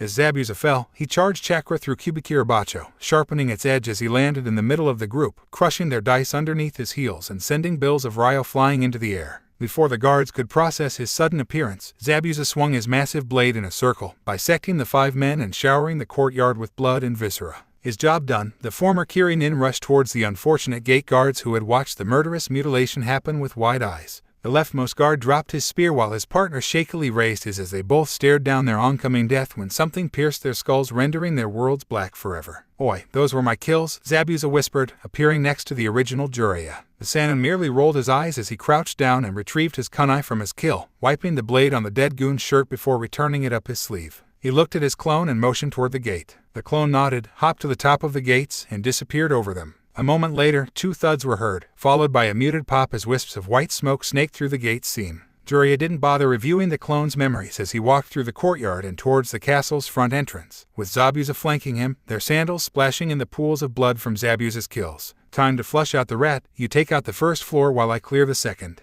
The Gamasinen leaped to the second roof. The former demon of the mist merely grinned behind his bandages, feeling his blood pumping as he drew some kunai and charged through the front entrance. While Jiraiya and Zabuza were terminating the guards on the grounds, Haku and Naruto infiltrated the castle through a window after slicing through its thick wooden slats with a wind-enhanced kunai from Haku. They found themselves in a large linen closet if the folded-up futons were anything to go by. They crept across the floorboards towards a thick wooden door, placed their ears upon it, and listened. It was silent. They pulled back, and Naruto reached towards the door handle and slightly opened it, just enough for Haku to quickly poke her head through and scan the hallway. Haku's brown orbs were greeted by a darkened hallway on her right that went on for some 30 feet before leading to some narrow stairs. To her left, the hallway went on for some 20 feet before turning a corner where Zabuza's apprentice could make out the glow of an approaching lantern and hear the sound of creaking wood. Quickly, the last Yuki pulled back and motioned towards her boyfriend to close the door. Naruto followed her silent command and closed the door, drawing a kunai from his holster as they waited for the guards to pass. Haku closed her eyes and focused on her hearing, utilizing her training under Zabuza to count the men passing by. She could hear 3 distinct sets of footsteps, which she relayed to her boyfriend with her right hand as she drew 4 senbon from her pouch with her left. Naruto gripped his kunai tighter as he heard the men pass by, readying himself for what he had to do as he watched his girlfriend for the signal. Haku waited for the men to make it halfway to the stairs before opening her eyes. She looked at her boyfriend and mouthed the word, "Go." Naruto nodded, pulled open the door, and both shinobi swooped into the hall and rushed towards the men, throwing their weapons at the turning guards with deadly precision. 2 guards had a pair of Haku's senbon embedded in their throats, while the 3rd guard had Naruto's kunai lodged in his. All 3 reflexively reached for their necks as they began crumpling to the ground, their glass lantern following suit, only for it to be caught by Naruto before it could shatter on the floor. The blonde hissed, repressing the urge to shout as he felt a burning sensation in his palm. He had caught the lantern near the flame. Haku, seeing this, walked over and blew out the lantern before taking it from her boyfriend's hands. She placed it on the floor, then channeled Hayaten chakra to her hands and grasped Naruto's hands with her own. Naruto sighed in relief at the cool sensation of his girlfriend's hands and gave her a nod of gratitude, receiving a smile in return. Naruto then released her hands, walked over to the fallen guards, and crouched near their bodies. The blonde observed that the men Haku targeted had died instantly. The same could not be said for Naruto's target. The man was still alive, clinging to life as he bled out on the floor, choking on the blood gurgling from his throat. Naruto frowned as he leaned over the man and reached towards his kunai, looking the man in the eyes as he did so. The man's eyes were teary, unfocused, and filled with fear. Naruto's hand shook as he grasped the blade. He took a shaky breath before he plunged the weapon deeper, then slashed the man's neck, ending his life. Naruto swallowed the bile rising in his throat as he wiped the kunai on the man's shirt and returned it to his holster. He felt a soft hand on his shoulder. He turned and met Haku's brown orbs shining with concern. The blonde sent her a nod as he stood up. Haku squeezed his shoulder, then motioned towards the bodies. "Could you make some clones and hide them in the closet while we clear the rest of this floor?" "Yes," Naruto responded as he placed his hands into a cross-hand seal and summoned 3 shadow clones in a puff of smoke. "After you 3 are done, stick to the ceiling and watch the hallway," the Jinchuriki ordered his clones. "Good idea," Haku complimented with a smile before adopting a more serious expression. "Now, let's go," she said, turning around and walking down the hallway. Naruto nodded and shadowed her as they turned the corner and were greeted with another hallway that ended in a dead end. It was lined with 6 doors, 2 on the left and 4 on the right, with no light coming from beneath any of them. One by one, the shinobi approached each door and cleared the rooms. First, Haku placed her ear against the door and used her training to listen for any inhabitants. Then Naruto opened the door, and they both checked the interiors with their eyes to ensure no one was there. The doors on the left were more storage rooms with paintings, scrolls, vases, and even an old suit of samurai armor on a stand, but no people. The first 3 doors on the right were guest rooms equally devoid of people. As they approached the final door, Naruto stiffened, his eyes glazed over, and he became slightly pale, something Haku noticed. "Are you okay?" she whispered, touching his shoulder. The blonde blinked, his eyes refocusing on his girlfriend's. "I'm fine," he assured her with a smile, though it appeared forced. "One of my clones dispelled, showing me that 2 more of Gato's goons had come up here to check on the other guards and ... Naruto trailed off as he looked down at his hands and remembered what his clones did. They dropped down on the 2 unsuspecting men, latching onto their backs and smothering their mouths with their hands as they slashed their throats. He then watched his clones drag their bodies into the linen closet with the other 3 corpses. 3 corpses. That's how many people Naruto had killed tonight, and he'd probably add more to the tally before the night was done and more as his shinobi career continued, and that thought chilled him. How many people will I have to kill? Naruto wondered. Before the young Uzumaki's thoughts could spiral out of control, he was brought back to reality by a hand cupping his chin and raising his face to see his girlfriend's caring expression. Naruto, I love you, she began, her tone carrying all the warmth and affection in her heart. And I understand what you're going through, but I need you now. I need you to watch my back, to protect me, just like I'll protect you, your body. Haku stepped forward, her hand leaving his face and slipping down his chest to rest over his heart as she hugged the blonde. Your mind. She rested her forehead on his own, staring deep into his eyes, and your heart, she finished by giving a gentle tap over the organ in question, followed by a brief but meaningful kiss. Can you do that for me? She asked once she pulled back. Yeah, I can do that, Naruto answered, his eyes clear and determined. Haku smiled. Good, now let's. Whatever Haku said was cut off by a loud gong, followed by many shouts of alarm. The duo's eyes widened before they burst into action. They barged into the final room, quickly finding nothing, and returned to the hallway, sprinting towards the staircase where they could hear the sounds of battle climbing up from the lower floors as well as hurried footsteps. Naruto and Haku exchanged glances, then leaped up and clung to the ceiling with their chakra just before 3 guards and Gato himself came barreling up the steps and rushed towards the linen closet door. Open the door. We'll leap out the window onto the roof. The diminutive drug lord shouted from their midst. But what about the bars? One of the guards with a black crew cut asked, while another with brown dreads reached towards the door and wrenched it open. Dreads took 1 step inside before pausing in the doorway. Knock them out, you idiot. Gato snarled as he shoved past the man in the doorway. And why are you standing there like a FCK? Nami no Kuni's tyrant trailed off as his eyes drank in the 5 corpses stacked like cordwood in the linen closet with 2 identical blonde boys with piercing blue eyes with kunai in their hands. Shit, Kruka cursed as he roughly grabbed his boss's shoulder and flung him into the hallway just before Dreads got struck by the 2 knives, one piercing his gut while the second slipped through his ribs and stabbed his heart. Kruka then kicked Dread's body into the room and slammed the door shut, pinning it with his body while the final guard, a bald man with heavy tattoos, went over to help their boss. Arg! Gato yelled as his shoulder slammed into the wall and felt a sharp pop. His eyes watered as Tats rolled him onto his back and helped him up. Unbidden, his eyes landed on the ceiling, and he felt his blood chill in his veins. Looking down at him was the same pair of sharp blue eyes glaring down at him in contempt, joined by a familiar pair of brown eyes that were glaring down at him furiously. Boss, you okay? Tats asked as he hauled his employer to his feet. Gato weakly raised his hand, pointing up at the ceiling where he watched in slow-moving horror the 2 shinobi drop down upon him and his guard, feet first. The drug dealer's last conscious thought before he got drop-kicked in the face was, is this how I die? Haku experienced a dark thrill of satisfaction shooting up her spine as she heard and felt the disgusting imp shades and nose shatter under her heels. That's for thinking you could make me your sex slave, she thought as she watched Naruto jump off Tat's body and leap towards the surprised crew-cut dispatching him with a flying stab to the chest with a bloody kunai. Good work, Naruto-kun, she complimented as she watched her boyfriend clean his weapon by wiping it on his 5th kill shirt before returning it to his holster. Now, do you have some wire to tie up this pig? Haku asked as she resisted the urge to stomp Gato's head in. Yes, Naruto answered as he walked over to his girlfriend and handed her a spool of wire from his hip pouch. Haku made quick and efficient work of hog-tying their target, making sure to tie the knots tight. Do you think you could leave some clones here to watch him while we go downstairs to help clear the lower floors? No need, the old man's here, Naruto said, looking down the hall and spotting Jiraiya's white hair cresting the top of the stairs. Good work, you two, Jiraiya praised as he approached, examining the young couple for any injuries and, thankfully, finding none. Have any trouble? Haku shook her head as she got up and went to stand next to her boyfriend. No, it was a clean infiltration, elimination, and capture mission. Good. I want an AAR, written out and ready to submit to the Hokage when we return there, Jiraiya ordered them both. Naruto nodded while Haku turned towards her boyfriend with a puzzled look, asking, AAR. What's an AAR? Naruto looked at her in disbelief. You don't know what an AAR is? Haku arched an eyebrow. Would I be asking if I did? Naruto waved his hands. No, I'm just surprised that you didn't know. AAR stands for After Action Report. It's a written report that we submit after completing a mission. It is an official record of what happened and can help us learn from our mistakes. Naruto muttered, I would know. Iruka-sensei had me write hundreds of them as punishment. Oh, I've never had to do that when completing a mission. Our employers never cared for paperwork as long as they got results, and given Zabuza-sama's reputation, those results were rather evident. Haku explained as she thought about the looks on some of their former employers' faces when they saw the aftermath of their assignments. One doesn't appreciate how much blood the human body has until it's painting the walls, floors, and ceilings. Did somebody call my name? Zabuza asked as he appeared at the top of the stairs. I was just explaining how I've never had to write an AAR. To Naruto-kun and Jiraiya-sama, Haku said to her master as he walked toward the group. Zabuza's shoulders slumped as he remembered the hours of his life spent writing reports. FCK, I forgot about that stuff. Zabuza then looked at Naruto, then at his apprentice. How serious are you about the brat? Zabuza-sama, Haku exclaimed as she threw a hyatt-infused chop to the top of her master's head. Ouch, Zabuza yelped. I was joking. He rubbed the top of his head, hissing at touching the newly formed bruise when his eyes landed on the bound Gato.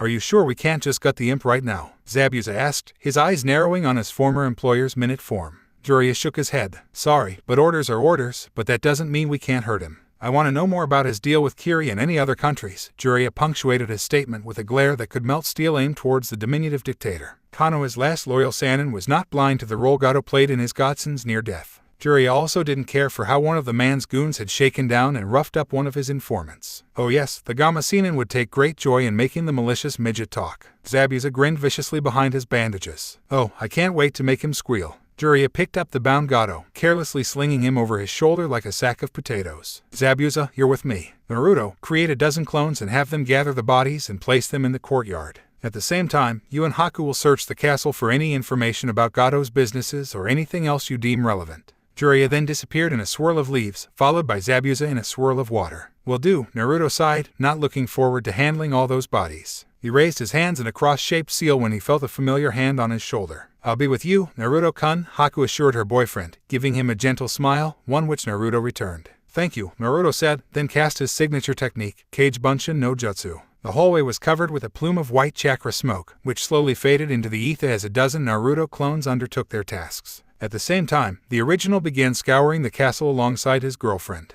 Gato was defeated, and Nami no Kuni was free.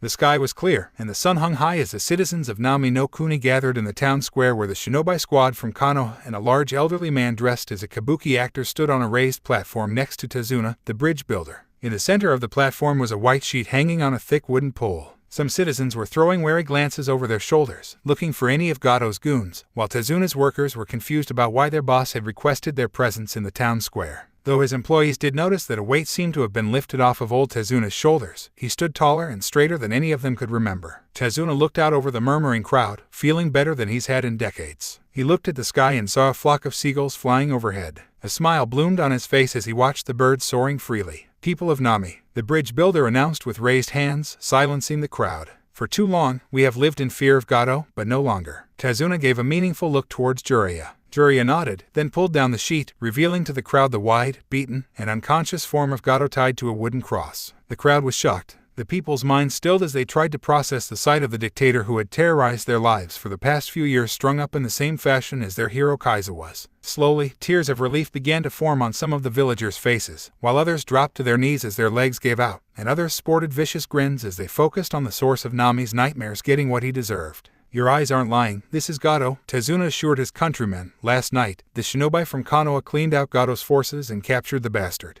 But why, though? One of Tazuna's workers asked. I thought their mission was to protect you while you built the bridge. That's true, Jiraiya interjected as he stepped forward. But when our Kage learned of the state of Nami, he tasked us with eliminating Gato because he could not stand the idea of our neighbors suffering under the heel of a vile dictator. It also doesn't hurt that the midget was willing to let Kiri set up a base of operations here, the Toad Sage mentally added as he reviewed some of the information he and Zabuza had learned from their interrogation. And we are eternally thankful to Konoha for their actions, Tazuna said before offering a deep bow to the Sannin and Team Kakashi, one soon mirrored by the rest of Nami's citizens. Tazuna held the bow for a few seconds before rising and turning towards the source of his country and his family's grief. Could you wake him up? I want him to look us in the eyes when it happens. Kakashi walked over and placed his hand on Gato's forehead. He channeled chakra through his hand and into the drug lord's head, breaking the genjutsu he was placed under and waking him up. Gato screamed, his eyes popping open and frantically darting all over the place as he fruitlessly struggled against his binds like a cornered animal until Kakashi silenced him with a swift punch to the gut. Thank you, Haddock-san, Tazuna formally addressed the man as he strode forward and placed himself before Gato. Do you know who I am? The bridge builder asked the tyrant. You're the bridge builder, Gato wheezed, his tone dead as he looked up at the old man. The one I ordered killed. Yes, you wanted me dead, just like my son, Kaiza. Tazuna's eyes narrowed, his fists clenched so tightly his knuckles were white. Do you remember him? He was a hero in this land, and you murdered. Kill me, Gato stated, interrupting Tazuna's rant. That's what you're gonna do, so do it. Tazuna stared deeply into the man's eyes, finding nothing but exhaustion and a desire for death. A small part of Tazuna's soul begged him to leave the man hanging on the cross, let him slowly wither and rot as the country he oppressed flourished around him. It would be poetic, cruelly so, and that's what made the bridge builder's decision. Tazuna glanced at Kakashi, sending him a look that the cycloptic Jonin understood as he reached into his kunai holster and drew one of the blades. Effortlessly, Kakashi flipped the kunai and caught it by its blade, then offered its handle to the bridge builder. Tazuna wordlessly took the weapon, gripping it tightly as he used his other hand to raise Gato's head and bare his throat. The bridge builder took one last look into the drug lord's eyes, spotting relief and, dare he say, gratitude shining in their beady depths before he raised the kunai and slashed the tyrant's throat. Team Kakashi, Jiraiya, and Tazuna watched silently as the corrupt businessman quickly bled out, his life dribbling down his chest, staining his shirt, and dripping down to the platform's wooden boards. A moment passed before Tazuna made to return Kakashi's kunai, only to receive a headshake followed by a jut of a chin towards the crowd. Tazuna nodded and turned towards his countrymen. Raising the weapon above his head, Tazuna roared to the crowd, "We are free." The people of Nami rejoiced. Their nightmare was over. As the people of Nami began to revel, Naruto walked across the platform and tapped Jiraiya on the shoulder. Jiraiya looked down and met a pair of hard blue eyes. "Tonight," Naruto mouthed. Jiraiya's shoulders slumped as he gave a resigned nod before the shinobi got swept away to celebrations put on by grateful citizens. Later that night, Naruto stood in the back doorway of Tazuna's house, his blue eyes studying the large form of Jiraiya, who was sitting at the end of the dock drinking sake and watching the stars. "Are you okay?" Haku asked as she hugged him from behind and rested her chin on his shoulder. She could feel the tension in his body as if he was a coiled spring ready to explode. "I'm fine," Naruto muttered. "Your tense shoulders say otherwise," Haku remarked as she tightened her hug and kissed his cheek, internally smiling as she felt him slightly relax. "All right, I'm not fine," Naruto truthfully answered as he focused on the kabuki-garbed shinobi. "It's just, knows who my father is. Something I've dreamed about knowing ever since I learned what a father was." "Isn't that a good thing to learn who's your father?" Haku asked. "Sure, but..." Naruto trailed off, leaving the thought hanging there. But why the secrecy?" Naruto finished as he unconsciously laid a hand on his girlfriend's arms wrapped around his stomach and, more specifically, his seal. "People have been keeping secrets about me, from me, for a long time," the blonde explained, then scoffed. "Hell, I didn't know I was a Jinchuriki until a few months ago when a traitor told me when he tried to kill me. Until then, I had no idea why I grew up hated and alone." Haku's eyes slightly narrowed as she felt her hackles rise at that nugget about her boyfriend's knowledge of his Jinchuriki status. To learn something so vital from a traitor who tried to kill him. "Oh, there will be hell to pay." Haku put a pin in her plans for retribution on hold as she laid another kiss on his cheek. "But you're not alone.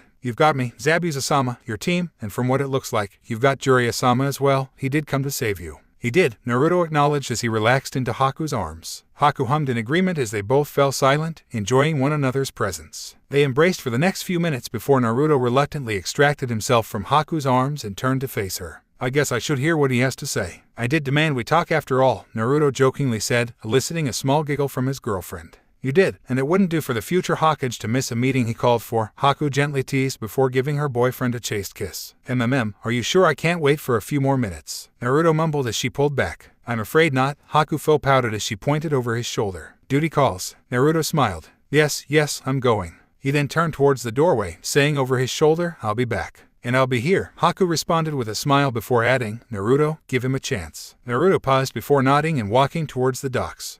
Jiraiya sat at the end of Tazuna's dock, his red Gato sandals by his side as he soaked his feet in the sea and nursed on some sake given to him by some random villager. "So, Naruto, you're the son of the Yondaime, and I'm your godfather, Nita." Jiraiya thought mockingly. "Yeah, that would go over well. I'd have better luck getting Tsunade Haim to give up gambling and become a priestess." The Toad Sage snorted at that thought as he took a sip of sake and stared up at the stars, losing himself in the innumerable silver pinpricks that dotted the night sky. Something about the shining dots never failed to set his mind at ease, probably because they were one of the few constants in the man's life. Regardless of where his duties as spymaster took him, his teammates abandoning the village, or his students' deaths, the stars remained stalwart sentinels shining in the night sky. They were one of the things his life as a shinobi hadn't taken from him. That, and his godson. "Though I haven't been much of a godfather, have I?" Jiraiya regretfully thought as he let out a mournful sigh and focused on an exceptionally bright star, the North Star. "I should have been there for him, Minato, Kushina. I should have raised him." "Hey, old man, are you ready to talk?" Naruto asked as he walked down the dock.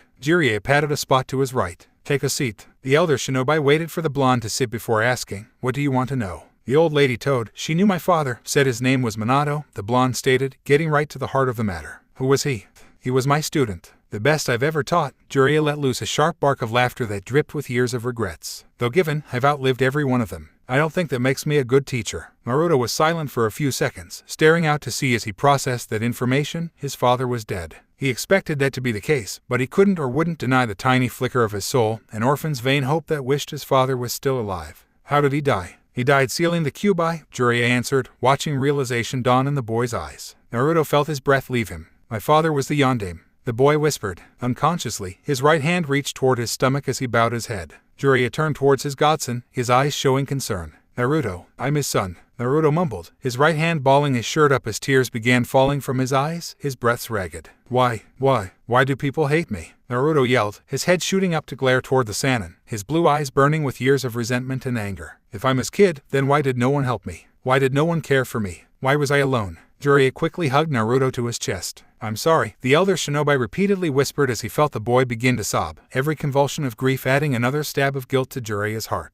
Jiraiya held his godson as the blonde cried out 13 years of pain and loneliness. The boy's sobs subsided a few minutes later and his breathing calmed. You're right, Jiraiya acknowledged, you shouldn't have grown up alone. Someone should have raised you, I should have raised you. Naruto pulled back at that admission, his eyes red-rimmed and his face was splotchy. Why would you raise me? Because I'm your godfather, Jiraiya answered, though he quickly regretted it when his godson leaped from his arms and slugged him in the face, sending him tumbling off the dock and into the sea. Naruto was seething as he stood at the end of the dock, his fists clenched so tightly he could feel his knuckles popping as he watched the water, waiting for his apparent godfather to resurface. It didn't take long before Jiraiya's hand breached the water's surface, followed by the rest of his body. The toad sage looked like a drowned rat as he knelt on the sea, coughing up lungfuls of brine. Jiraiya began, only to be interrupted by another set of hacking coughs. Deserve that, he finished in a wheeze. You deserve a hell of a lot more than that. Naruto yelled. Where the hell were you? I am Kano, his spy master. My job requires me to travel, track down leads, meet with contacts, and confirm information, Jiraiya explained as he stared straight into his godson's eyes. But that doesn't mean I couldn't have stopped by and visited you and done more to let you know that I cared, and for that, I deeply and sincerely apologize. Jiraiya bowed, touching his forehead to the water, awaiting Naruto's judgment. Naruto stood there, mulling over Jiraiya's words and, more importantly, his actions. The man had left him alone for 13 years, but he was Konoha's spy master, and from Naruto's time spent around Anko, the blonde understood how vital information was to the protection of the village. Even so, Jiraiya could have visited to let the blonde know someone cared. But as Naruto watched the man kneeling on the water, begging for forgiveness, he remembered his conversation with Haku about how the toad sage had saved him. Naruto unclenched his hands. 13 years ... You've got a lot to make up for. Jiraiya's head snapped up, his coal black eyes shimmering with hope. Thank you. I promise that I will, Jiraiya said before bowing again. Then he rose to his feet and stared at his godson standing on the dock as an idea popped into his mind. And I think I have an idea of how to start. Do you know how to water walk? Naruto tilted his head, confused for a split second, before looking down at Jiraiya's feet and realizing where the older shinobi was going with his offer. A grin slowly wormed onto the blonde's face as he shook his head. Well, we can't have that, Jiraiya stated before explaining the mechanics of water walking to his godson, who stood eagerly on the dock. While Jiraiya was bonding with Naruto, Haku was helping Tsunami in the kitchen by chopping up some greens for soup. Thanks again for the help, Haku-chan, Tezuna's daughter said as she stirred a large silver pot on the stove. It's nice to have another set of hands in here. Haku shrugged off the thanks as she finished dicing up some daikon radish and brought it to the pot. It's no problem, Tsunami-san. It's only fair that someone helps you since we're staying here. Plus, I enjoy cooking. Haku then scraped the vegetables into the brown soup with a pleasant plop. Really? That's surprising, Tsunami commented as she put down her ladle and checked on the rice. How so? Haku asked as she brought the knife and cutting board to the sink to wash. I thought shinobi would be more interested in training rather than something so domestic, Tsunami answered as she lifted the lid of the saucepan and used a nearby spoon to lift a bit of rice to her lips. Chewing the grains, she found them to be perfectly tender. Humming in delight, the housewife replaced the lid and took the rice pan off the stove to let it stand for a few minutes. Just because we're shinobi doesn't mean we aren't human. We've all got our interests outside of the profession, Haku explained as she began washing the dishes. Oh, I'm sorry. I didn't mean to offend, Tsunami said as she turned away from the stove and walked to the sink to help dry the dishes. Haku threw the housewife a good-natured smile. No offense taken. The last Yuki clan member looked out the window above the sink, seeing Naruto try and fail to water walk. Haku's smile turned softer as she watched her boyfriend emerge from the sea. Honestly, I'd rather be a housewife than a shinobi. Really? Tsunami asked, surprise and a bit of disbelief coloring her tone. Haku nodded. Really, there are a lot of dark aspects to being a shinobi, killing being one of them, that I do not care for. I want to give life, not take it, and I can see no better way than building a home with my future husband and raising our children together. That's nice, Tsunami softly commented, though her brow soon creased in worry. I do hope that you will wait for children, though. I think that you and Naruto-kun are a bit too young to be parents. Parents, Haku mumbled as unbidden, the image of a young boy, no more than 5, appeared in her mind. The boy had blonde, spiky hair, sparkling blue eyes, and a foxy grin that only belonged to one person, stretching his tiny face as he held out an ice sculpture. Haku blushed and quickly shook her head, banishing the image to the back of her mind. No, Tsunami-san. Neither Naruto-kun nor I are ready to be parents right now, Haku assured the concerned mother. Tsunami breathed a sigh of relief as she placed a set of chopsticks in a nearby drawer. That's good to hear. Haku arched an eyebrow as she handed Tsunami a clean dish to dry. And why is that? Because you and Naruto are so young, you have plenty of years ahead of you before you have to settle down and have children. Probably somewhere in your mid-20s. Haku's sweat dropped. While I appreciate your concern, did you forget that Naruto-kun and I are shinobi? No, but why would that matter? Tsunami asked, sounding confused. Our profession and long lives rarely go hand in hand, Haku delicately explained as she finished washing a measuring cup. So, while it might seem rushed by a civilian's standards, most shinobi start families by their mid to late teens. Oh, I'm sorry, Tsunami apologized with a quick bow. I appear to have stuck my foot in my mouth again, Tsunami said as she rose from her bow and sheepishly rubbed the back of her head. It's just when I look at you, Naruto, Sasuke, and Sakura, I see you as children first and not as shinobi. Haku waved off her apology before washing a whisk. No offense taken. They continued washing and drying dishes in silence for a moment before Tsunami decided to ask, so, when were you planning to have your first child? Well, I'm 15 right now, and I would like to have my first child no later than my 20th birthday. Haku answered as she finished cleaning the whisk and began on the last dish, a brown bowl. So, within the next 5 years. Tsunami asked for clarification as she dried and placed a knife in a knife block. Yes, Haku responded as she glanced outside and saw Jiraiya and Naruto stepping onto the docks, with the latter dripping wet while the former was dry as a desert.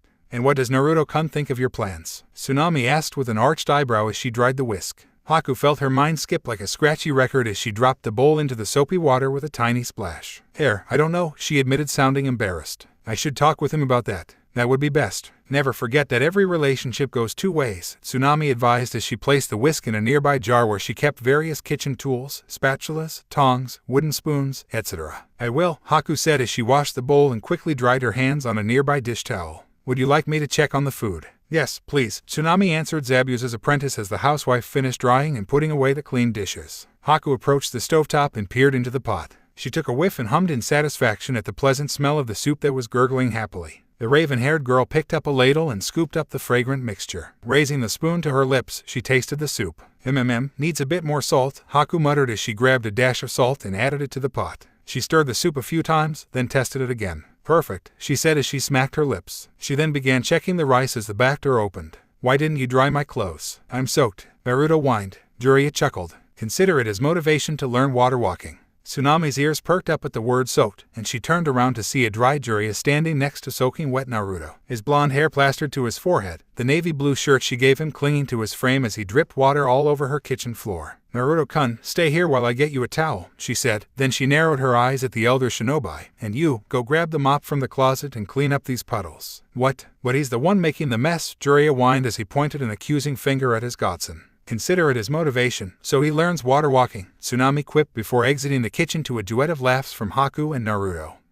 Better do what she says, Naruto laughed. But Jiraiya stammered before his shoulders slumped, and he released a giant sigh. Can you tell me which closet she meant? He asked Haku. Second door on your left as you exit the kitchen, Haku explained through her giggles. The toad sage nodded, then exited the kitchen, dragging his feet and momentarily leaving Naruto and Haku alone. With her conversation with Tsunami at the forefront of her mind, Haku decided to broach the subject of the future with her boyfriend. Say, Naruto-kun, what are your plans for the future? Other than becoming Hokage, that is. Naruto shrugged. I don't know. Settle down and have a family, I guess. You guess. Haku repeated, slowly feeling a pit form in her stomach. Do you not want a family of your own? She asked, dreading the answer. Of course I do. It's just... Naruto trailed off as he looked away from her and scratched his cheek with his forefinger. With the way the village treats me, I didn't think there'd be any takers to be Mrs. Uzumaki. Unknown to the blonde, multiple women in Konoha sneezed after uttering that statement. Oh, Naruto-kun, Haku said with a fond sigh as she strode over to her boyfriend and embraced him, uncaring of his soaked clothes. Any woman would be lucky to be Mrs. Uzumaki. I know I would.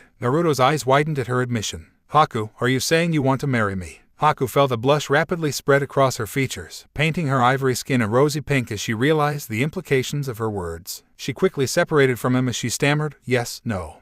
Not right now. Soon, but not too soon. We would need a house and a good-sized nest egg for children. Children? You want kids? Naruto asked, interrupting her, sounding dazed as he imagined a little girl, no older than 5, that looked like a mini Haku, but with his eyes. The image made his heart flutter, and a gentle warmth gathered in his stomach as he felt his face flush crimson. Do you not want kids? Haku asked, sounding meek as she nervously wrung her hands, her face redder than a cherry as she looked at everything in the room other than Naruto. Haku's question broke Naruto out of his stupor. Of course, I do, just not right now, Naruto responded, examining a fascinating speck of dirt on the tile floor. Probably in a few years, though I'd want to be a chunin, at least before I become a dad. A gentle smile crept up Haku's face as she felt a kaleidoscope of butterflies fluttering to and fro in her stomach. That's great, she whispered to herself. The young couple stood there in silence, stealing glances at one another before that silence was broken by a whispered awe from the kitchen door, followed by a quick shushing noise. Both teens' heads snapped towards the door and found it cracked open with the heads of Tsunami and Jiraiya poking out like gophers out of a gopher hole. Tsunami gave the couple a sheepish wave as she held up a white, fluffy bath towel. I've got you a towel, Naruto-kun. So, when's the wedding? Jiraiya teasingly asked, a large grin growing as he watched the young couple turn redder than a Yuki shinobi in the Suna desert. Naruto and Haku exchanged glances before the raven-haired girl turned on her heel and returned to the stove while the blonde stiffly strode over to the door and took the towel from Tsunami's hands. He politely thanked the mother before covering his head with the towel and exiting the room. Naruto-kun, Tsunami called, halting the boy at the foot of the stairs. I left you some fresh clothes in your room. Also, dinner will be ready in a few minutes. Naruto looked over and nodded, the towel still covering his head. Having too much fun with the couple's embarrassment, Jiraiya couldn't resist getting one last dig in. Yeah, you wouldn't want your wife's food to get cold, would you? Naruto flipped off his godfather before rushing up the stairs to escape Jiraiya's cackling. Jiraiya laughed until he was cut off by an elbow to his gut, drawing an oof from the Sannin. Quit teasing them, Tsunami said as she withdrew her elbow, then entered the kitchen. And don't forget to mop out here as well, she called over her shoulder before the door closed. Jiraiya grumbled as he rubbed his gut, grabbed the mop leaning against the wall, and cleaned up after his dripping godson. A few minutes later, Naruto returned downstairs and went to the dining room where Jiraiya, Haku, and Tsunami were waiting for him at the table with dinner ready to be eaten. Naruto quickly sat beside his girlfriend before they all offered thanks for the meal, then dug in. This is very delicious, Tsunami-san, Jiraiya said after a few mouthfuls of soup. Thank you for the compliment, but I don't deserve all of the credit, Tsunami demurred. Haku-chan was an immense help. It was no problem, Haku interjected. I enjoy cooking, and as I mentioned before, I felt like one of us should help you while we stay under your roof. Tsunami sent the young woman a grateful smile. Thank you. Your help in the kitchen and Naruto-kun's clones around the rest of the house have made cooking and cleaning a breeze. The mother sighed, it'll be such a shame when you leave. Nice to know you appreciate us ninjas for our housework skills, Naruto sarcastically commented with a grin, eliciting a laugh from the blue-haired woman. I'm sorry, Naruto-kun. I didn't mean to belittle your other skills, Tsunami said. I am genuinely grateful for what you have done for my family, myself, and my nation. We are free because of you. You're welcome, Naruto bashfully replied as he scratched his cheek, not knowing what else to say to such a heartfelt thanks. The table fell silent after that. The only sounds were the clinking of cutlery and the slurping of soup until Tsunami broke the silence with a question, how much longer will you be staying here? Eager to get rid of us, Tsunami-san, Jiraiya teasingly asked. Tsunami blushed as she rapidly waved her hands as if to wipe away any misunderstanding. No, I didn't mean it like that. I know, Jiraiya interrupted her, his hand held up. To answer your question, we'll be here until Tazuna finishes his bridge. Then we'll return to Konoha. So, about a week, then? Tsunami asked as she recalled her father mentioning how close they were to completing the bridge. Jiraiya nodded. Yes, though we might have to add a few days for the workers to recover from their hangovers. Tsunami giggled at that response. True, though I feel bad for the others, having to guard Inari and Tazuna during the celebrations. Meh, Jiraiya waved off her concern. It's good practice for Sakura and Sasuke's situational awareness. Plus, Jiraiya then motioned with his head towards his godson. This one there has done the lion's share of the guarding with his clones. I've been wondering about that. Why don't the others use clones like Naruto-kun? It seems like such a useful skill, Tsunami pointed out. It is, Jiraiya agreed, but Naruto's clone technique is rather energy-intensive and draining, both physically and mentally. Most Jonin can only make several before feeling exhausted, but the brat can make hundreds because of some special circumstances. Really? Like what? Tsunami eagerly asked. It's a secret, Jiraiya said, holding a finger up to his lips as he glanced toward his godson. Naruto nodded, getting the message. And speaking of clones, Jiraiya continued as he addressed their resident clone factory. You'll be using shadow clones to finish mastering water walking for the duration of the mission while you and I will work on something. Really? Naruto excitedly asked, bouncing in his seat. Is it a jutsu? Jiraiya laughed at his godson's eager expression. It is indeed. You'll learn how to summon. The sun poked its head over the horizon and draped its shining orange locks over the land and the closed eyes of one Uzumaki Naruto. Ugh, Naruto groaned as he instinctively rolled away from the light. Stupid son. Wish someone would drown you, he grumbled as he tried to fall back asleep, not noticing Jiraiya entering the room with a full bucket of water. Jiraiya repressed his snickers as he tiptoed over to his godson, nimbly avoiding the sleeping form of Sasuke as he did so. Time for your wake-up, Jiraiya mischievously thought as he raised the bucket over the unsuspecting blonde and tipped it. Rise and shine, Geki. Naruto's eyes shot open at Jiraiya's yell and were greeted by a deluge of water while an embarrassingly loud yelp roused the house.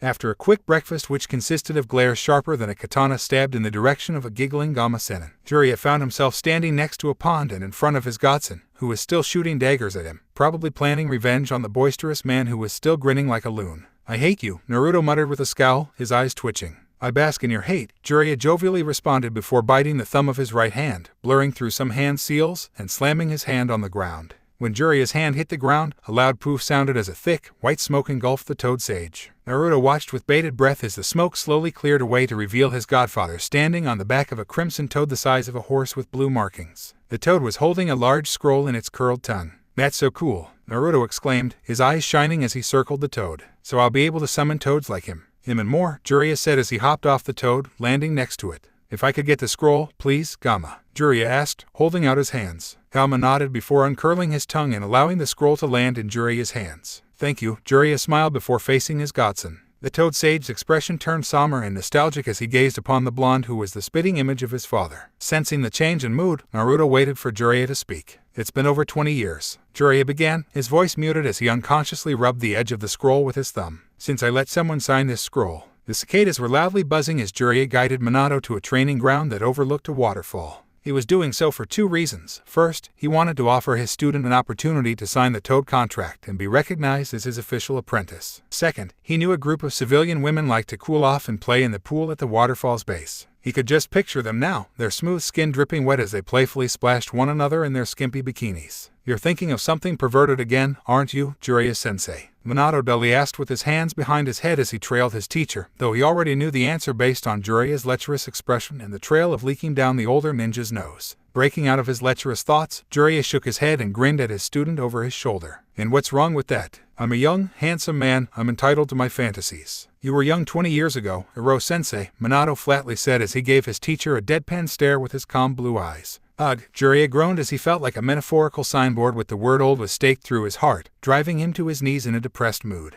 His sadness only lasted a second before the Sannin quickly popped to his feet and snapped, I'm still in my 30s, damn it. And maidenless, Minato responded matter-of-factly, causing another signboard to be driven through the lecher's heart and returning him to the dirt. So cruel, Jiraiya coughed, spitting from his hands and knees. Then, with a resiliency only known to the comically perverse, Jiraiya shot to his feet, his black eyes blazing as he demanded, and what would you know, huh? Minato's blue eyes widened at the accusation before he recalled something that made a light blush bloom on his face. Nothing, Minato quickly denied as he looked to his left. Where were you taking me again? He asked, trying to change the subject. Jiraiya's eyes gleamed, his anger forgotten as he caught his student's face. Oh ho ho, dost mine eyes deceive me? Is that a blush on my cool student's face? Jiraiya leaned closer, invading the blonde's space. No, Minato quickly denied as he turned away from his sensei. Your age is affecting your eyesight. Jiraiya ignored the crack at his age as he began circling his student, trying to get a good look at his blushing face. Really? Then what's that red rising on your cheeks? Jiraiya asked as he began playfully poking at his student's cheeks. Are you coming down with a cold? Minato batted the finger away with the back of his hand. No, it's just hot today, he exclaimed, though the excuse sounded weak to his ears as he walked away. Then what is it? Jiraiya asked with faux concern towards his student's back as he quickly caught up with him. If you're not sick, then what is it? Minato stopped and crossed his arms, refusing to look at his sensei. Nothing, really? Jiraiya asked as he slung his right arm over his student's shoulders and leaned down to whisper into the blonde's ear, would Kushina like it if you called her nothing? Minato's blush, which had only covered his cheeks, quickly darkened as it consumed his whole face. Seeing this caused Jiraiya to explode in laughter. Ahaha, your face, it's as red as Kushina's hair. The toad sage gasped out as he hunched over his knees. Shut up, I like my girlfriend's hair, Minato shouted, not realizing what he had just admitted to his pervert of a sensei. What? Jiraiya asked, his chuckles dying down as he stood up straight. Did you just call Kushina your girlfriend? Minato's blue orbs widened as his body stiffened. Unconsciously, the blonde teenager nodded. Minato couldn't tell you what happened next. One moment, he stood on a dirt path, watching his sensei with anxious eyes. And the next moment, Jiraiya lifted him off of the ground and spun Minato around in the tightest hug he had ever had the misfortune of receiving. Oh, I'm so proud of you, Jiraiya cheered with tears of pride falling out of his eyes as he held onto his squirming student. You finally got your girl, sensei. Can't breathe, Minato choked out, his face turning blue as he weakly kicked Jiraiya in the stomach in a vain attempt to free himself. His vision was darkening, and he felt like his soul was leaving his body, so much so that he swore he could see the image of an elderly man standing on a river bank. The elderly man was wearing a white kimono and warning the young man not to come over.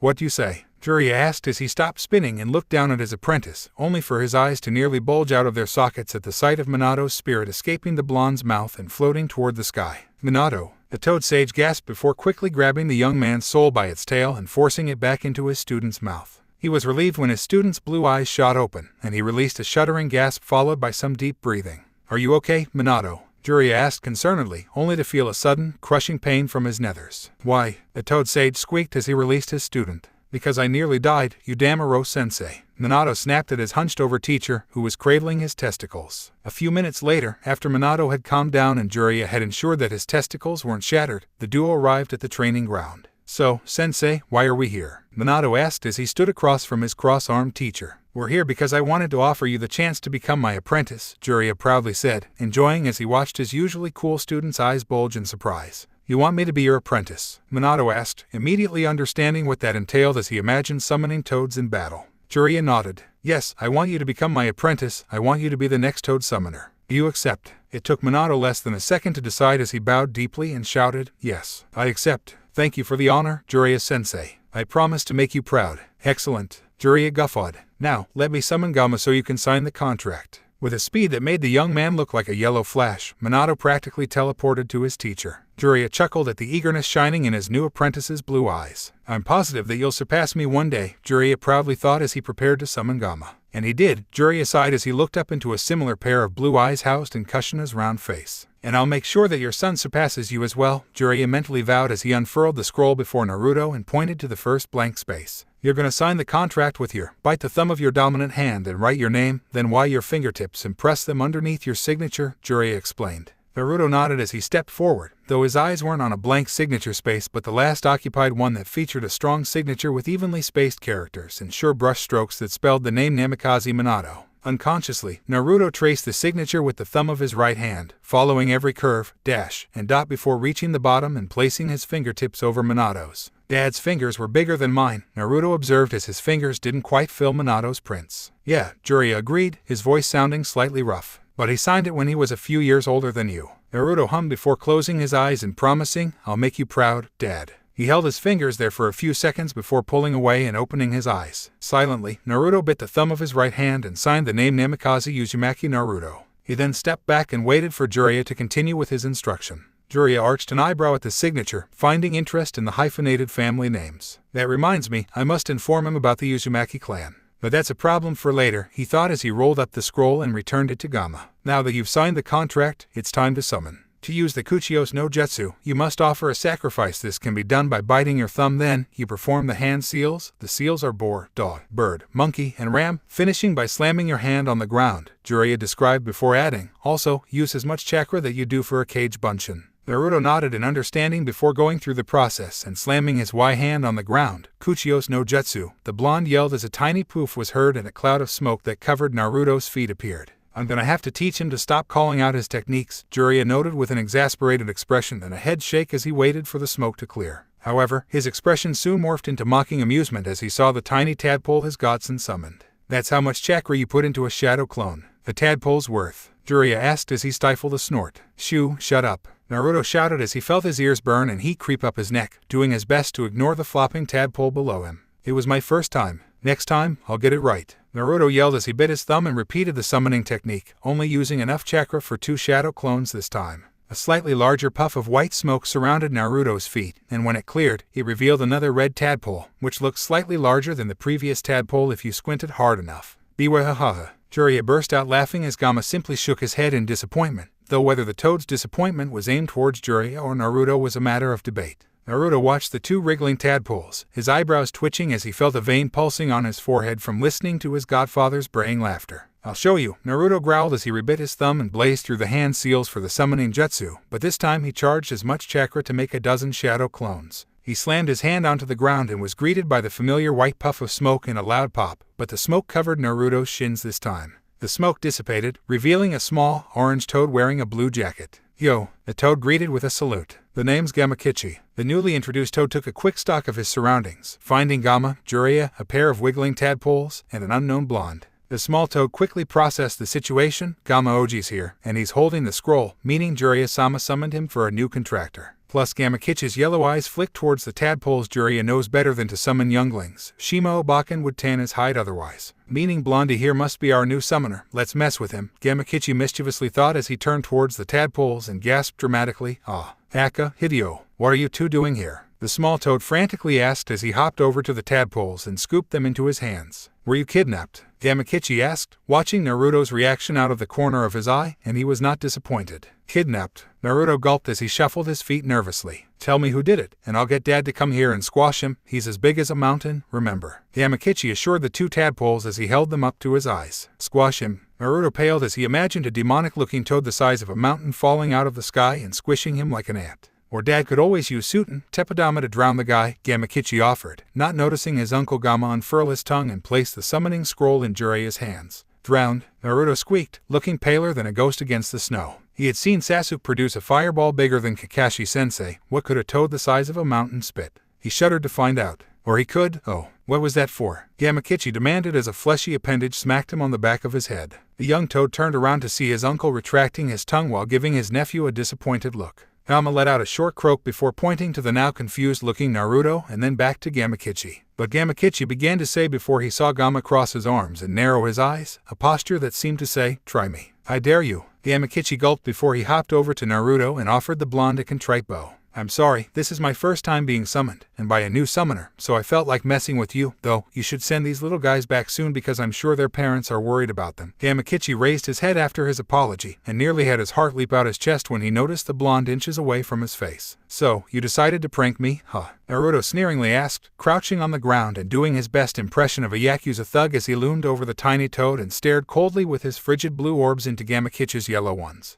Yes, Gamakichi stutteringly replied, shuddering under the blonde stare. He's not gonna hurt me, right? It was just a joke, Gamakichi nervously thought as he felt sweat beginning to gather on his forehead. Naruto stared down the scared Gamakichi for a few more seconds before his sneering facade cracked, and a snort bubbled out of his lips, followed by a cascade of laughter. You should see your face. Hey? Gamakichi uttered, his face a perfect picture mixture of shock and confusion before his mind caught up with the situation. Hey, you tricked me, Gamakichi indignantly shouted. And you tricked me, so fair's fair, Naruto retorted as he stood up with crossed arms. True, Gamakichi sheepishly chuckled before he felt the two tadpoles in his hands getting restless. Oh, right. Hey, Blondie, could you send these two home? Gamakichi asked as he held up his hands, showing the wriggling, agitated tadpoles. My name's not Blondie, it's Naruto, the Uzumaki corrected as he stared at the two tadpoles. How do I do that? Naruto asked after a few moments, scratching his head. Gamakichi's sweat dropped. You're really new at this, ain't ya? Before Naruto could retort, Jiraiya stopped him with a clap to the shoulder. Just think of dispelling the tadpoles as you do with your clones, Jiraiya explained. Gotcha, Naruto said before he closed his eyes and focused on sensing his connection to the toads. He could feel 3 tethers reaching outwards that were feeding from his chakra. Frowning, Naruto mentally examined the 3 links and found that 2 were smaller than the remaining one, like 2 thin strings compared to a thin chain. Naruto cut the 2 strings and opened his eyes, feeling satisfied as he saw the 2 tadpoles disappear in small clouds of white smoke. Good job, Jiraiya praised his godson before adopting a more edifying tone. Now, what did you learn? How to dispel toads. Naruto answered unsurely. True, Jiraiya nodded. And what else did you learn about summoning toads? Specifically, the process. Naruto crossed his arms and thought about it. I don't think he's asking me about the hand signs or the... Is he asking about the chakra costs? The blonde wondered as his blue eyes drifted towards Gamakichi, who was hopping over to Gama. Naruto recalled that he had used enough chakra for 12 shadow clones to summon the tiny toad. Was that what Jiraiya was asking about? Shrugging, Naruto turned towards his godfather and answered, Gamakichi cost more chakra to summon than the tadpoles. That he does. And how many clones were you thinking of when you summoned him? Jiraiya asked, wanting to confirm something. About a dozen. Why? Naruto frowned as he wondered where the toad sage was going with this. Jiraiya reminded him of Iruka-sensei when the scarred Chunin tried to teach him something by prodding him with questions and hints rather than just telling him. Sensing his student's frustration, Jiraiya decided to be more direct and asked, Naruto, how much chakra do you put into your shadow clones? How much? Naruto repeated as he tilted his head and thought about how much chakra he put into a shadow clone. Well, when I was first learning it, I was just thinking about splitting my chakra and forming a clone like the scroll said, Naruto said, thinking aloud. And how big was the split? Did you give the clones half of your chakra? A quarter, Jiraiya asked. Don't remember, Naruto answered. I was focused on doing the jutsu, so I didn't pay much attention to how much chakra I was using. Plus, what does it matter now? I can use the jutsu. Hell, Hokage-Jiji told me I could use it better than he could, Naruto snapped, his irritation starting to boil over. Calm down, Gaki, Jiraiya said in a soothing tone as he held up a hand. It's great that you can use a jutsu like the Kage Bunshin. However, I noticed you waste a lot of chakra when using some of your techniques. Summoning the first tadpole was my first hint, Jiraiya explained. Huh, how does summoning a tadpole mean I waste chakra? Naruto asked, his irritation beginning to wane and be replaced by curiosity. Why, it's elementary, my dear student, Jiraiya exclaimed as he held up his pointer finger. The shadow clone technique, when performed correctly, creates a clone of the user with half of their chakra. Yes, and? Naruto flatly asked, still not seeing what Jiraiya was getting at. Jiraiya deflated. Kid, do you not appreciate how much chakra you have? What do you mean? Don't I have the same amount of chakra as Sasuke team? I mean, the bastard got the tree walking exercise around the same time that I did, Naruto commented with a pout. Jiraiya's eyes widened slightly at the boy's admission. I sensed Naruto's chakra levels when I was in Sage mode, and he's got as much chakra as Sarutobi-sensei, and that's without the Kyuubi. If Naruto mastered tree walking at the same rate as the Uchiha, even if he used a few shadow clones, then his potential is virtually limitless. Jiraiya smiled at that thought, knowing his godson would have a bright future ahead of him. Though the Toad Sage also knew he had to keep his new blonde student humble and hungry, and he knew just how to do it as his smile shifted into a smirk. You've actually got more chakra than the Uchiha, Jiraiya began, seeing the excitement bubble in his godson's eyes, only for it to quickly pop when Jiraiya said, but he doesn't waste his chakra, which makes him a better shinobi. The hell he is, Naruto denied, pointing an accusatory finger at Jiraiya. And I don't waste my chakra. Really? And who's the one who just summoned 2 tadpoles? Jiraiya teased, bending at the waist and pushing his face into Naruto's. Is that how much half of your chakra is? An itty bitty baby's worth. Naruto's cheeks flushed in a mixture of anger and embarrassment. Anger from Jiraiya's teasing and embarrassment because the blonde knew that the Toad Sage was right. Naruto clenched his fists and felt a twinge of pain from his right thumb. The wounds had healed, but the flesh was still tender. The pain reminded Naruto of his unsuccessful summoning attempts and his promise to his father just a short while ago. What would Minato have thought of how his son was acting? Would he be proud of his son acting like a petulant child? Naruto suspected Minato would be disappointed as a sudden shame bloomed in the blonde's chest, causing him to turn his head and avoid Jiraiya's eyes. The blonde then mumbled something. Huh, what was that? Jiraiya asked as he cupped his ear with his hand. I said, how do I get better? Naruto said louder as he looked Jiraiya in the eyes, the blonde's blue eyes burning brightly. I want to be the best. I want to make my father proud. Jiraiya's grin softened as he leaned back and fondly gazed upon his godson. He's already proud, kid. Jiraiya then placed his hands on his hips and said, but if you want to be the best, then I'll help you, and we'll start now. I want you to make 20 clones, and they'll continue practicing water walking. All right, Naruto shouted as he placed his hands into the cross-shaped hand seal. The blonde got engulfed in a large cloud of smoke that dissipated to reveal 20 grinning blondes. Let's go, boys, Naruto roared, getting cheers from his doppelgangers as they rushed onto the pond. However, he got stopped a few steps short as Jiraiya plucked him out of the group by his collar with one arm. Huh, what gives? They'll be working on water walking while you and I work on your taijutsu, Jiraiya explained before releasing the blonde and walking a few feet away. Sweet, Naruto exclaimed as he pumped his fist into the air and followed Jiraiya. Haku hummed a gentle tune, a picnic basket in her hands, as she walked through the forest toward the pond where Naruto and Jiraiya were training. I hope they're hungry, Haku cheerily thought as she glanced at the basket. She and Tsunami had another pleasant time working together in the kitchen while Kakashi worked with Sakura on grappling in the front yard. At the same time, Sasuke and a shadow clone of Kakashi accompanied Tazuna to the bridge. Kage Bunshin is such a useful jutsu. I wonder if Naruto-kun can teach it to me. The Yuki heiress wondered as she neared the pond, the sounds of fighting reaching her ears. I thought they would be practicing water walking, Haku muttered, sounding confused before her senses screamed at her to leap to the side. Eyes widening, Zabuza's apprentice quickly jumped to her left, avoiding a blonde and blue bullet shooting past her and crashing into a tree. Haku whipped her head around, her long tresses flapping in the wind, and nearly dropped her basket in shock when she identified the blonde bullet as her boyfriend with his face down in the dirt. Naruto-kun, she gasped as she rushed and knelt beside him. She placed down her basket and channeled a bit of Hayaten chakra to her hands. That was a cheap shot, Hirosinen, the blonde groaned into the dirt, feeling dizzy from getting his bell rung. He swore he heard his girlfriend shout his name, but he was unsure because up was now down as far as his rattled brain was concerned, and voice recognition was on a lower rung on the ladder of needs than getting his equilibrium back. Naruto slowly rolled onto his back, fighting down his sudden nauseousness that threatened to expel his breakfast as he did so. With that task complete, the blonde opened his eyes, though that proved to be a mistake when sharp shards of light streaming down through the trees lanced his retinas. Shit, Naruto hissed as he quickly shut his eyes and was greeted by flashing spots on the inside of his eyelids. The Namikaze Uzumaki heir wondered how long the pain would last when he felt a familiar pair of soft, cool hands on his temples and a sudden coldness soothing his throbbing head. How are you feeling? Haku asked, sounding concerned as she examined her boyfriend and found torn and ruffled clothes, bruises and cuts up and down on his arms and legs, and a large shiner over his right eye. Never been better, Naruto weakly chirped, trying to assure her as he opened his eyes and found a confusing sight, 3 Hakus. Hey, when did you learn Kage Bunshin? The blonde asked, his blue eyes trying and failing to focus on one of the Hakus. You have a concussion, Naruto-kun, Haku said as she stopped channeling chakra to her hands before sternly stating, you will be taking a break from training for the day and resting while I monitor you for further symptoms. But Naruto began to protest, only to be cut off by his girlfriend's frown.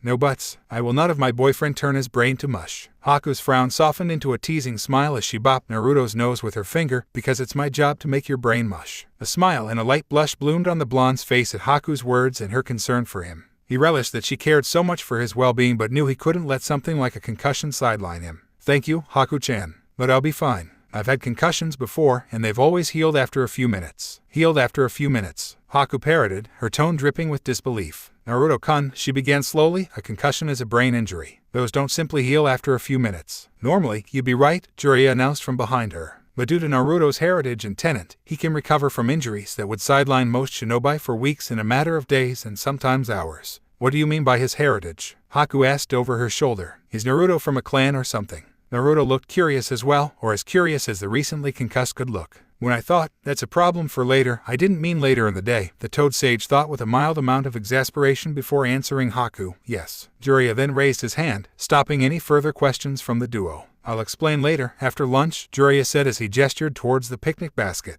The couple traded a look, communicating with their eyes before Haku agreed with a nod. Later, the trio sat in the shade, enjoying a lunch of rice balls wrapped in dried seaweed, egg salad sandwiches, and tea, while Naruto's clones tried their best to water walk on the nearby pond with limited degrees of success if their dripping clothes was any indicator. So, Kage Bunshin can be used as a training tool. Haku asked aloud as she observed one clone start from the shore and walk onto the pond. It got 3 steps before it teetered to its left, forcing it to balance on one foot and making it look like an unbalanced stork before the clone finally lost its concentration and fell face first into the water with a splash. They can, but only by a few, Jiraiya answered before taking a bite of his sandwich. This is a good sandwich, he complimented after swallowing his bite. Thank you, Haku said. But what do you mean that only by a few? Can anyone who knows the technique use them for training? Naruto's ears perked up at this question as he finished swallowing a bite of his rice ball. Yeah, can't Kakashi-sensei or, Naruto comically shuddered before continuing, the team use shadow clones to train. Naruto asked, not liking the thought of dozens of duck-butted Uchihas getting Sasuke stronger. You don't have to worry about that, Jiraiya chuckled. They can't use the shadow clone training method because they aren't built like you. And does Naruto-kun's build has anything to do with his heritage? Haku asked, stressing the word heritage as she narrowed her eyes at the sage over the lip of her cup. Couldn't wait for our stomachs to settle, could you? Jiraiya asked with a mock pout before sighing and asking Naruto, what do you know about your last name, Uzumaki?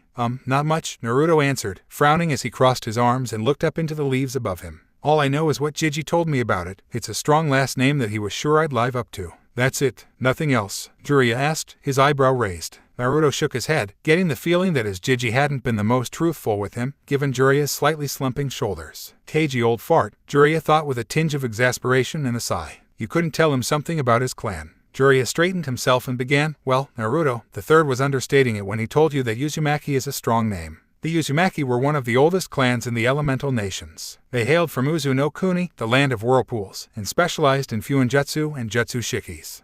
Sealing techniques, technique formulas. What are those? Naruto asked, interrupting Jiraiya. Haku, too, looked curious. Though she knew what sealing techniques were, this was the first time she had heard of Jutsu Shikis. Fuinjutsu is a discipline that focuses on sealing objects, living beings, chakra, and a variety of other things within other objects through the use of kanji and technique formulae. Fuinjutsu can also restrict movement or unseal objects from something or someone. Your seal is an example of sealing. Jutsu Shikis, on the other hand, is somewhat similar to Fuinjutsu in that it also uses kanji and technique formulae, but its application is broader than Fuinjutsu. For example, Yondaime-sama's famed Hurashin is an example of a Jutsu Shiki. The only limitation to Jutsu Shiki is a person's knowledge and imagination, Jiraiya answered. Really? Naruto gasped with wide eyes, looking excited, wondering if he could learn how to write Jutsu Shiki. Because if his dad used it to create something as awesome as the Flying Thunder God, he couldn't imagine what he would accomplish with it. Sensing his thoughts, Jiraiya decided to cool the boys' jets. Really? Jiraiya grinned with a nod before he warned, but learning how to use Fuinjutsu and Jutsu Shiki requires a lot of studies. Physics, biology, engineering, mathematics, etc. And from what Kakashi told me, the study bug on your team is Sakura, not you. If you wanted to make anything close to what Yandame-sama made, you'd have to seriously hit the books. I don't care. It sounds too cool to pass up, Naruto said, undeterred by his godfather's warnings. Plus, learning it would be a way to honor my family's legacy, Naruto added as he looked Jiraiya right in the eyes, his blue eyes shining with a stubborn determination. Guess we'll be adding calligraphy to his training schedule, followed by regular study sessions. It's a good thing he can make so many clones, Jiraiya thought as he held up his hand. All right, but don't say I didn't warn you. Now, where was I? He told us that the Uzumaki clan hailed from Uzu no Kuni before we got sidetracked with their specialties, Haku helpfully supplied. That's right, Jiraiya said, giving Haku a thankful nod before continuing with the history of the Uzumaki clan. As I was saying, the Uzumaki clan were known for their skills with sealing and technique formulas as well as their distinctive red hair. Though their most feared and coveted trait was their powerful life forces and chakra, which made them a long-lived clan with members that could survive wounds and fight longer than your average shinobi. Jiraiya then paused as a thought struck him, one that he shared aloud. Now that I think about it, their strong life forces is, probably, why they specialized in Fuinjutsu and Jutsu Shiki. Don't know why I didn't see that until now. I mean their village, Uzashigakure, the Hidden Eddy Village, was nicknamed the Village of Longevity. Jiraiya shrugged as if to say, what can you do? Then took a sip of his cooling tea to wet his throat, leaving the couple to discuss his observation. Naruto scratched his head. How does living for a long time make you specialize in Fuinjutsu and Jutsu Shiki? Haku pursed her lips before offering. Maybe it's because they lived so long that they had more time to develop them. Jiraiya-sama just told us that those disciplines take a lot of study to master. My thoughts exactly, Jiraiya said after lowering his cup. Their strong life forces and chakra also allowed them to use more chakra-intensive and physically draining jutsu throw in Naruto's tenon, and the Gaki is one of the few people on the planet that can use the shadow clone training method without severe drawbacks. Though we'll limit the number of clones he uses so that we don't overtax his brain, Jiraiya quickly amended his statement at Haku's heavy stare. Haku held the stare momentarily before grinning and throwing her arms around an oddly silent Naruto. That's great, Naruto-kun. With this training method, you'll be one step closer to becoming Hokage. Haku cheered, kissing his cheek and getting no response. Haku frowned as she pulled back and noticed her boyfriend's pensive expression. Naruto-kun. Naruto was pulled out of his thoughts by his girlfriend's soft voice. He turned to her and offered her an apologetic grin, saying, Sorry, Haku-chan, I was just thinking. Thinking about what? She asked, her frown receding slightly. Naruto looked past her and into his godfather's eyes, sending the elder shinobi a pleading look as he answered, I was just thinking. I know my dad wasn't in Uzumaki, so it has to be my mom, and I was wondering what she was like. Jiraiya felt his heart clench at his godson's look before he softly stated, I can show you. Jiraiya reached inside his vest and pulled out a hand-sized sealing scroll with blue edges tied with a red thread. He quickly untied and unfurled the scroll on his lap, revealing tiny lines of kanji and various other jutsu shiki surrounding large kanjis for money, clothes, weapons, and finally, documents. Jiraiya then bit his thumb and spread the Y appendage on the kanji for documents while channeling his chakra into the seal. A small pop like a weak party popper sounded, followed by a small puff of white smoke that obscured Jiraiya's hand. The smoke quickly dissipated and revealed a photo about the size of his palm that showed signs of weathering, from its yellowing paper to the watermark staining its borders. Wordlessly, Jiraiya handed the photo over to Haku to hand to Naruto. Naruto took the photo with a silent thanks and felt tears well in his eyes as he examined it. The photo showed a handsome blonde man wearing a standard Konoha uniform and a white haori with red flames on its hem. The man had spiky hair, blue eyes, and an angular face smiling toward the camera as he embraced a beautiful red-headed woman from behind, his hands on her protruding stomach. The woman was wearing a long, green maternity dress, shinobi sandals, and a single beret which she used to keep her long, ankle-length hair out of her violet eyes and rounded face. The woman was also sporting a grin as she held up a peace sign with her free hand while the other rested on the man's hands. Adu-san, Kasen, Naruto whispered as he felt his tears streak down his cheeks and drip off his face with a few splattering on the photo. Naruto rapidly blinked his tears away, trying to avoid breaking down into a sobbing mess as he turned over the photo, but his efforts were for naught.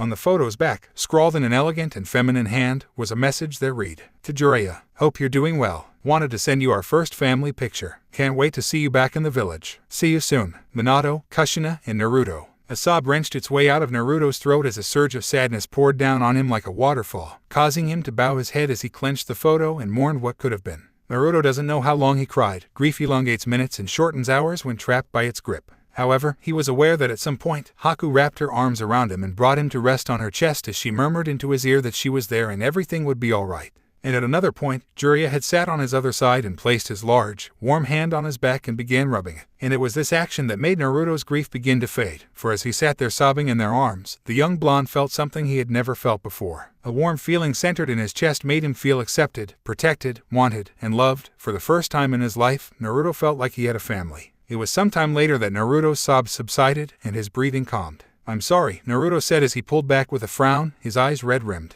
It's okay, Naruto-kun, Haku assured with a soft smile as she threaded her fingers through his hair. Someone once told me, sometimes when you need to cry, she said as she recalled what Naruto had told her on their first date. The corner of Naruto's lips twitched as he sent his girlfriend a thankful look before he recalled the photo in his hands. Reluctantly, Naruto moved out of Haku's arms, turned towards Jiraiya, and offered him the photo. Sorry, I think I got it a bit wet. Jiraiya held up his free hand. Keep it. It's yours now, he said, his voice sounding rough. The old man coughed into his fist before asking, would you like to learn about her? Naruto nodded as he clutched the photo to his chest. All right, your mom, Uzumaki Kushina, was a splendid kunoichi. Skilled and beautiful, she was one of the best ninjas that Konoha had ever produced. Hell, if it weren't for your dad, she would have been a front-runner for Hokage, Jiraiya said, watching his godson's eyes widen with wonder. My mom could have been Hokage, Naruto asked as he gazed at the photograph and studied his mom's smiling face. Yup, Jiraiya nodded. She could have been. In fact, she told me that it was once her dream to become the first female Hokage. A surge of warmth permeated Naruto's being at that revelation as he stroked his mother's image with his thumb, feeling a connection with her based on their shared dream. However, he did wonder why she chose to give it up and asked Jiraiya as such. She fell in love with your father, Jiraiya answered as he looked over Naruto's shoulder and at Minato's smiling face. After that, Kushina decided she wanted to have a family, saying it was the best decision she ever made because she didn't have to deal with paperwork. Paperwork, Naruto parroted, a confused look on his face as he looked up towards his godfather. Why would paperwork be a problem? Naruto, don't you know how much paperwork is involved with running a village? You had to have seen all the scrolls and documents that the third has to read through and sign daily, right? Jiraiya asked, wondering if his new apprentice knew what being a Hokage entailed. Naruto rolled his eyes. Of course I do, but why wouldn't I just use clones? Naruto asked as he pointed towards the dripping shadow clones practicing on the pond, idly noting that less than half remained. Because it's a waste of chakra, Jiraiya began strongly before trailing off as he realized who it was he was talking to. Never mind, Jiraiya said with a shake of his head. Where was I? You said mom was a skilled kunoichi who could have been Hokage if she didn't fall for dad, Naruto rapidly said as he bounced in his seat, excited to learn more. That she was. She was also a hyperactive knucklehead who could barely sit still with a penchant for pranking. Sound like someone you know? Jiraiya rhetorically asked with a grin. My mom liked pranks, Databeo, Naruto asked, his verbal tick coming out due to his excitement. Yup, and she even had a similar tick, Jiraiya laughed. Whenever she'd get excited, she'd say, Databane. You should have seen her when she learned she was pregnant with you, Databane this and Databane that. I swear, no one could understand her that day. That's cool, Naruto exclaimed with a grin. So I'm like my mom. In everything but looks except your face, that's all Kushina, Jiraiya answered. I can see what he means, Haku agreed as she snaked her arm through Naruto's and rested her chin on his shoulder as she closely studied the photograph. Your face is round, like hers, and you've got a similar eye shape, though you obviously get your eye color from your father and your hair. Haku's brown eyes then focused on Naruto's father and closely examined his image, feeling as if she had seen his image somewhere else. The feeling was niggling at her brain like the man was important, beyond being her boyfriend's father. Wanting to get rid of the feeling, Haku decided to ask Naruto, your father looks familiar, was he someone important? Oh, yay, my dad was Yondaime, Naruto nonchalantly stated as he turned towards her. Did I forget to tell you that?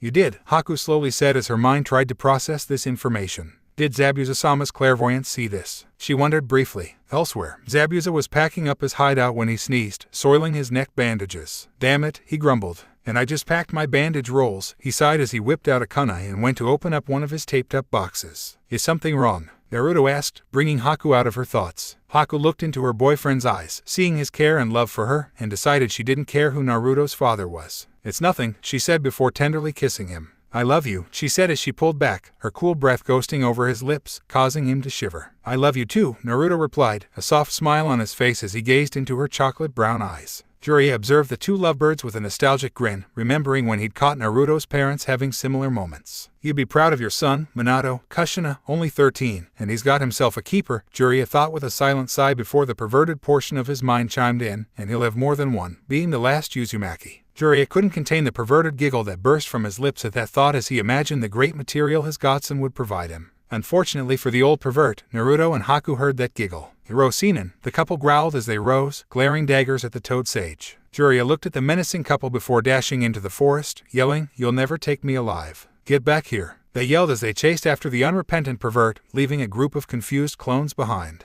What about training? One clone asked, voicing their thoughts. They looked at one another before a clone on the shore shrugged and said, Guess boss will pick it up tomorrow. But what about the picnic basket? Another clone asked, pointing to the basket lying on its side near the base of a tree. Guess boss will pick it up tomorrow, the shore clone said, repeating himself. Is that your answer to everything? A clone standing next to some reeds asked. The shore clone smirked. Guess boss will pick it up tomorrow. I walked into that one, the clone besides the reed sighed with slumped shoulders. Yes, you did, the shore clone commented. Now, let's finish our water walking training while boss and Haku-chan try to hurt the pervert. What do you mean try? Don't you think they can do it? The clone next to the reeds asked. Did you not see that shiner boss got? The shore clone scoffed. It'll be a while until he can lay a finger on the perv, the clone stated before channeling chakra to his feet. Thankfully, we don't have to feel that. You're a bit of an asshole, the clone next to the reed stated as it crossed its arms. If I'm one, so are you, the shore clone said. I walked into that one, the clone besides the reed sighed with slumped shoulders. Now, who's repeating himself? The shore clone asked as he took a tentative step onto the pond and felt his foot hold firm. It was the day after Naruto signed the Toad contract and had learned about his mother and the Uzumaki clan, and the blonde and Jiraiya picked up where they had left off, sparring. Keep moving your head, Jiraiya shouted as he threw a right whip kick that the blonde barely dodged by ducking down under the leg, his spiky hair ruffled by the movement. Naruto thought he was in the clear, only for his blue eyes to widen as he quickly crossed his arms to block Jiraiya's left foot. The young Uzumaki swore he heard and felt his forearms crack as Jiraiya's red Gato sandal struck him and sent him tumbling away. And stay focused, Jiraiya yelled as he lowered his left foot, waiting for his apprentice to recover. I know you wouldn't mind your girlfriend playing nurse with you, but I'd rather you not bleed on my sandals, I just cleaned them, Jiraiya said with a mocking grin as he jabbed his thumb in Haku's direction, who looked unamused at the comment as she sat in the shade and practiced running through one-handed seals next to a timer. Shut up, Naruto shouted, his face red and sweaty as he instinctively put his fingers into the hand seal for the Kage Bunshin no Jutsu.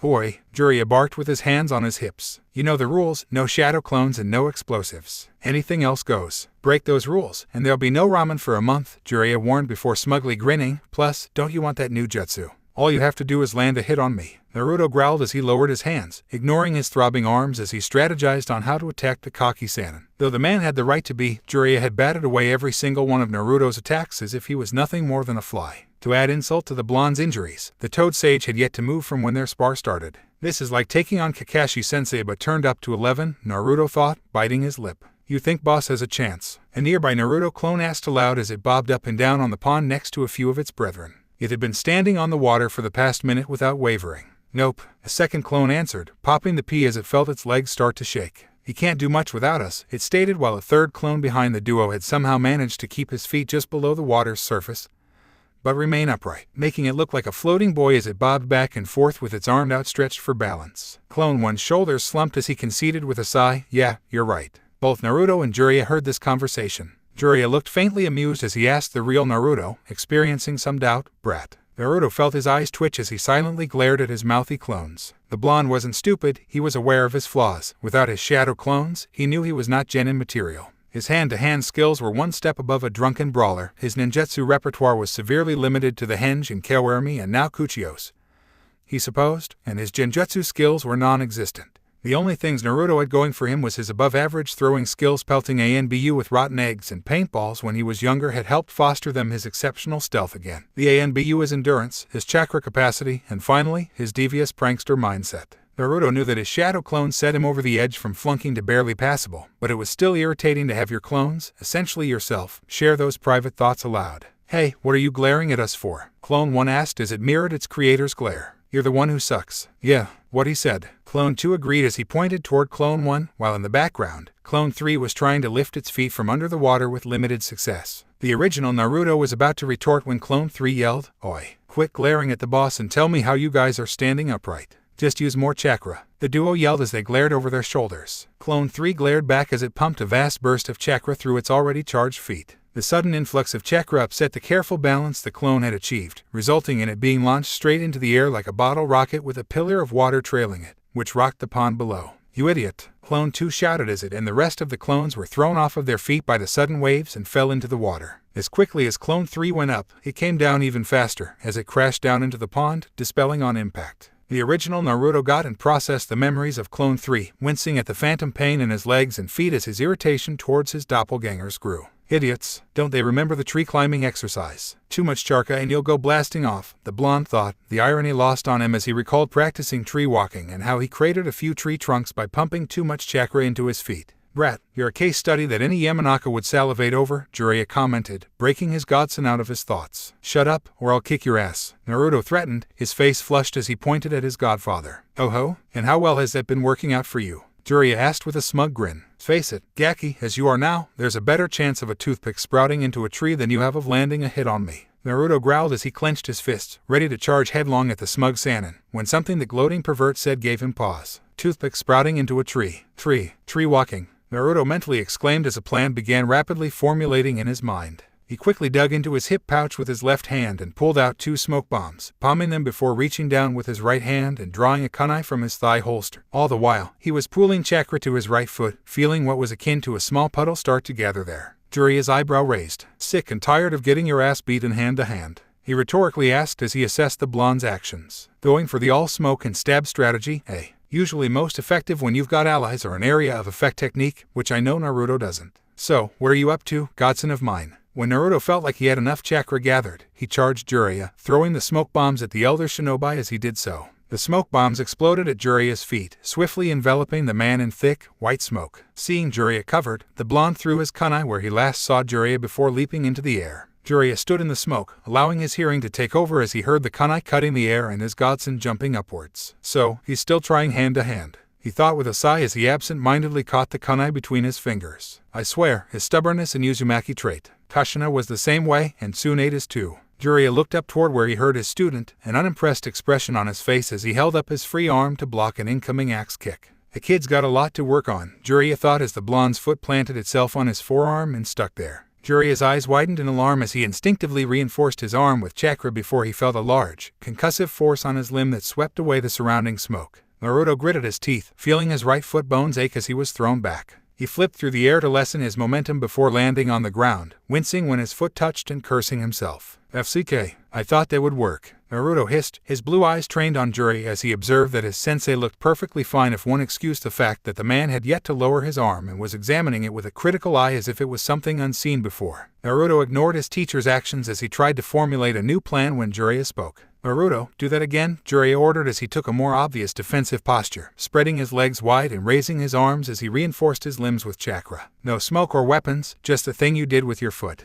Naruto's eyebrow arched in question but complied as he repeated the process of pooling chakra to his right foot. It took him a few seconds before he felt like he had the same small puddle gathered in his foot. Ready, Naruto charged Jiraiya, leaping into the air when he was mere feet away and coming down in another axe kick. Jiraiya blocked the kick with crossed arms as he analyzed what the blonde was doing. The Toad Sage first felt Naruto's foot stick to his arms like a fly trap, followed by the blonde releasing a burst of chakra through his foot. Interesting, Jiraiya thought, feeling the same concussive force that made his arms sting as the blonde flew backward. At first glance, his technique might look like a bastardized version of Tsunade's, but Naruto's doesn't have the same crushing force as hers. Jiraiya whistled as he shook his arms. That's a fascinating technique you've got there, Gaki. What gave you the idea for it? I just remembered what happens when you use too much chakra when you tree climb, so I used that with what my clone over on the pond did, Naruto explained as he shifted his weight from his right foot to his left, something Jiraiya noticed. I see, Jiraiya said, his eyes narrowing. Well, it's safe to say that whatever you did, your body can't handle the strain just yet, Jiraiya stated as he motioned toward the boy's right foot.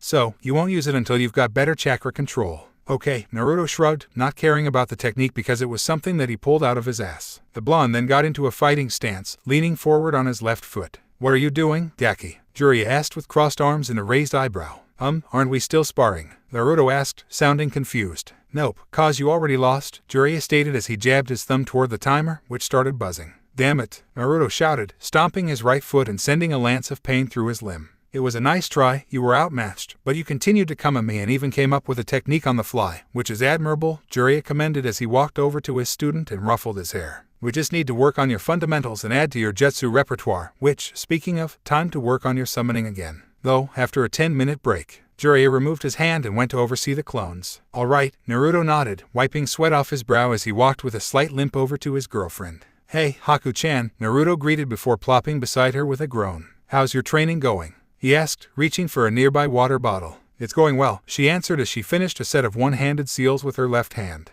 That's good, Naruto said after gulping half his bottle, his lips curling into a slight frown. Wish I could say the same. You did the best you could, Naruto-kun, Haku assured softly. Don't forget, Jiraiya-sama is one of the most powerful shinobi in the elemental nations, and he made you face him without your shadow clones, so it's expected that you would lose. I suppose, Naruto conceded before his shoulders slumped, and he released a massive sigh. Still, I would have liked to land at least one good lick on him. Lick? Why, I didn't know you had those proclivities. Should I be worried that my boyfriend wants to lick an older man? Haku asked, her soft smile curling sharply upwards into a grin. What? No, Naruto sputtered, his eyes bulging as his face turned green. The blonde shook his head to rid himself of the horrific image, yelling, there's no way I'd do that. The only person I want to lick is you, Haku-chan. The pond fell silent as everyone processed the blonde's declaration. The first to come to grips with what was said was Naruto himself, if his cherry red face was any indication. The second was the blonde's clones, sporting similar blushes to their creator. The third was Jiraiya, who felt a surge of inspiration strike him as he quickly whipped out his handy notepad and began rapidly taking notes, giggling as he did so.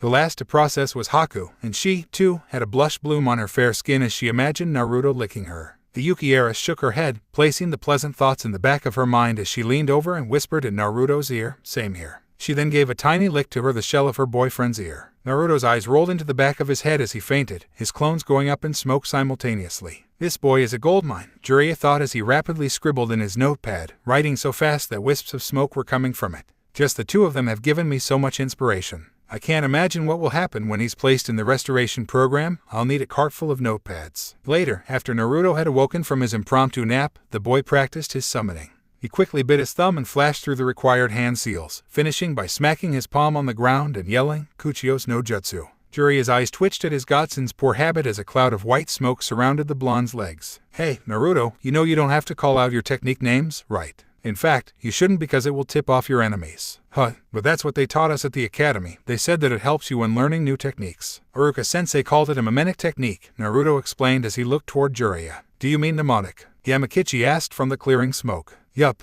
Naruto nodded. Iruka-sensei told me that yelling out the name of a technique while you're doing it helps your body link actions to words or ideas, which can help you gather the right amount of chakra for techniques. True, but have you tried thinking the technique name rather than shouting them aloud? Jiraiya asked with an arched brow. Wouldn't that work just as well in memorizing techniques? Naruto uttered, scratching the back of his head. I haven't thought of that before, but I think that should work. Why don't you give it a try? Because you've got to remember that yelling out your technique names can give your enemy a warning or some information about your technique's function, Jiraiya lectured, getting a nod from his godson. Speaking of remembering, Gamakichi interjected as he hopped over to Jiraiya. Pops wanted me to remind you that Blondie here needs to pass his test if he wants to be considered one of our true summoners, cause right now he's a provisional one. Jiraiya smacked himself on the forehead, slowly dragging his hand down his face. Stupid, how could I forget that? Jiraiya removed his hand from his face, looking down at the small toad who sported a grin. All right, though, Naruto's test will have to wait until we return to Konoha because I don't believe the people of Nami will appreciate seeing Bunta. Plus, we're on an island, meaning salt water. Yamakichi shuddered, swearing he could already feel his skin start to itch and eyes burn at the mere mention of salt water. Thanks for the heads up.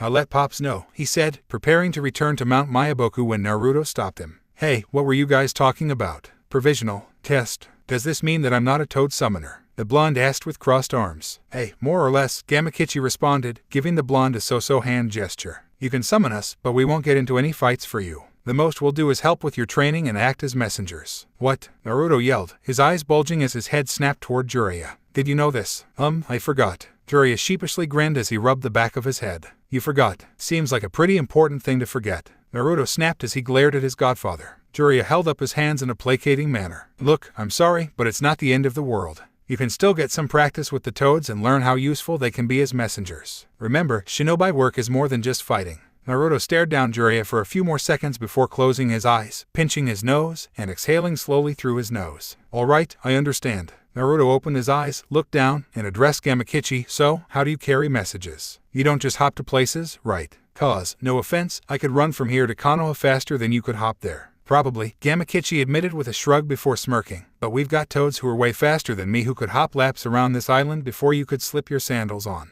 Really? Naruto asked, rubbing his chin. Say I wanted to send a message to the Hokage right now. How fast could the toads get to him? Near instantly, Gamakichi bragged, sticking his nose up with crossed arms, not noticing Jiraiya's arched eyebrow. That's so cool, Naruto exclaimed with bright eyes as he imagined sending messages to his precious people in the field or vice versa. Isn't it? Yamakichi nodded, basking in Naruto's praise before Jiraiya coughed into his fist and got the duo's attention. Yes, the toads can get a message to Sarutobi-sensei almost immediately, but he is the exception, not the rule, Jiraiya explained as he spared a glance toward Gamakichi, the little toad having the decency to blush and look away. Outside of the Sandaime and other toad summoners, the toads will take longer to deliver a message. Oh, Naruto muttered, his shoulders slumping as his plans to stay up to date with people went up in smoke before tilting his head and squinting his eyes, looking like a curious fox. Hey, Hiro-senin, you said Jiji is the exception, not the rule. Why is that? I was hoping you'd ask, Gaki. Jiraiya grinned as he removed his right arm guard. Sensei is the exception because he bears an ally seal from the toads, just like I bear an ally seal for his summons, the monkeys. Jiraiya removed his armor, rolled up his sleeves, and showed Naruto the inside of his forearm.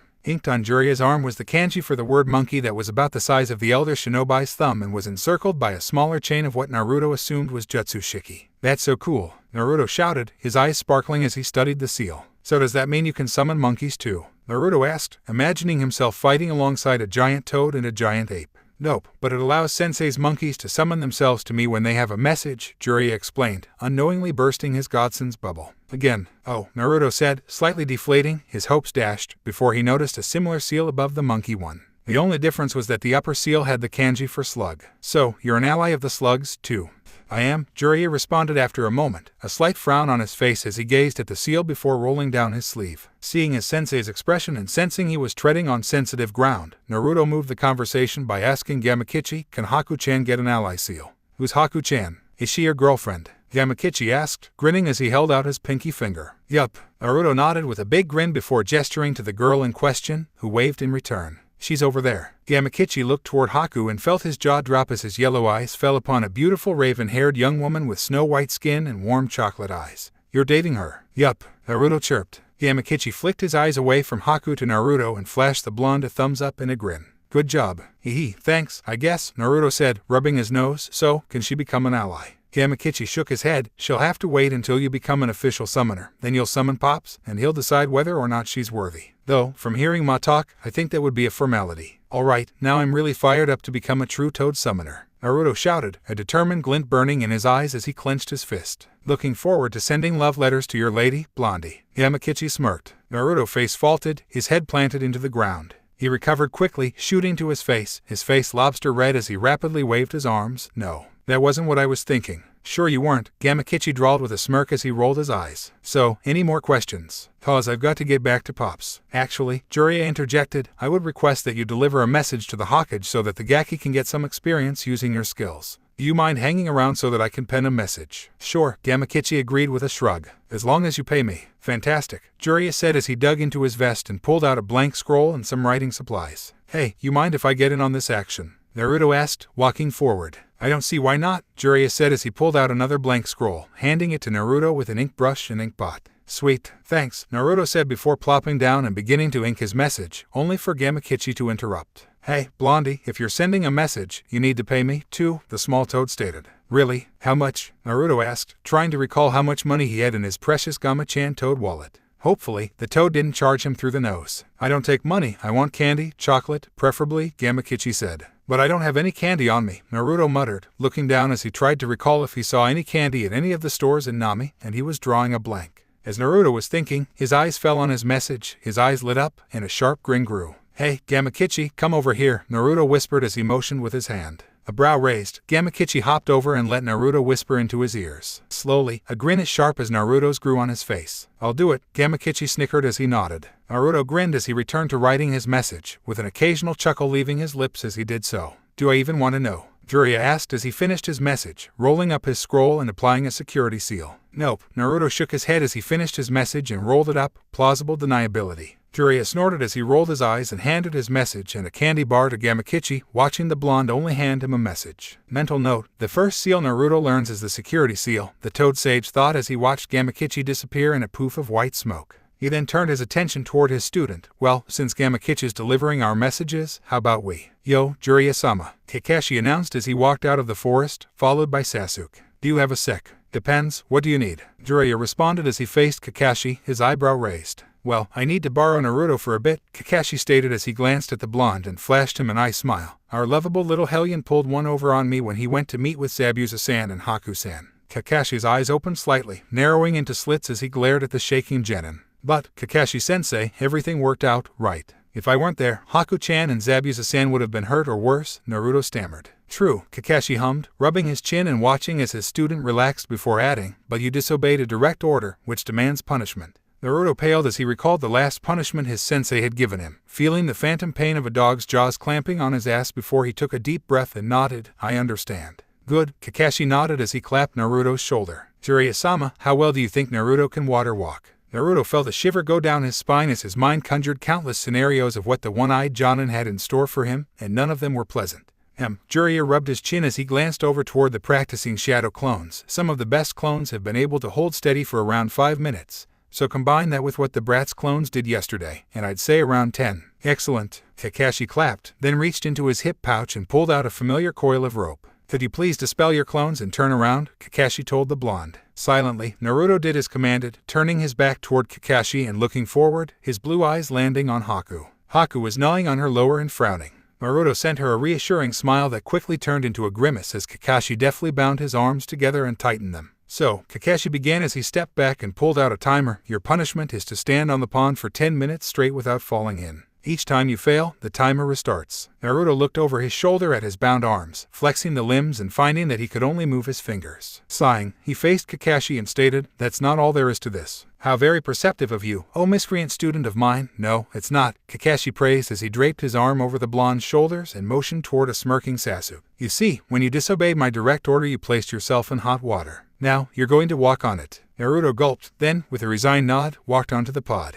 The Sandaime Hokage, Sarutobi Hiruzen, stood in his office, smoking his pipe as he watched his village from the window. He saw men hawking wares, women gossiping, children playing in the streets, and shinobi jumping along the rooftops, patrolling. They were sights that the old Kage had seen countless times and ones that never failed to set his heart at ease. Another day, and the village still stands, Hiruzen thought as he drew from his pipe, holding the smoke in his mouth for a few seconds, enjoying the soothing nicotine before slowly exhaling the smoke through his nostrils. It was quiet moments like these when he could stand and admire the village his predecessors had built that would make the elderly shinobi grateful for retaking the hat.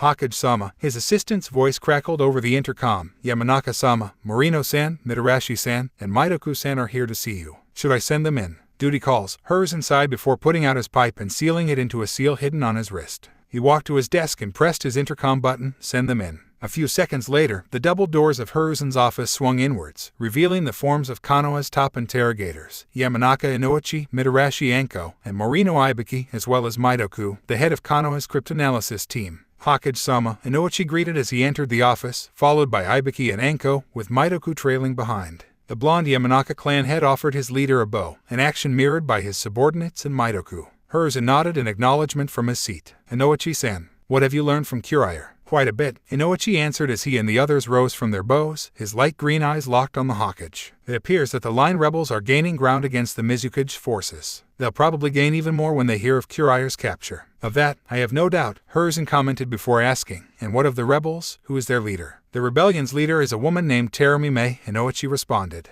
From scanning Jiraiya's memories, Terumi is young, approximately 18 years of age, and possesses 2 lines, Yaten and Futen. "Lava release and boil release, you say?" Hiruzen asked, his eyes slightly widening in surprise as he leaned back in his chair. "My, that is rare." The Sandaime recovered from his surprise and asked, "And did our prisoner have any other information about other notables from the rebels?" 2 stood out, Ao, no family name, and Chijuro, also no family name. The former was a hunter nin, while the latter is the current wielder of Harem Kiri, the great twin blades, Inoichi answered. "So the rebels possess one of Kiri's 7 blades," Hiruzen said aloud, latching onto that bit of information, the beginnings of a plan forming within his mind as he asked his lead interrogator, "Did Jiraiya have any leads about the other blades?" Inoichi nodded, his long, ash-blonde ponytail shifting slightly with the movement. Indeed, surprisingly, he was rather reluctant to impart any information about his former comrades. "It took Anko-san softening him up with her ministration so I could slip through his mental barriers." Hiruzen urged him on with a wave of his hands. "And, what did you learn?" "Of the 7 blades, we know Harem Kiri is with the rebels. Samhata, the shark skin, is with its wielder, Hashige Kasame, a missing nin, his location is unknown. Kiba, the thunder blades, are with Kurasuke Reiga, also a missing nin, and rumored to be operating in Kawa no Kuni. Kibakirabacho, the executioner's blade, is with Mamachi Zabuza, another missing nin, and is currently in Nami no Kuni. We possess Nuabari, the sewing needle sword. The locations of the remaining 2 blades, Shibuki, the blast sword, and Kabutori, the helm splitter, are unknown," Inoichi explained.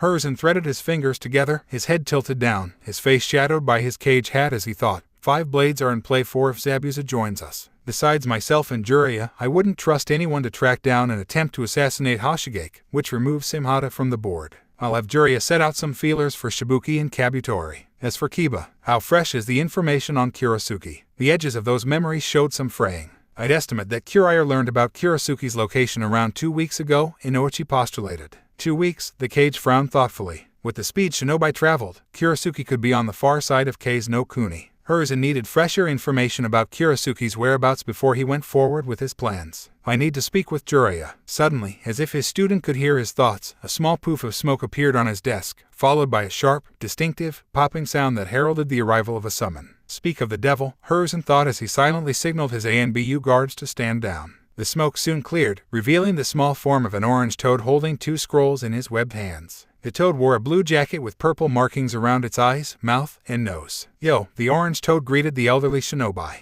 The name's Gamakichi and I've got messages from my summoners for the Hokage. Are you him? The last time I checked, Hiruzen chuckled as he reached for the scrolls. I must say, Gamakichi-kun, your appearance is most fortuitous. I was just thinking about sending a message to Jiraiya. Though, my erstwhile student usually uses Kasuke as a courier, Hiruzen observed. Gamakichi tutted, a mischievous grin on his face as he hopped backward, clutching the scrolls to his chest with his left arm. Pay me, the small toad demanded, holding out his right hand. Hiruzen arched an eyebrow, looking amused. Oh, and did Jiraiya fail to pay you for your services? Nope, Gamakichi replied with a pop and a shake of his head. He gave me something. But my other summoner told me you'd pay me to deliver his message. Excuse me, Gamakichi-san, Hibiki interjected as he strode forward, his black trench coat flapping slightly as the bald, bandanaed, heavily scarred man intensely stared at the toad. Are we to understand that Jiraiya-sama has a new apprentice? That's right, Gamakichi nodded toward the bandanaed man. The toads have a new summoner. The 3 interrogators' eyes widened at this news, while the head cryptanalyst looked bored, and their cage had a sneaking suspicion of who the new toad summoner was. Really, the old pervert let someone sign the contract. Who was it? Anko asked, frowning as she ran her fingers through her purple ponytail.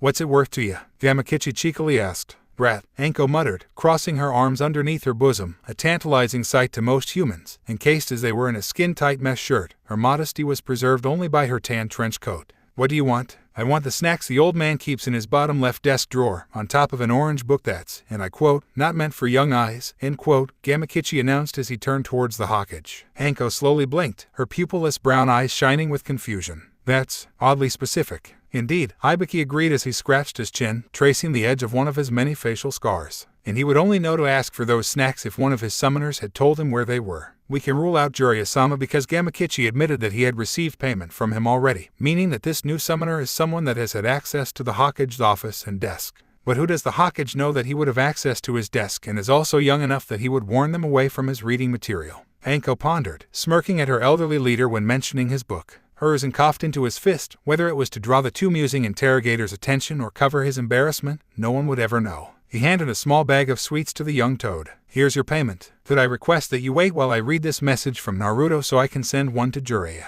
I assure you that my former student will happily pay you for your services. What? Anko sputtered. Narukun's the next toad summoner. Yes, Hiruzen absent-mindedly answered as he broke open the scroll and began reading. Because only he and my grandson know where I keep candy in my office. And the orange book that's quote not meant for young eyes. Inoichi asked, smiling, already knowing what book Naruto had referred to. Hiruzen raised the scroll higher to hide his face, much to the snickering delight of Anko and the snacking Gamakichi. The message read, Hey Jiji, Naruto here, and I wanted to let you know that I'm the latest toad summoner. It's so cool. And, even better, I learned that the Yondaime was a toad summoner too. Another thing we share. Neat, huh? Anyway, I just wanted to let you know. See you soon. And Uzumaki Naruto, future Hokage. P.S. Did you like my prank? Hiruzen placed the scroll on his desk, his face an inscrutable mask as his eyes flicked between the phrase another thing we share and the N initial at the end of the note. Hiruzen was no fool. It took him less than a second to understand the significance of those 2 bits of information. So he knows. Now I have even more reason to contact Jiraiya.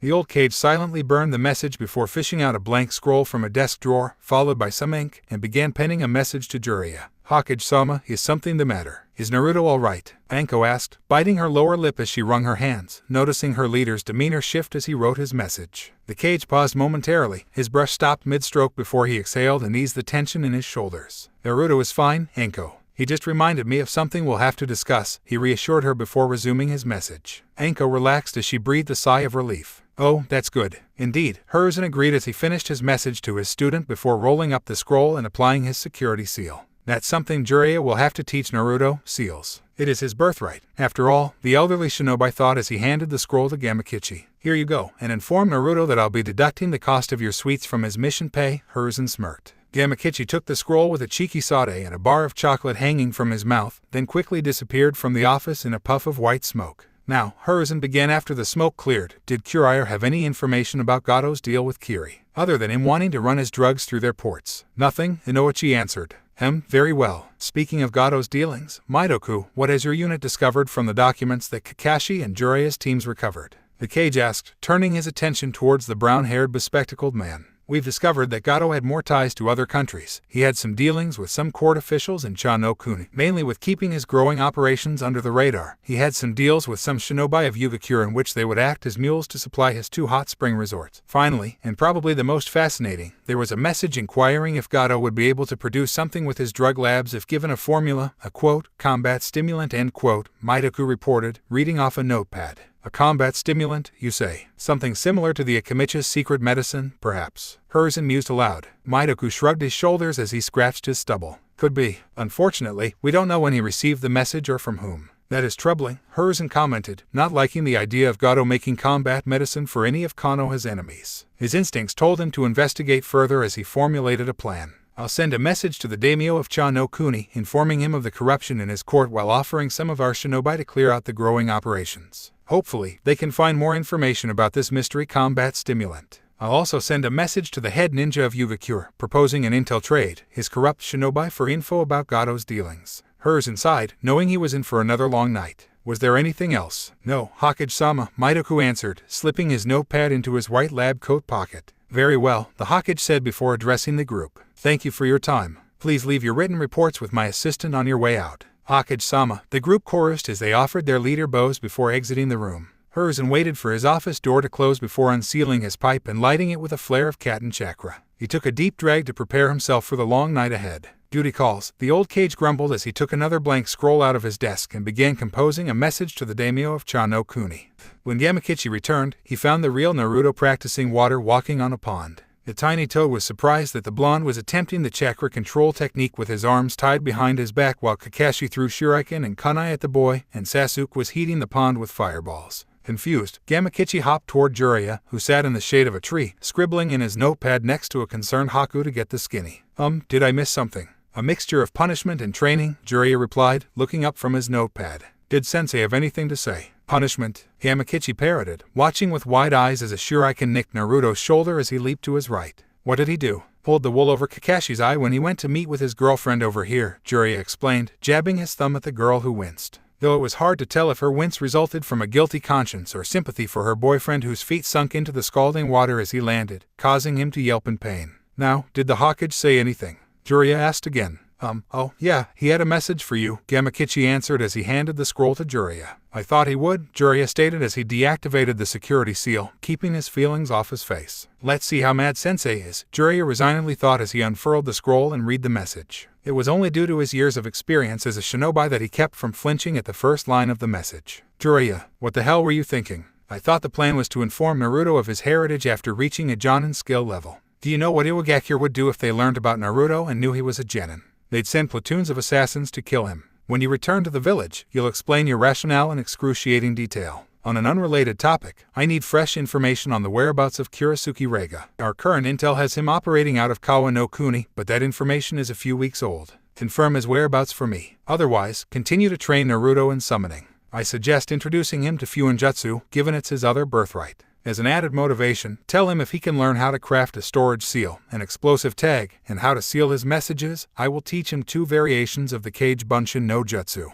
Regards, Sarutobi-sensei. Well, that wasn't that bad, all things considered, Jiraiya thought as he finished memorizing the message and burnt it to a crisp with a small fireball. He looked down at Yamakichi, addressing him, thanks for giving me the message. No problem, the little toad replied, but I've got another message to give before I pop on out of here, he said with a mischievous grin before hopping over to the pond's edge. Curious, Jiraiya watched as Gamabunta's eldest son took a deep breath before yelling, Hey, Naruto. The Hokage's taking my sweets out of your pay. What? Naruto exclaimed, losing his focus for a split second, a lapse in concentration that caused him to sink below the boiling water. All was quiet momentarily before Naruto shot out of the water with a painful yelp, landing in a steaming heap beside his girlfriend. Haku gasped at her boyfriend's state. Naruto's skin looked like a boiled lobster that escaped the pot. She quickly began channeling her Hayaten chakra to her hands, running them over Naruto's heated skin. Kakashi sighed before looking up at the sky and seeing the sun starting to turn orange.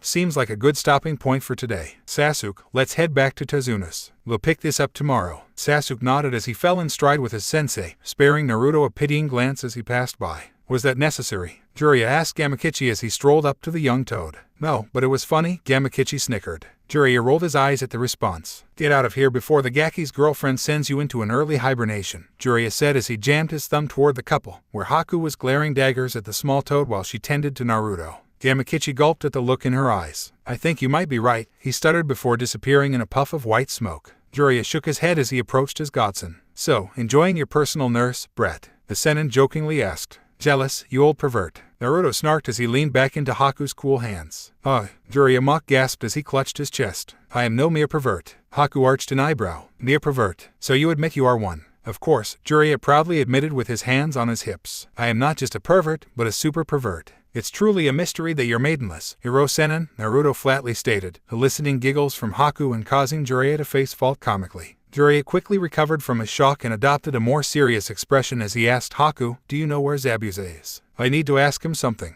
He said he would start packing up our base. Why? Is something the matter? Haku asked, sounding concerned as she stopped channeling chakra to her hands and unconsciously ran her fingers through Naruto's hair. Jiraiya waved off her concern with a grin. Nothing serious. I have some questions about one of his previous associates that he might have some answers to. You want to know about one of the 7? Haku stated. You've got a smart girl there, brat, Jiraiya said, indirectly complimenting Haku. I know, Naruto smiled as he snuggled into his girlfriend's lap and started to doze due to Haku's ministrations. Jiraiya felt his heart warm at the sight of the young couple, taking a trip down memory lane as he recalled a similar scene from years ago of a blonde and a redhead relaxing in one of Konoha's training fields. Minato, Kushina, your boy's in good hands, the elder shinobi happily thought as he returned to himself. I'll be going now. We'll pick up your training tomorrow, Jiraiya told Naruto, getting a nod in return. Jiraiya soon disappeared in a swirl of leaves. Haku and Naruto remained near the pond for a while, silently basking in one another's presence until Haku reluctantly nudged her boyfriend off her lap. Come on, we need to head back for dinner. Naruto playfully grumbled as he tried to get up, only to realize that his arms were still bound behind his back.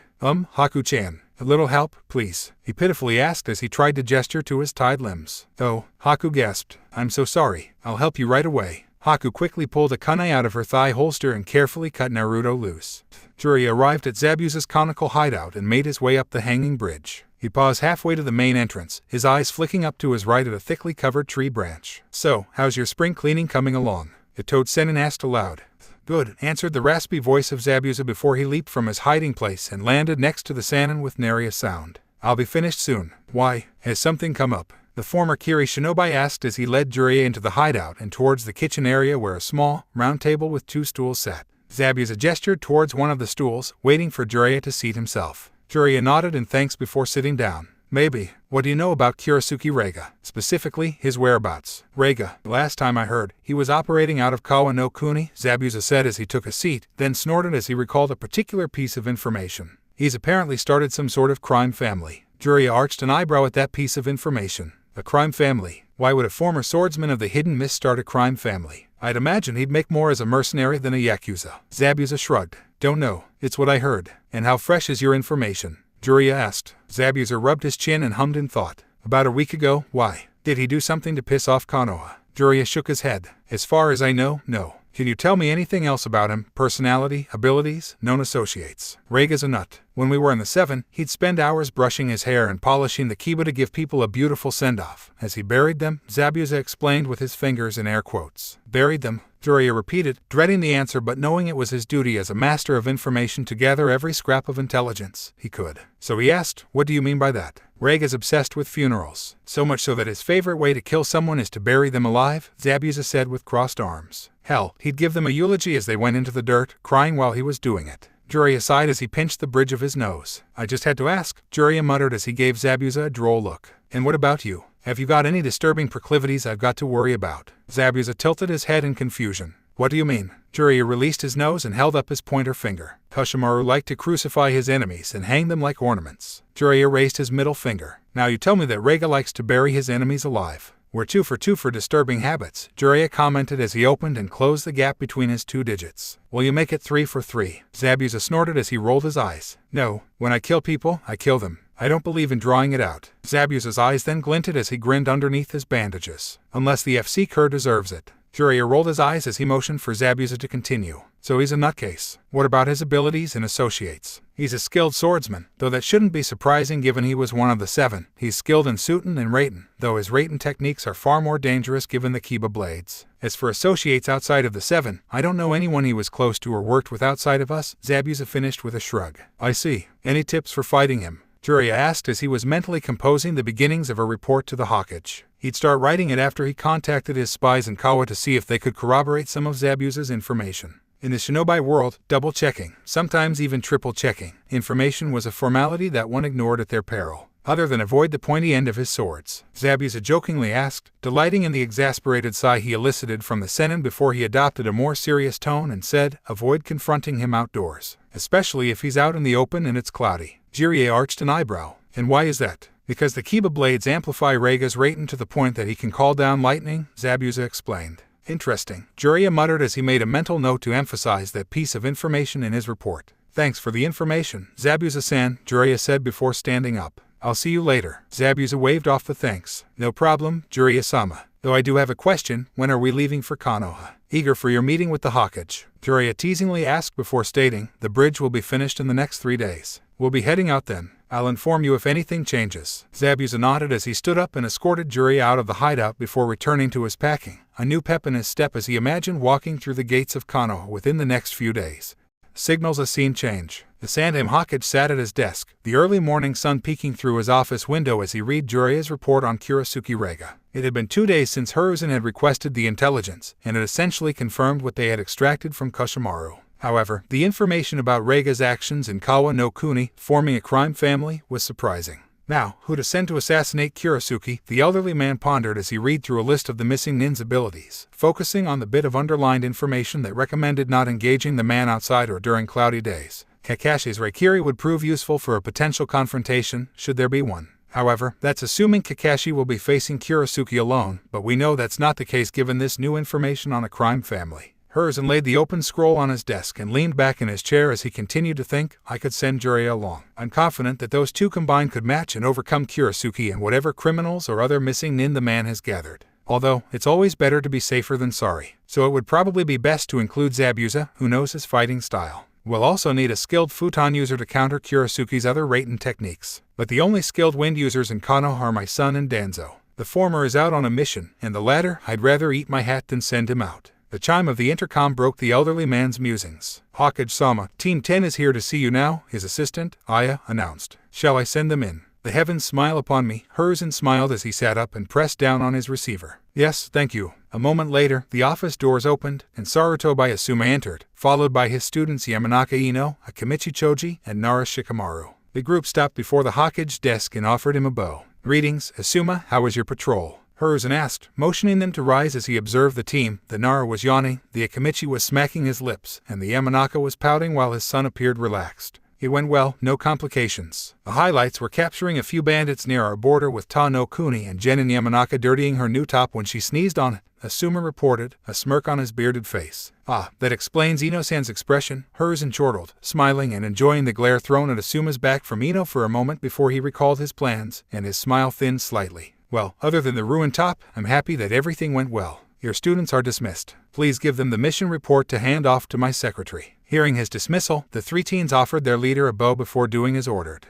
Ino took the report from Asuma, her light blue eyes shining with curiosity as she glanced over her shoulder at her sensei before the office doors closed. So, what's the mission? Asuma asked once he heard the door latch click and his student's shoes leave. In a ranked mission to help assassinate Kurasuke Reiga and his crime family, Hiruzen answered, watching as his son's eyes widened ever so slightly and his back stiffened, the only outward signs of his shock. Asuma took a moment to process the shock of the request before his mind latched onto one word in particular. Help. So, who else will be going on this mission? Jiraiya, Kakashi and his team, and Mamachi Zabuza and his apprentice, Hiruzen stated as he rested his elbows on his desk and threaded his fingers. Asuma couldn't help but gape at that lineup. You're sending me, Kakashi, and Jiraiya-sama to assassinate one guy. Yeah, he's an ex-swordsman, but what the hell did he do to piss you off? And speaking of ex-swordsmen, what's this about Zabuza and his apprentice joining in? I suggest you take a smoke before I continue, Hiruzen stated, an amused smile at his son's reaction. Wordlessly, Asuma did as suggested, pulling out a pack of smokes from his flak jacket and slipping a cancer stick between his lips. He lit the cigarette with a flare of Katen chakra, a trick his father taught him years ago, and took a long, deep drag, letting the nicotine soothe his nerves. Better, Hiruzen asked, watching his son exhale, filling the room with an acrid smell of smoke.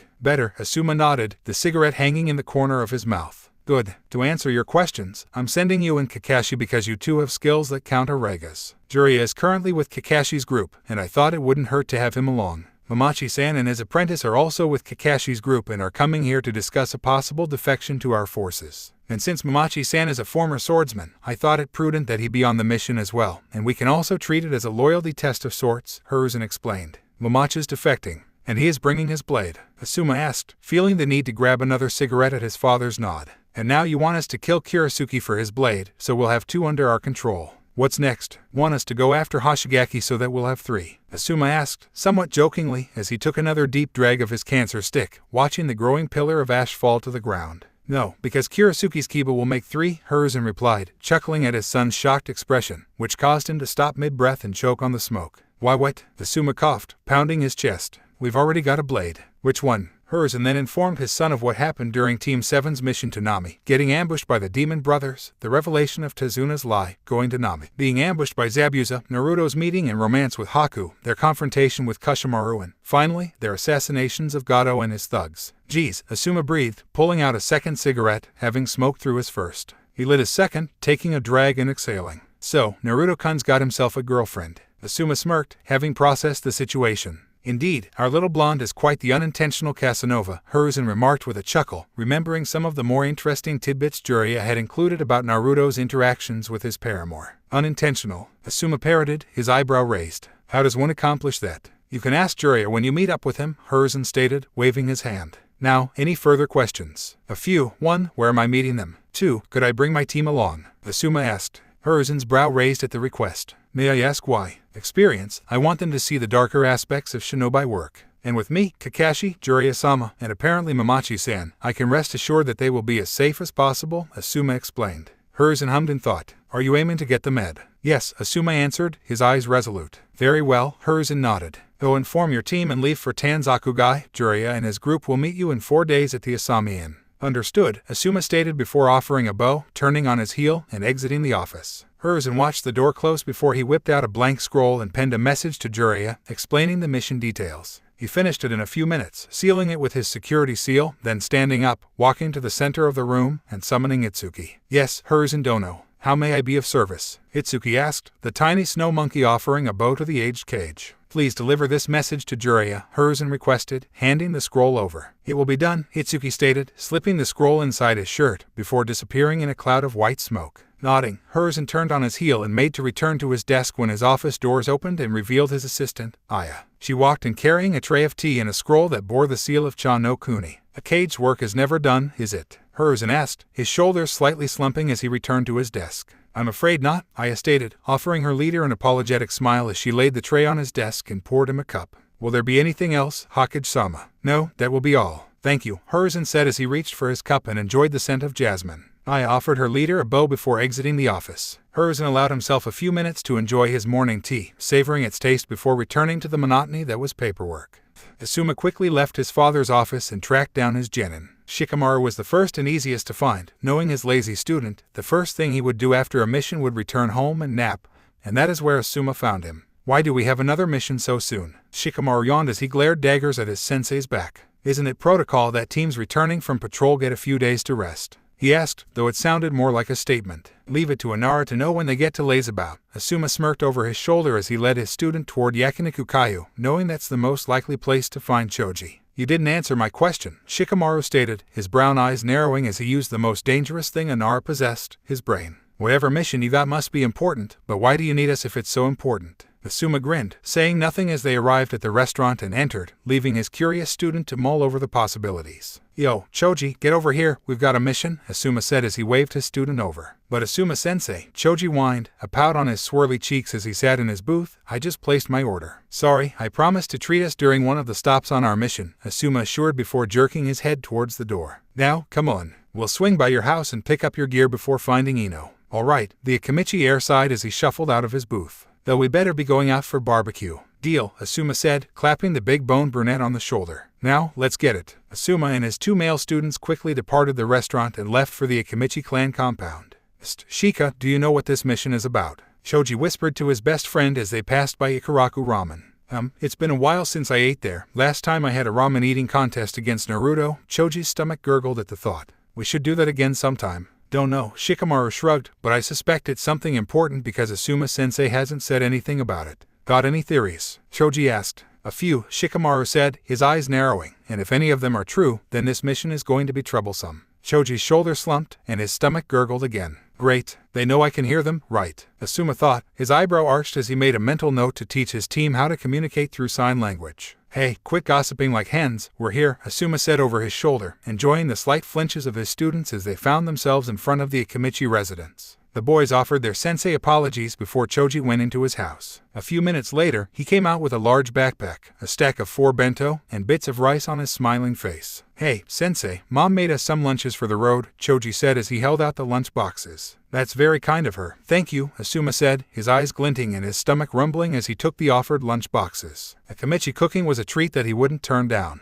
Team 10's sensei quickly sealed the offered meal inside a scroll from his flak jacket, and the group quickly searched for their female teammate. The group first stopped by the Yamanaka clan house, catching Ino's mother just as she exited the residence. They explained the situation to the Yamanaka matriarch, who told them that Ino had dropped off her backpack and left to shop. Ino's mother then asked them to wait before returning to the house and coming back a few minutes later with Ino's pack. Good luck, and tell my daughter that I packed fresh clothes for her, the Yamanaka matriarch said as she handed the pack to Asuma and smiled at the group. Will do, ma'am, Asuma said, nodding as the other two bid farewell. Then the group was off again, heading toward the shopping district. Do you know what shops Ino likes to frequent? Asuma asked his 2 students as he scanned the crowds. Clothing, the 2 boys said, shuddering, their eyes becoming blank slates as they recalled being dragged on one of Ino's infamous shopping trips. They got dragged from one clothing store to the next, forced to stand outside of changing rooms as Ino tried on a seemingly endless line of tops, dresses, skirts, and pants that she claimed came in different shades, but all looked similar to the 2 bored boys who'd rather be sitting through one of Iruka's droning lectures than answer the same question for the 1000th time. Do you think Sasuke-kun will like this? Asuma's eyebrow raised at the 2 boys' reactions. He was about to ask what was wrong when out of the corner of his eye, he spotted something that caused a grin to bloom on his face. Never mind, guys, I think I've got us a quick way to find her, he stated before jogging away.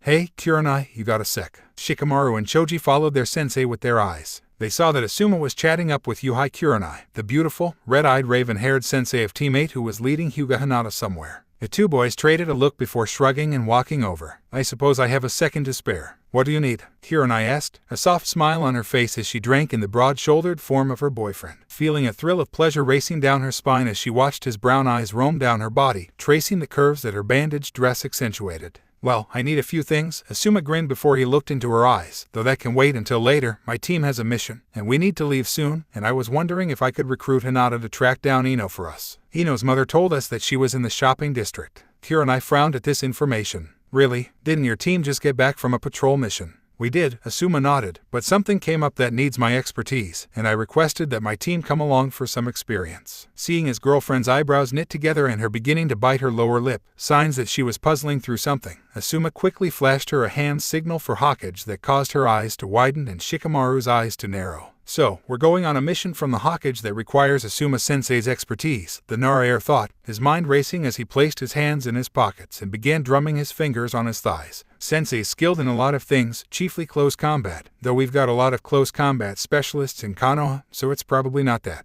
He's skilled in futon. In fact, he's probably the only one in the village, outside of that elder Shimura dad gripes about, that's skilled with it. So, our mission involves someone that's at least Jonin level of skill and more than likely is a Raiden user. Shikamaru finished his analysis in a few seconds before sighing and muttering, troublesome. Well, I wouldn't want to keep you waiting, Kurenai said as she turned over her shoulder and addressed her sole female student with an encouraging smile. Hinata-chan, do you think that you could locate Gen in Yamanaka? Yes, Hinata nodded. The navy-haired Hyuga heiress then closed her pale, white eyes as she went through a series of hand seals before stopping and holding the ram seal. Byakugan, the girl thought as her eyes burst open and veins near her temples bulged. Hinata then started scanning the surrounding buildings, starting with the clothing stores, and searched for Ino's chakra signature. Having been classmates with the Yamanaka heiress for 6 years, she knew what her chakra looked like at a glance. So, it took her little time to clear the shops before finding Ino in the 3rd store she checked. Ino-san's in Kawabatas, Hinata stated, opening her eyes and deactivating her Byakugan. Very good, Hinata-chan. That took you less than a minute. Kurenai praised her female student, feeling a sense of pride in the girl's improved abilities. Indeed, very impressive, Asuma added with a nod and a smile. It was nothing, Hinata squeaked, blushing as she poked the tips of her index fingers together and tried to sink into the neck of her heavy parka like a turtle escaping into its shell. Asuma then turned towards Kurenai. I'm off. Good luck, and be safe. Kurenai smiled before looking towards Shikamaru and Choji. All of you. We will, the boy said before they and Asuma departed for Kawabata's. They arrived at the store just as Ino exited, her arm hooked through the loops of a shopping bag. Asuma-sensei, what are you doing here? She asked, her light blue eyes shining with confusion before they fell on the backpack on his back, her backpack. Oh, no, Ino groaned. Afraid so, Asuma said as he held out her pack. We've got a new mission. And before Ino could mention it, he added, we'll swing by your parents' shop as we leave so you can drop off your shopping. His piece said. Asuma turned on his heel and started in that direction, expecting his students to follow, which they soon did. Fine, Ino huffed, pouting as she grabbed her bag and slung it on, trailing behind her teacher. Good. Auntie packed you fresh clothes, Shikamaru yawned from her left, predicting what she would ask. Cover your mouth when you do that, Ino scolded, placing her hands on her hips. Honestly, why couldn't I be on a team with Sasuke-kun? Shikamaru slightly smirked. Cause you lost to Sakura and Naruto in the academy. Ino opened her mouth to snap at her teammate, a rant about Sakura's inferiority on her lips when the second part of Shikamaru's comment registered. What do you mean I lost to Naruto in the academy? He's the dead last. Exactly, Shikamaru agreed, his smirk growing, and it's well known that the lowest scoring student is always paired with the highest scoring male and female student. So, if you wanted to be on Sasuke's team, all you had to do was be the best kunoichi in the class or, far easier, be the worst student overall. Therefore, you lost to both Sakura and Naruto. But, Ino stammered, trying to find a way to refute Shikamaru's logic as Asuma and Choji chuckled. She turned to Asuma. Sensei, is it true? Is the worst student always matched up with the best male and female ones? They are, Asuma nodded, a grin on his face. So, it's as Shikamaru said, if you wanted to be on Uchiha's team, all you had to do was be the worst. Ino's jaw dropped as this information registered with her. She could have been on her precious Sasuke-kun's team so easily, but then she thought about what her mother and father would think about her intentionally failing exams and shuddered. They might have disowned her. Ino shook her head to rid herself of the disturbing thoughts as she scoffed. Whatever. It doesn't matter if I'm on Sasuke-kun's team or not. I'm a better woman than Forehead. Sasuke-kun will be mine. The three males on the team sided her declaration, with the eldest shoulders slumping as he cursed himself. I can't believe I forgot that Ino's crush and love rival is on the same team. This is going to be, as the Nara say, troublesome. Shikamaru sneezed behind Asuma. Bless you, Choji said as they stopped in front of the Yamanaka flower shop, with Ino running inside to drop off her shopping and say goodbye to her mother. Thanks, Shikamaru sniffed before he turned to his sensei. You gonna tell us what this mission is about? When we're on the road, Asuma said, watching Ino come out of the shop. Shikamaru nodded as their team walked away from the shop and towards the village gates, where they signed out with the eternal gate guards Hagane Kotsu and Kamizuki Izumo. Then, a few minutes later, they were on the road heading southwest. So, Sensei, you finally gonna tell us what our mission is about? Ino and Choji's ears perked up as they looked at their teacher, wondering the same thing. Well, I did promise, Asuma stated, pausing in the road and turning toward his students. Our mission is to aid in the assassination of Kurasuke Reiga, bearer of Kiba. Asuma grinned, wishing he had a camera to capture the slack-jawed expressions of his students. The first to recover from their shock was Ino. Are you insane? She shrieked, her hands clenched into fists as she shook in equal parts fear and anger. We just got done with our first C rank, and now you want us to assassinate someone. Choji was the second to recover as he quickly dug into his hip pouch, pulled out a large bag of potato chips, and scarfed down the snack as he nodded to what Ino said. Shikamaru was the third to recover, schooling his face into his usual apathetic expression, though the narrowing of his eyes belied that. Just one glance at the Nara Air's black orbs, one could tell that the gears in his mind were turning furiously. You said aid, meaning we aren't the only team on this mission. Got it in one, Asuma complimented. We'll be joining Team 7, Jiraiya-sama, and some recruits for this mission. We get to be with Sasuke-kun. Ino exclaimed, her eyes shining as she wiggled back and forth in what one might call a happy dance. This is gonna be troublesome, Choji said between bites of chips. You've got that right, Shikamaru sighed as he processed the new bit of information. So, whoever this Kurasuke guy is must be important for the Hokage to send 2 teams and Jiraiya of the Sannin after him. Shikamaru's eyebrow then arched. Who are these recruits joining us? I'll let them introduce themselves, Asuma smirked, making a mental note to pick up a camera in Tanzaku guy. Now, let's beat treks. I want to eat up some more miles before we break for lunch. All right, Ino yelled, holding up a clenched fist as a fire burned in her eyes. Just you wait, Forehead. Sasuke-kun is mine. The 3 males sighed at her antics before hitting the road. Sakura felt a shiver go down her spine as she packed her belongings, something Haku noticed as she gathered the spare bedding for the wash. Is something the matter, Sakura-san? No, Sakura shook her head, dislodging one of her long, pink bangs, which she curled back into place with a stroke of her fingers. I just felt a sudden chill is all. Haku tilted her head. A sudden chill. Haku then shrugged, offering, maybe someone's speaking ill about you. Or maybe something bad is going to happen in your near future. As she rolled her eyes, Sakura resisted the urge to snort. Those are just superstitions, Haku-san. Maybe, Haku said, balling up some sheets and placing them in a laundry basket. Though we are shinobi, our everyday lives are supernatural to most civilians. So, who's to say there's no truth in those superstitions? Sakura paused in folding one of her red dresses, her eyebrows furrowed and a slight frown on her face. I guess I never thought about things like that, Sakura stated before resuming her folding. Anyways, even if what you said is true, the only person I can think of that would speak ill of me is Inobuta. Pig. I assume with a nickname like that, you two don't get along. Haku asked as she stripped the pillows of their cases and threw them in the basket. Why would I get along with her? Sakura scoffed, resuming folding her dress aggressively, creasing the fabric. She's a blonde bimbo who throws herself at Sasuke-kun whenever she sees him. Why, and how do you really feel? Haku teased, folding up the spare futons. So, it's safe to assume that this Ino is your love rival for Uchiha-san, correct? The raven-haired Yuki heiress asked, getting a vigorous nod from the younger girl. All right, but may I ask what you see in Uchiha-san? Sakura's eyes sparkled as she clasped her hands before her chest and gushed. Sasuke-kun's handsome, skilled, comes from a prestigious clan, and he's cool. I see, Haku said, flashing the girl an indulgent smile as she gathered up the folded futons and placed them in an open closet on a shelf. Sakura shook herself out of her crush-induced catatonia and asked, what about you? What do you see in Naruto? Similar things that you see in Uchiha-san, Haku answered, sliding shut the closet door and facing Sakura, a warm smile on her lips. But most of all, he understands me. Sakura didn't know why, but she felt a pang of jealousy at Haku's smile. Shoving the feeling to the back of her mind to be analyzed later, Sakura shifted topics. So, are you excited to see Konoha? I am, Haku nodded, her smile still on her lips. Naruto-kun promised to give me a tour after our meeting with the Hokage. And I bet he mentioned going to Ikaraku's during it. Sakura snorted as she finished folding her clothes and placing them in her pack. Once or twice, Haku agreed. Haku-chan, Sakura-chan, Hiro-senin needs us downstairs for a meeting, Naruto announced from the doorway, interrupting the girls' conversation. The two girls exchanged glances before getting up and following the blonde out of the room. Do you have any idea what this meeting is about? Sakura asked her blonde teammate. No idea, Naruto shrugged before offering, though it might have something to do with Hokage-Jiji cause I saw one of his monkeys appear and hand a scroll to Jiraiya.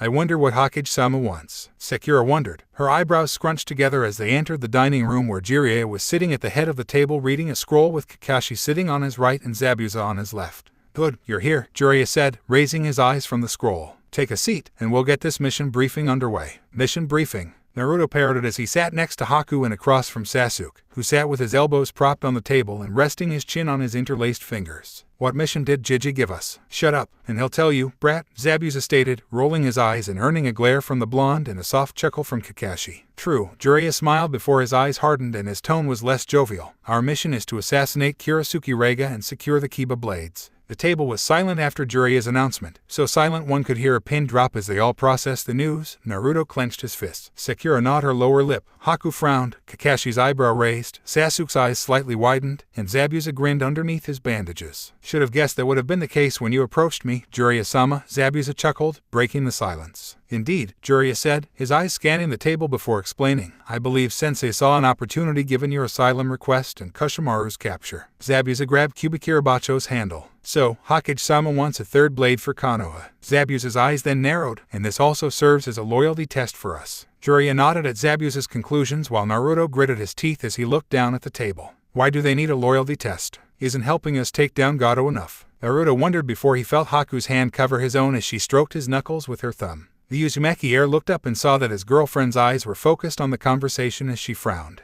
Naruto released the breath he didn't know he was holding as he unclenched his hand and threaded his fingers through hers. He gently squeezed her hand, receiving one in return, alongside a smile. Will it only be us? Kakashi asked, joining the conversation. No, Jiraiya shook his head. Asuma and his team will join us. We'll rendezvous with them at Tanzaku.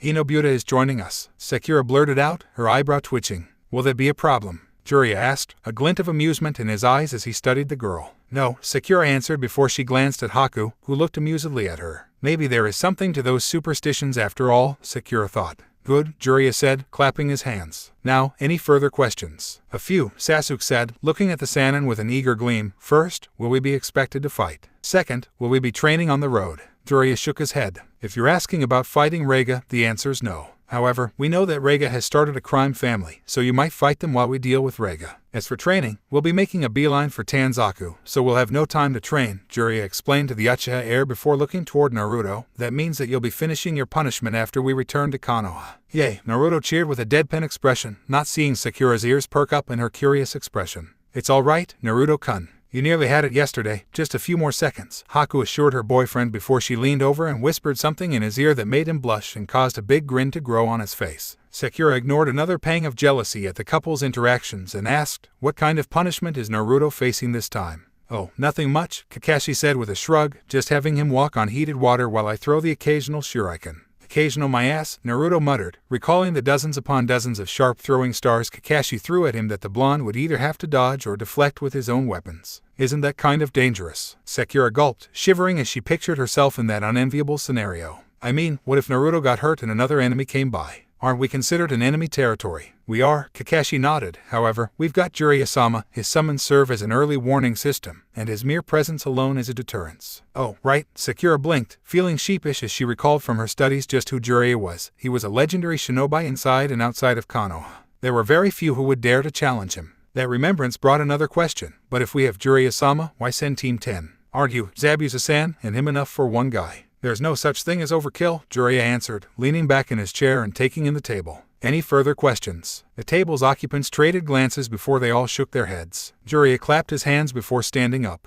Excellent. The teens are dismissed. Please finish helping Tsunami-san tidy up. Zabuza, Kakashi, follow me. We'll discuss the finer details outside. Jiraiya, Kakashi, and Zabuza stood and exited through the kitchen door while the teens returned to their chores. A few hours later, the group of shinobi was at the entrance of the completed bridge, with the whole of Nami no Kuni gathered to see them off. Thank you again for everything you've done, Tezuna said as he strode forward with his family and held out his hand to Jiraiya while Tsunami walked over to Haku. Jiraiya took his hand and shook it firmly. It was no problem. If you have further problems, message us and we'll help you. Jiraiya then smirked as he released his hand. Just make sure to give us all the details beforehand. Noted, Tezuna sheepishly chuckled as he rubbed the back of his head. Thank you for helping us, Tsunami said as she embraced the raven-haired young woman, placing her mouth beside Haku's ear. Will I get an invitation to your wedding? The young mother teasingly whispered before pulling back. Haku blushed and smiled as she teased back, maybe. Tsunami smiled back before turning to Team 7 and offering them a bow. And thank you all for accepting my father's mission. If it weren't for you four, Nami wouldn't be free. Sasuke smirked at her sentiment while Sakura smiled, Kakashi offered his eye smile, and Naruto grinned and bashfully rubbed the back of his head.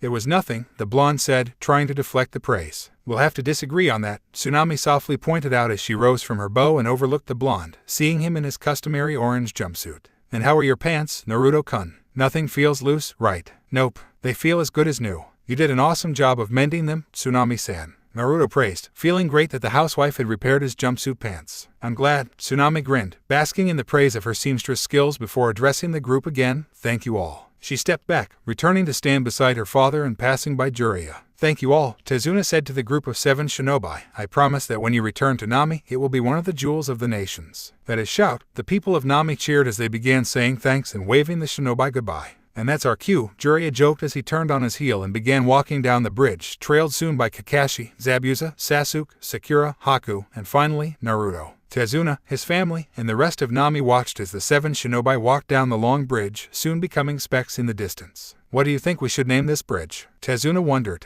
How about the Great 7 Bridge? Inari proposed, for Team 7 and the 7 shinobi that helped free us. That's a great idea, Tezuna praised as he fondly ruffled his grandson's hair. A great idea indeed. Signals a scene change. We'll stop here for the night, Jiraiya stated, stopping in a clearing and gazing at the setting sun. Thank God, Sakura thought, gulping in lungfuls of air as she bent over and rested her hands on her knees, her face dripping with sweat. Her green eyes glanced at her teammates and found that Sasuke was in better shape than her, though he was still sweating and was taking slow, deep breaths while the only signs of exertion on Naruto's part was the light sheen of sweat on his skin. Sakura felt her eyebrows twitch. Just what kind of stamina does Naruto have? You need to work on your students' endurance, Kakashi, Zabuza noted as he leaned against a tree, his arms crossed. We were barely going at a chunin pace. Zabuza then jerked his thumb at the blonde Uzumaki who was taking off his backpack and setting up his tent. Only the Gaki there is where he should be, stamina-wise that is. True, Kakashi acknowledged. I have been remiss in their endurance training. Kakashi agreed before looking at Sakura and Sasuke, something that I will be addressing when we return to Konoha. Sakura shivered at her scarecrow-sensei's stare while Sasuke grunted in acknowledgement before taking off his bag and setting up his tent. Meanwhile, Naruto finished setting up his tent when Jiraiya approached him. Hey, Naruto, think you could create some clones to gather some firewood and act as guards? Jiraiya asked. Sure thing, Naruto chirped, placing his hands in a cross-shaped hand seal and summoning a dozen clones. Knowing their tasks, the clones scattered, disappearing into the forest with some leaping into the trees. Good, Jiraiya complimented, clapping his godson on the shoulder. You didn't shout the technique out loud that time. Thanks, Naruto said, feeling a surge of pride at the praise. He then felt a familiar pair of arms embrace him from behind, followed by lips bussing his cheek. What was that for, Haku-chan? Do I need a reason for kissing my boyfriend? Haku hummed, resting her chin on Naruto's shoulder. Nope, Naruto grinned, clasping Haku's hands. I thought not, Haku smiled as she tightened her embrace. Sometimes I feel like I'm developing cavities when I look at you too, Jiraiya joked, smiling. The couple shared a glance before looking at Jiraiya and shrugging. All right, you love birds, Jiraiya snorted, rolling his eyes before he addressed his godson. After dinner, we'll test your calligraphy so we can see where to start your Fuinjutsu training. Sweet, Naruto chirped, an excited grin on his face before leaning back into Haku's embrace, receiving a nuzzle in return. Sakura finished setting up her tent, brushing back a sweaty bang as she stood up and looked over at the couple. A frown grew on her face as she felt another pang of jealousy when she observed the two. Why am I jealous of them? Is it because of Naruto? No, it's because they're in a relationship, and it's clear that they love each other while you are single, Sakura's inner voice answered. Sakura hummed, mulling the answer over in her mind, and couldn't fault the logic found there. Alright, so I'm jealous because Naruto's in a happy relationship and I'm not. So, the simple solution is to get Sasuke-kun to go out on a date with me. Sakura looked determined, a fire in her eyes as she searched for the Uchiha heir, finding the boy speaking with Kakashi. That's the spirit. Go and get our man. Cha! Inner Sakura cheered, pumping her fist. Sakura grinned as she walked over to speak with her crush. Hey, Sasuke-kun, when we return to Konoha, would you like to go out on a date with me? Sakura, can't you see that I'm speaking with Kakashi? Sasuke asked, slightly scowling, getting a sheepish giggle from the girl. Sorry, Sakura apologized, bonking herself on the head and winking at the boy. I'll wait until you're done. Oh, there's no need, Kakashi assured, giving the two an eye smile. We'll continue our conversation later. Now, go on, you two. Kakashi chuckled as he left to set up his tent. Sasuke sighed, resisting the urge to pinch the bridge of his nose as he watched his scarecrow of a sensei walk away. He turned to Sakura, ready to reject her out of hand because she was a fangirl, but he stopped himself. He stopped himself because he recalled that Sakura had killed someone in Nami, displaying that she at least had the mettle to be a kunoichi, something Sasuke desired in a potential bride. It wouldn't do if his future children were weak-willed to do what must be done. But even so, Sasuke thought as he discreetly eyed Sakura up and down, noting her skinny arms and legs, can she give me strong children? Sasuke decided not to dismiss Sakura. Instead, he crossed his arms, leaned against a nearby tree, and asked, What are you willing to do to go out with me? Sakura was momentarily stunned, expecting her crush to reject her outright, not for him to ask her what she would do to date him. The pink-haired kunoichi's surprise was swiftly replaced with elation. Anything. Anything. Sasuke arched an eyebrow, considering the girl's earnestness. Would you be willing to train? To get stronger. What do you mean? Sakura asked, tilting her head, her long, pink hair shifting. Haven't you seen me training with Kakashi-sensei? I have, and you have potential, Sasuke acknowledged, seeing Sakura's green eyes brighten, only for them to dim at his next words, but it's not enough. I want strong children, and for that, I need a strong kunoichi. Can you be that? Of course I can, Sakura exclaimed, placing her hand on her chest. I'll be one of the strongest kunoichi in Konoha, no, the elemental nations. Sasuke smirked, seeing the determination burning in the girl's eyes. If she's this motivated, she might just do that, then get to a Jonin level of skill, and I might take you out on a date, Sasuke stated, pushing off his tree and walking over to Kakashi, leaving the pink-haired girl in a daze. Sakura felt like her heart would burst out of her chest as a grin grew on her face. Sasuke-kun said he'll go out with me. Sasuke-kun said he'll go out with me. Sakura internally squealed as she jumped up and down. True love conquers all. Cha! Inner Sakura cheered, pumping her metaphysical fist. That's right, Sakura agreed before her mind halted her heart by reminding her of Sasuke's requirement. She needed to be a Jonin to get a date with Sasuke. The pink-haired girl felt her elation wane as she reviewed the requirements to become a Jonin, comparing them to her current skills, and found herself lacking. Jonin are ninjas that are well-rounded, skilled in the three main arts, taijutsu, ninjutsu, and genjutsu, and usually possess a specialty in an area like Kakashi-sensei with ninjutsu or Zabuza-san with kenjutsu. Me, I'm good with chakra control, and that's pretty much it. Hell, Naruto's better than me in taijutsu and ninjutsu, and he was the dead last. At that last thought, Sakura felt doubt begin to creep in as she processed the steepness of the mountain she had to climb to secure Sasuke's affection. Hey, that's quitter thinking, Inner Sakura admonished, shaking her imaginary fist. We are the kunoichi of the year and the smartest person from our class. We can do anything that we can set our minds to. You're right, Sakura agreed. We'll become Jonin, show Inobuta that we're better than her, and then make Sasuke ours. Sakura then devolved into giggles as she imagined herself in a beautiful wedding kimono next to her beloved Sasuke as they both stood atop a defeated Ino. The pink-haired girl's actions drew strange looks from the other occupants of the camp. Maybe I shouldn't have made that offer, the last loyal Uchiha thought as he glanced at the giggling girl out of the corner of his eye while the others did their best to ignore her. Minutes later, the 7 shinobi sat around the lit campfire, eating shinobi ration bars that tasted like cardboard and had the texture of pine cones. The older shinobi Jiraiya, Kakashi, and Zabuza ate them with blank expressions, Naruto, Haku, and Sasuke ate them with scowls, and Sakura ate hers with a shudder as she felt the highly unappetizing but highly nutritious ration slide down her gullet and land in her gut like a lead ball. Blech, Sakura spat, reaching for her canteen and gulping down water to wash away the aftertaste. Why can't they make these things taste better? Suck it up, Pinky, Zabuza scoffed. Be grateful you aren't eating spiders. Spiders? Sakura asked, her face paling as she imagined a creepy, 8-eyed arachnid climbing down her throat. Yes, spiders, Zabuza grinned, flashing the girl his sharpened teeth. They are good sources of protein, especially the big, hairy ones found in jungles on the smaller islands surrounding Kiri. Had to eat a huge nest of them while on a stakeout once. Sakura shuddered, her pale face tinging green. Bah, that's nothing. Jiraiya scoffed, drawing everyone's attention. I had to survive off of slugs once, for 3 days during the Second War. He mentally added, Katsuyu-sama took a while to forgive me for that. Sakura turned greener than a leaf as she pushed down the bile rising in her throat. Are we sharing? Kakashi asked, his one eye peering over his book. Sure. What's the most disgusting thing you've had to eat on a mission, Kakashi? Jiraiya asked, urging the masked shinobi on with a wave of his hand. Kakashi shrugged. Well, I suppose I've been blessed by not having to eat any creepy crawlies, though there was a time in Yuki no Kuni when I was holed up in a barn during a snowstorm, and I had to live off of rats. Sakura lost her fight against nausea and promptly hurled, while Naruto, Haku, and Sasuke looked upon their ration bars with a new reverence. They all silently vowed to carry as many ration bars as they could get away with on future missions. After a quick application of a Suten Jutsu to rid the campfire of the stench of Sakura's vomit, the 7 shinobi were left to their own devices. Kakashi sat at the base of a tree, reading his smut. Sasuke played a game of cat's cradle with ninja wire. Sakura went to her tent to change. Zabuza sharpened his sword, and Haku sat next to Naruto as the blonde got his first introduction to calligraphy. All right, brat, Jiraiya began as he reached into his vest, pulled out a scroll, tossed it to his student, and then pulled out an ink brush and ink bottle. Let's see how good your handwriting is. What do you want me to write?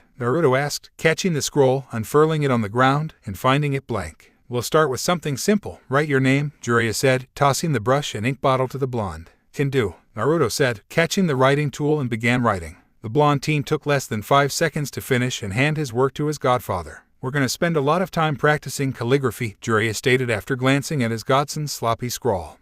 What's the matter with it? Naruto asked, standing up and walking over to squint at his signature. It's too sloppy, Jiraiya said as he pointed to the first character of Naruto's name. You see this here? The curve is too sharp, which is bad. And this isn't the only problem. Well, what does that matter if someone can still read it? Naruto asked, his head tilted. Because seals are delicate things that require precision, one squiggly dash or sharp curve can result in a seal exploding or having unintended side effects, Jiraiya explained. Like what? Naruto said, wondering what could be worse than a seal exploding. Though I want to make exploding tags, so would an exploding seal be so bad? Well, you could wind up making a seal that would suck you up and trap you in a subspace dimension for all of eternity, Jiraiya said, sounding matter of fact. Egg, Naruto uttered, recoiling. Note to self, improve handwriting. Fast. Exactly. So, until your handwriting is at an acceptable level, you won't be learning seals, Jiraiya stated, a stern look in his eyes as he handed the scroll back to Naruto. Now, try again. Understood, Naruto nodded, taking the scroll and returning to his place. How long do you think it will take until my handwriting's better? It depends. Jiraiya tapped his chin as he observed Naruto's writing.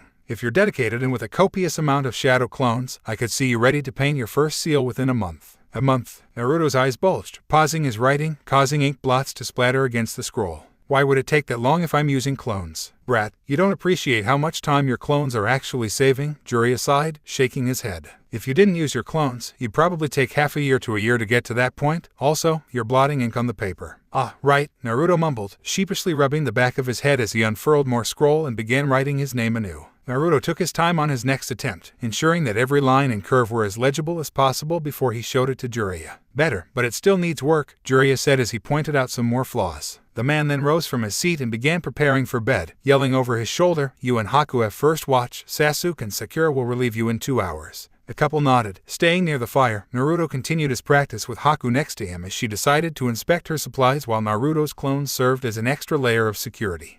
Elsewhere, Team 10 was sitting around their campfire, enjoying a hearty meal of shinobi ration bars to varying degrees of enjoyment. Asuma had a blank look on his face as he mindlessly crunched on one of the bars. Shikamaru looked apathetic, Ino looked revolted, and Choji looked delighted.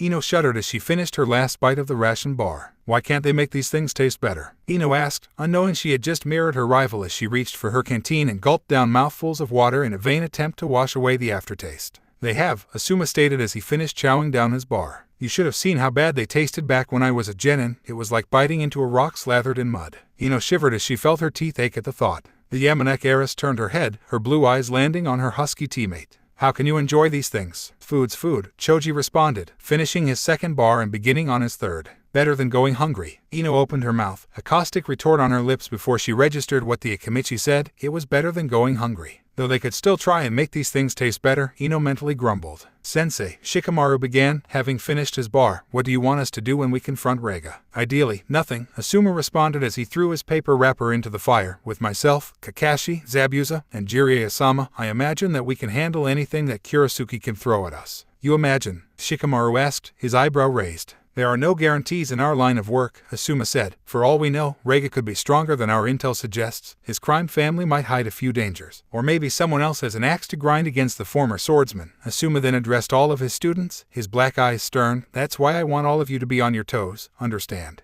Yes, sensei. All three of his students nodded, taking their teacher's instructions to heart. Good, Asuma grinned as he reached into his flak jacket and pulled out a cigarette, lighting it with a flare of Katen chakra. So, just to be clear, we'll be handling Overwatch with Naruto, Sasuke, and Sakura while you guys handle all of the fighting. Shikamaru asked, getting a more or less hand gesture from his sensei. Great, more time to relax. Shikamaru grinned before lying back on the ground and gazing at the stars. Lazy bones, Ino snorted before asking, how long until we get to Tanzaku Gai? Oh, and when are Sasuke-kun and the others supposed to get there? We'll be there by next afternoon, while Jiraiya-sama's group should arrive within 2 days. Why? Asuma asked, exhaling some smoke. Because I want to get a surprise ready for Sasuke-kun, Ino stated, sounding matter-of-fact as she thought about doing some quick shopping while they waited in the gambling town. I'll get a dress that knocks his socks off, Ino thought, a determined gleam in her eye. Team 10's 3 male members sighed, knowing they were in for many headaches in the near future. All right, Asuma said, getting up from his seat and walking over to his tent. Shikamaru, you've got the first watch. Ino, you'll relieve him in 2 hours, followed by Choji and then myself. Got it, Shikamaru acknowledged with a lazy wave, not moving from his spot on the ground.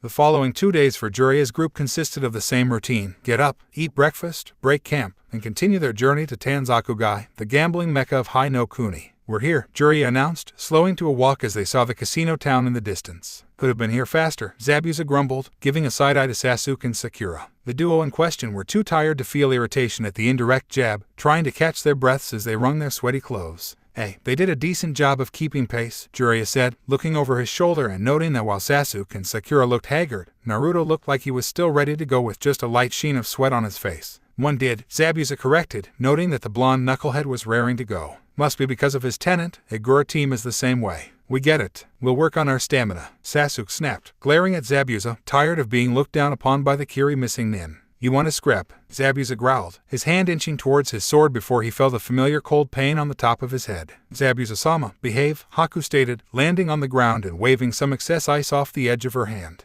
HNN, Sasuke smirked, enjoying Zabuza's pain before he, too, felt a pain on the top of his head. You behave too, Sasuke, Kakashi said, his arm extended with his hand held in a knife hand. Understood, Sasuke glowered as he rubbed his head. Huh, Naruto snickered, enjoying, for once, that he wasn't on the receiving end of Kakashi's ire, only for his enjoyment to be short-lived by a pounding force on his skull that drove him face first into the ground. Don't laugh at Sasuke-kun, Naruto baka, Sakura shouted, her fists smoking as she glared at her downed, blonde teammate.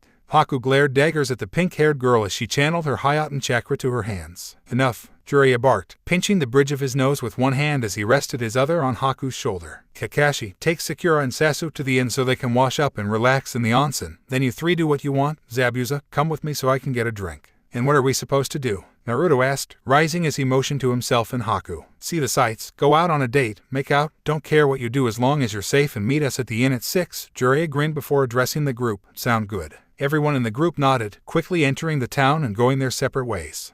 Sakura pleasurably sighed as she slipped herself into the waters of the onsen. This is just what I needed, and I even have the place to myself. The only thing that would make this better is if Sasuke-kun joined me, the Kunoichi of Team 7 thought, blushing and giggling. However, her moment of revelry was short-lived by the arrival of her rival. "Forehead, is that you?" Ino asked, walking into the onsen with a towel wrapped around her body. Sakura said nothing as she stared up through the steam and at the sky, sourly thinking, "Why do you hate me? It is you. I'd recognize the glare off your billboard brow anywhere." Ino mocked as she went to the shower heads to wash up before soaking. "So, how are things?" "They were great until you got here," Sakura muttered. "Did you say something?" Ino called, sitting on a stool and lathering her arms. "I said that things are going great," Sakura said, wearing a saccharine smile, knowing that Ino was going through the pleasantries until she got to the topic of conversation she really wanted. "That's good," Ino nodded, finishing with her arms and starting on her legs. "So, how's Sasuke-kun? He tired of carrying yours and Naruto's deadweight yet?" "Naruto's not deadweight," Sakura stated, her eyes narrowing before she adopted a smug grin. "And if I recall, I was the Kunoichi of the year, not you, meaning I'm better than you, piggy." "As if," Ino scoffed, rolling her eyes as she started on her torso. "You got that title because of your grades. You can't fight your way out of a wet paper bag. Is that a challenge?" Sakura growled, standing out of the water. "I can beat your ass any day of the week." "Bring it," Ino said, rising from her stool and staring down Sakura. "Once we return to Konoha, I will show you that I'm twice the Kunoichi you'll ever be. Because we already know I'm twice the woman you'll ever be." Ino smirked, her blue eyes zeroing in on Sakura's chest. Sakura traced Ino's eyes before her face turned redder than a cherry. The pink-haired girl gasped, quickly crossing her arms around her torso and sinking into the hot spring with a splash, much to a laughing Ino's amusement.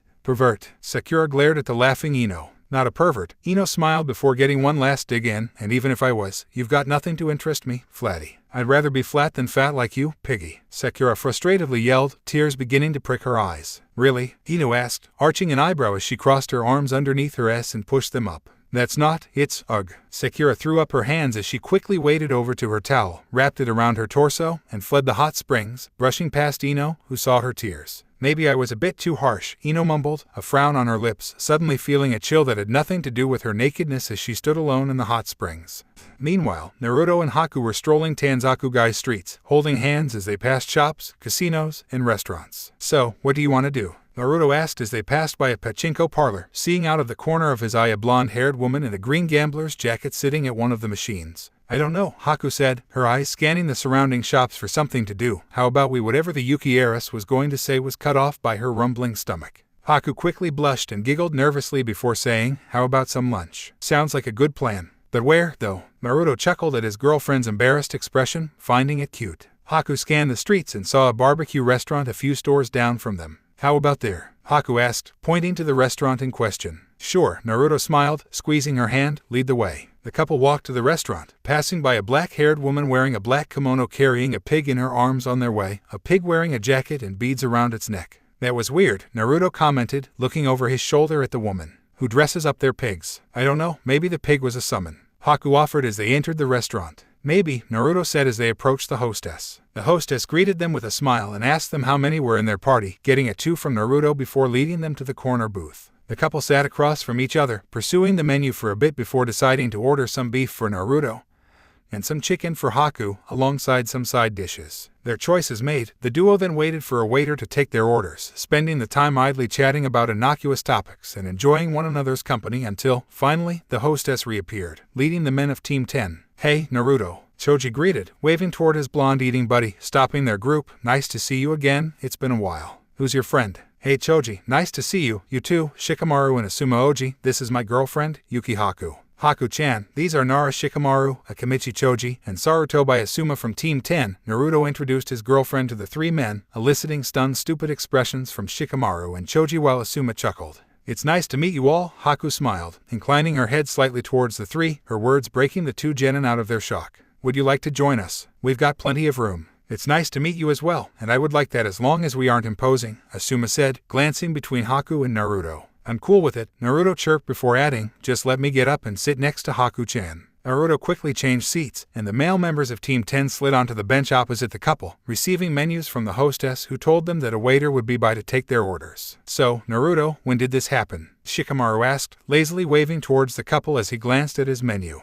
"During our mission in Nami no Kuni, about 3 weeks ago now." "Right, Haku-chan?" Naruto asked, looking towards his girlfriend for confirmation. Sounds about right, Haku nodded, smiling at her boyfriend, though it feels like we've been together longer. Yeah, I can see what you mean, Naruto said, returning her smile as he recalled everything they'd done together since their first date, falling in love, fighting Kushimaru, helping eliminate Gato, and learning about Naruto's heritage. I'm sensing a story there, Shikamaru commented, placing his menu down as he focused on the couple. There is, Naruto nodded before telling the men of Team 10 the story of what happened in Nami no Kuni, battling the demon brothers, confronting Zabuza, meeting Haku in the forest, fighting Kushimaru, and freeing the island country. The blonde told the story straight through, only pausing when the waiter stopped by for their orders and returned with their food, with Haku chiming in with her observations. Wow, Choji said before biting into some beef. And that was your first mission outside of the village? Hee, I guess so, Naruto said, scratching his cheek. Troublesome. Shikamaru shook his head as he scooped some rice into his bowl before throwing a wicked side eye at his sensei. And when were you gonna tell us that our new recruits are former missing nin?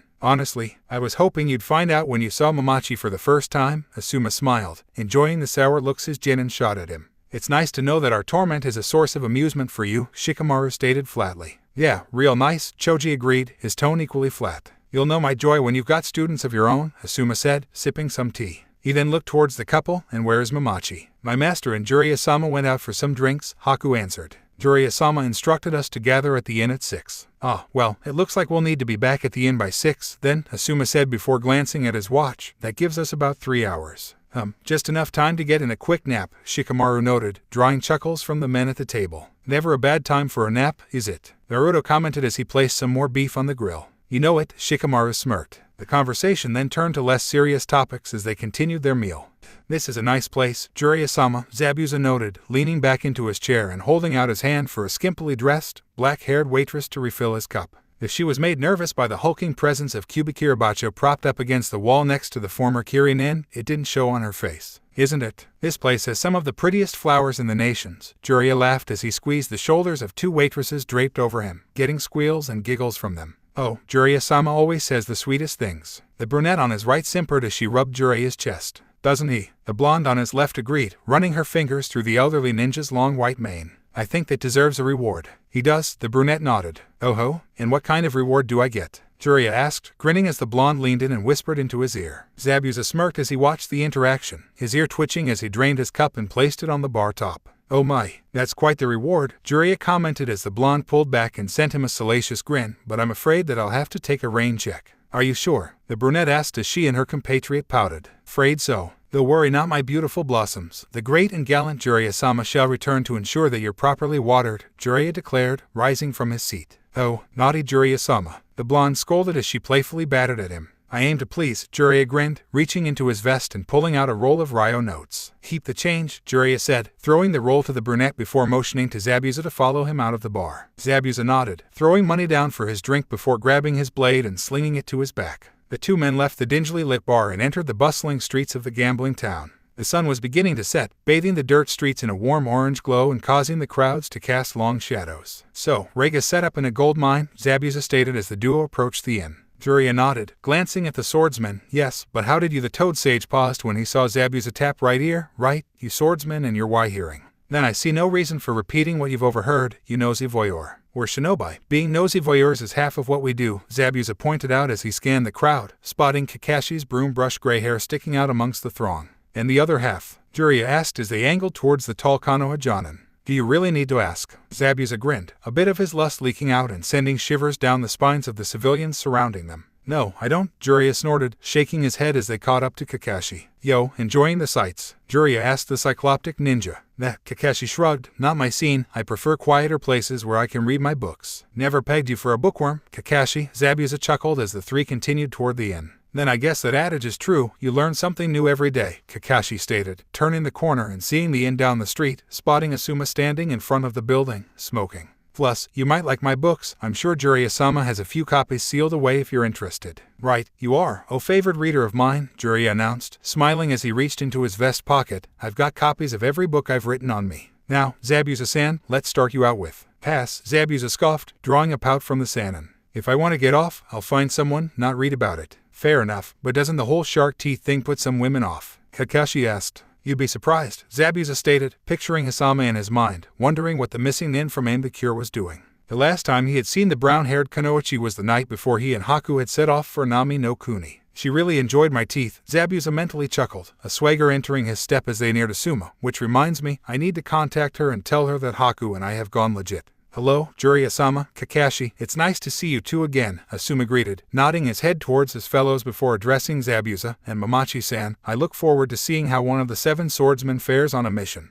No need for the formalities, Zabuza said, waving his hand, just call me Zabuza. And I look forward to seeing how one of the 12 ninja guardians operates. Ah, so you've heard of me, then? Asuma asked, taking a final drag of his cigarette before dropping the butt and grinding it into the dirt with his foot. Your entry in the bingo book and your bounty speak for themselves, Zabuza explained. Ah, well, I can't take all the credit for my bounty, grudges against my father and all, Asuma demurred before reporting to Jiraiya. All of the genin are here, they're waiting in their rooms. Excellent. Tell them to gather here in 5, and we'll go out for dinner, Jiraiya said. Understood, Asuma nodded before they all entered the inn. 5 minutes later, most of the shinobi had gathered outside, barring one. Where's Ino? Naruto asked, drawing size from the 3 males from Team 10. Troublesome, Shikamaru sighed, narrowing his eyes. She bolted to the bathroom when Asuma-sensei announced we were going to dinner. Said something about a surprise for Sasuke-kun. The recipient of the surprise in question scowled as he crossed his arms. I don't need a surprise. Now, my dour compatriot. You should be more appreciative of the pains those of the fair set go through to pretty themselves for our benefit, Jiraiya chided, placing his hand on Sasuke's head and ruffling his hair only for it to be smacked away. I don't care what she looks like because I know who Ino is, a worthless fangirl, Sasuke stated, not seeing the Yamanaka heiress appear behind them, though he certainly heard her gasp. Is that what you think of me? Ino whimpered, tears stinging the corner of her blue eyes as she stood there, decked out to the nines in a brand new, silk purple yukata. A single thought was shared by most of the members of the group, and that thought was, awkward.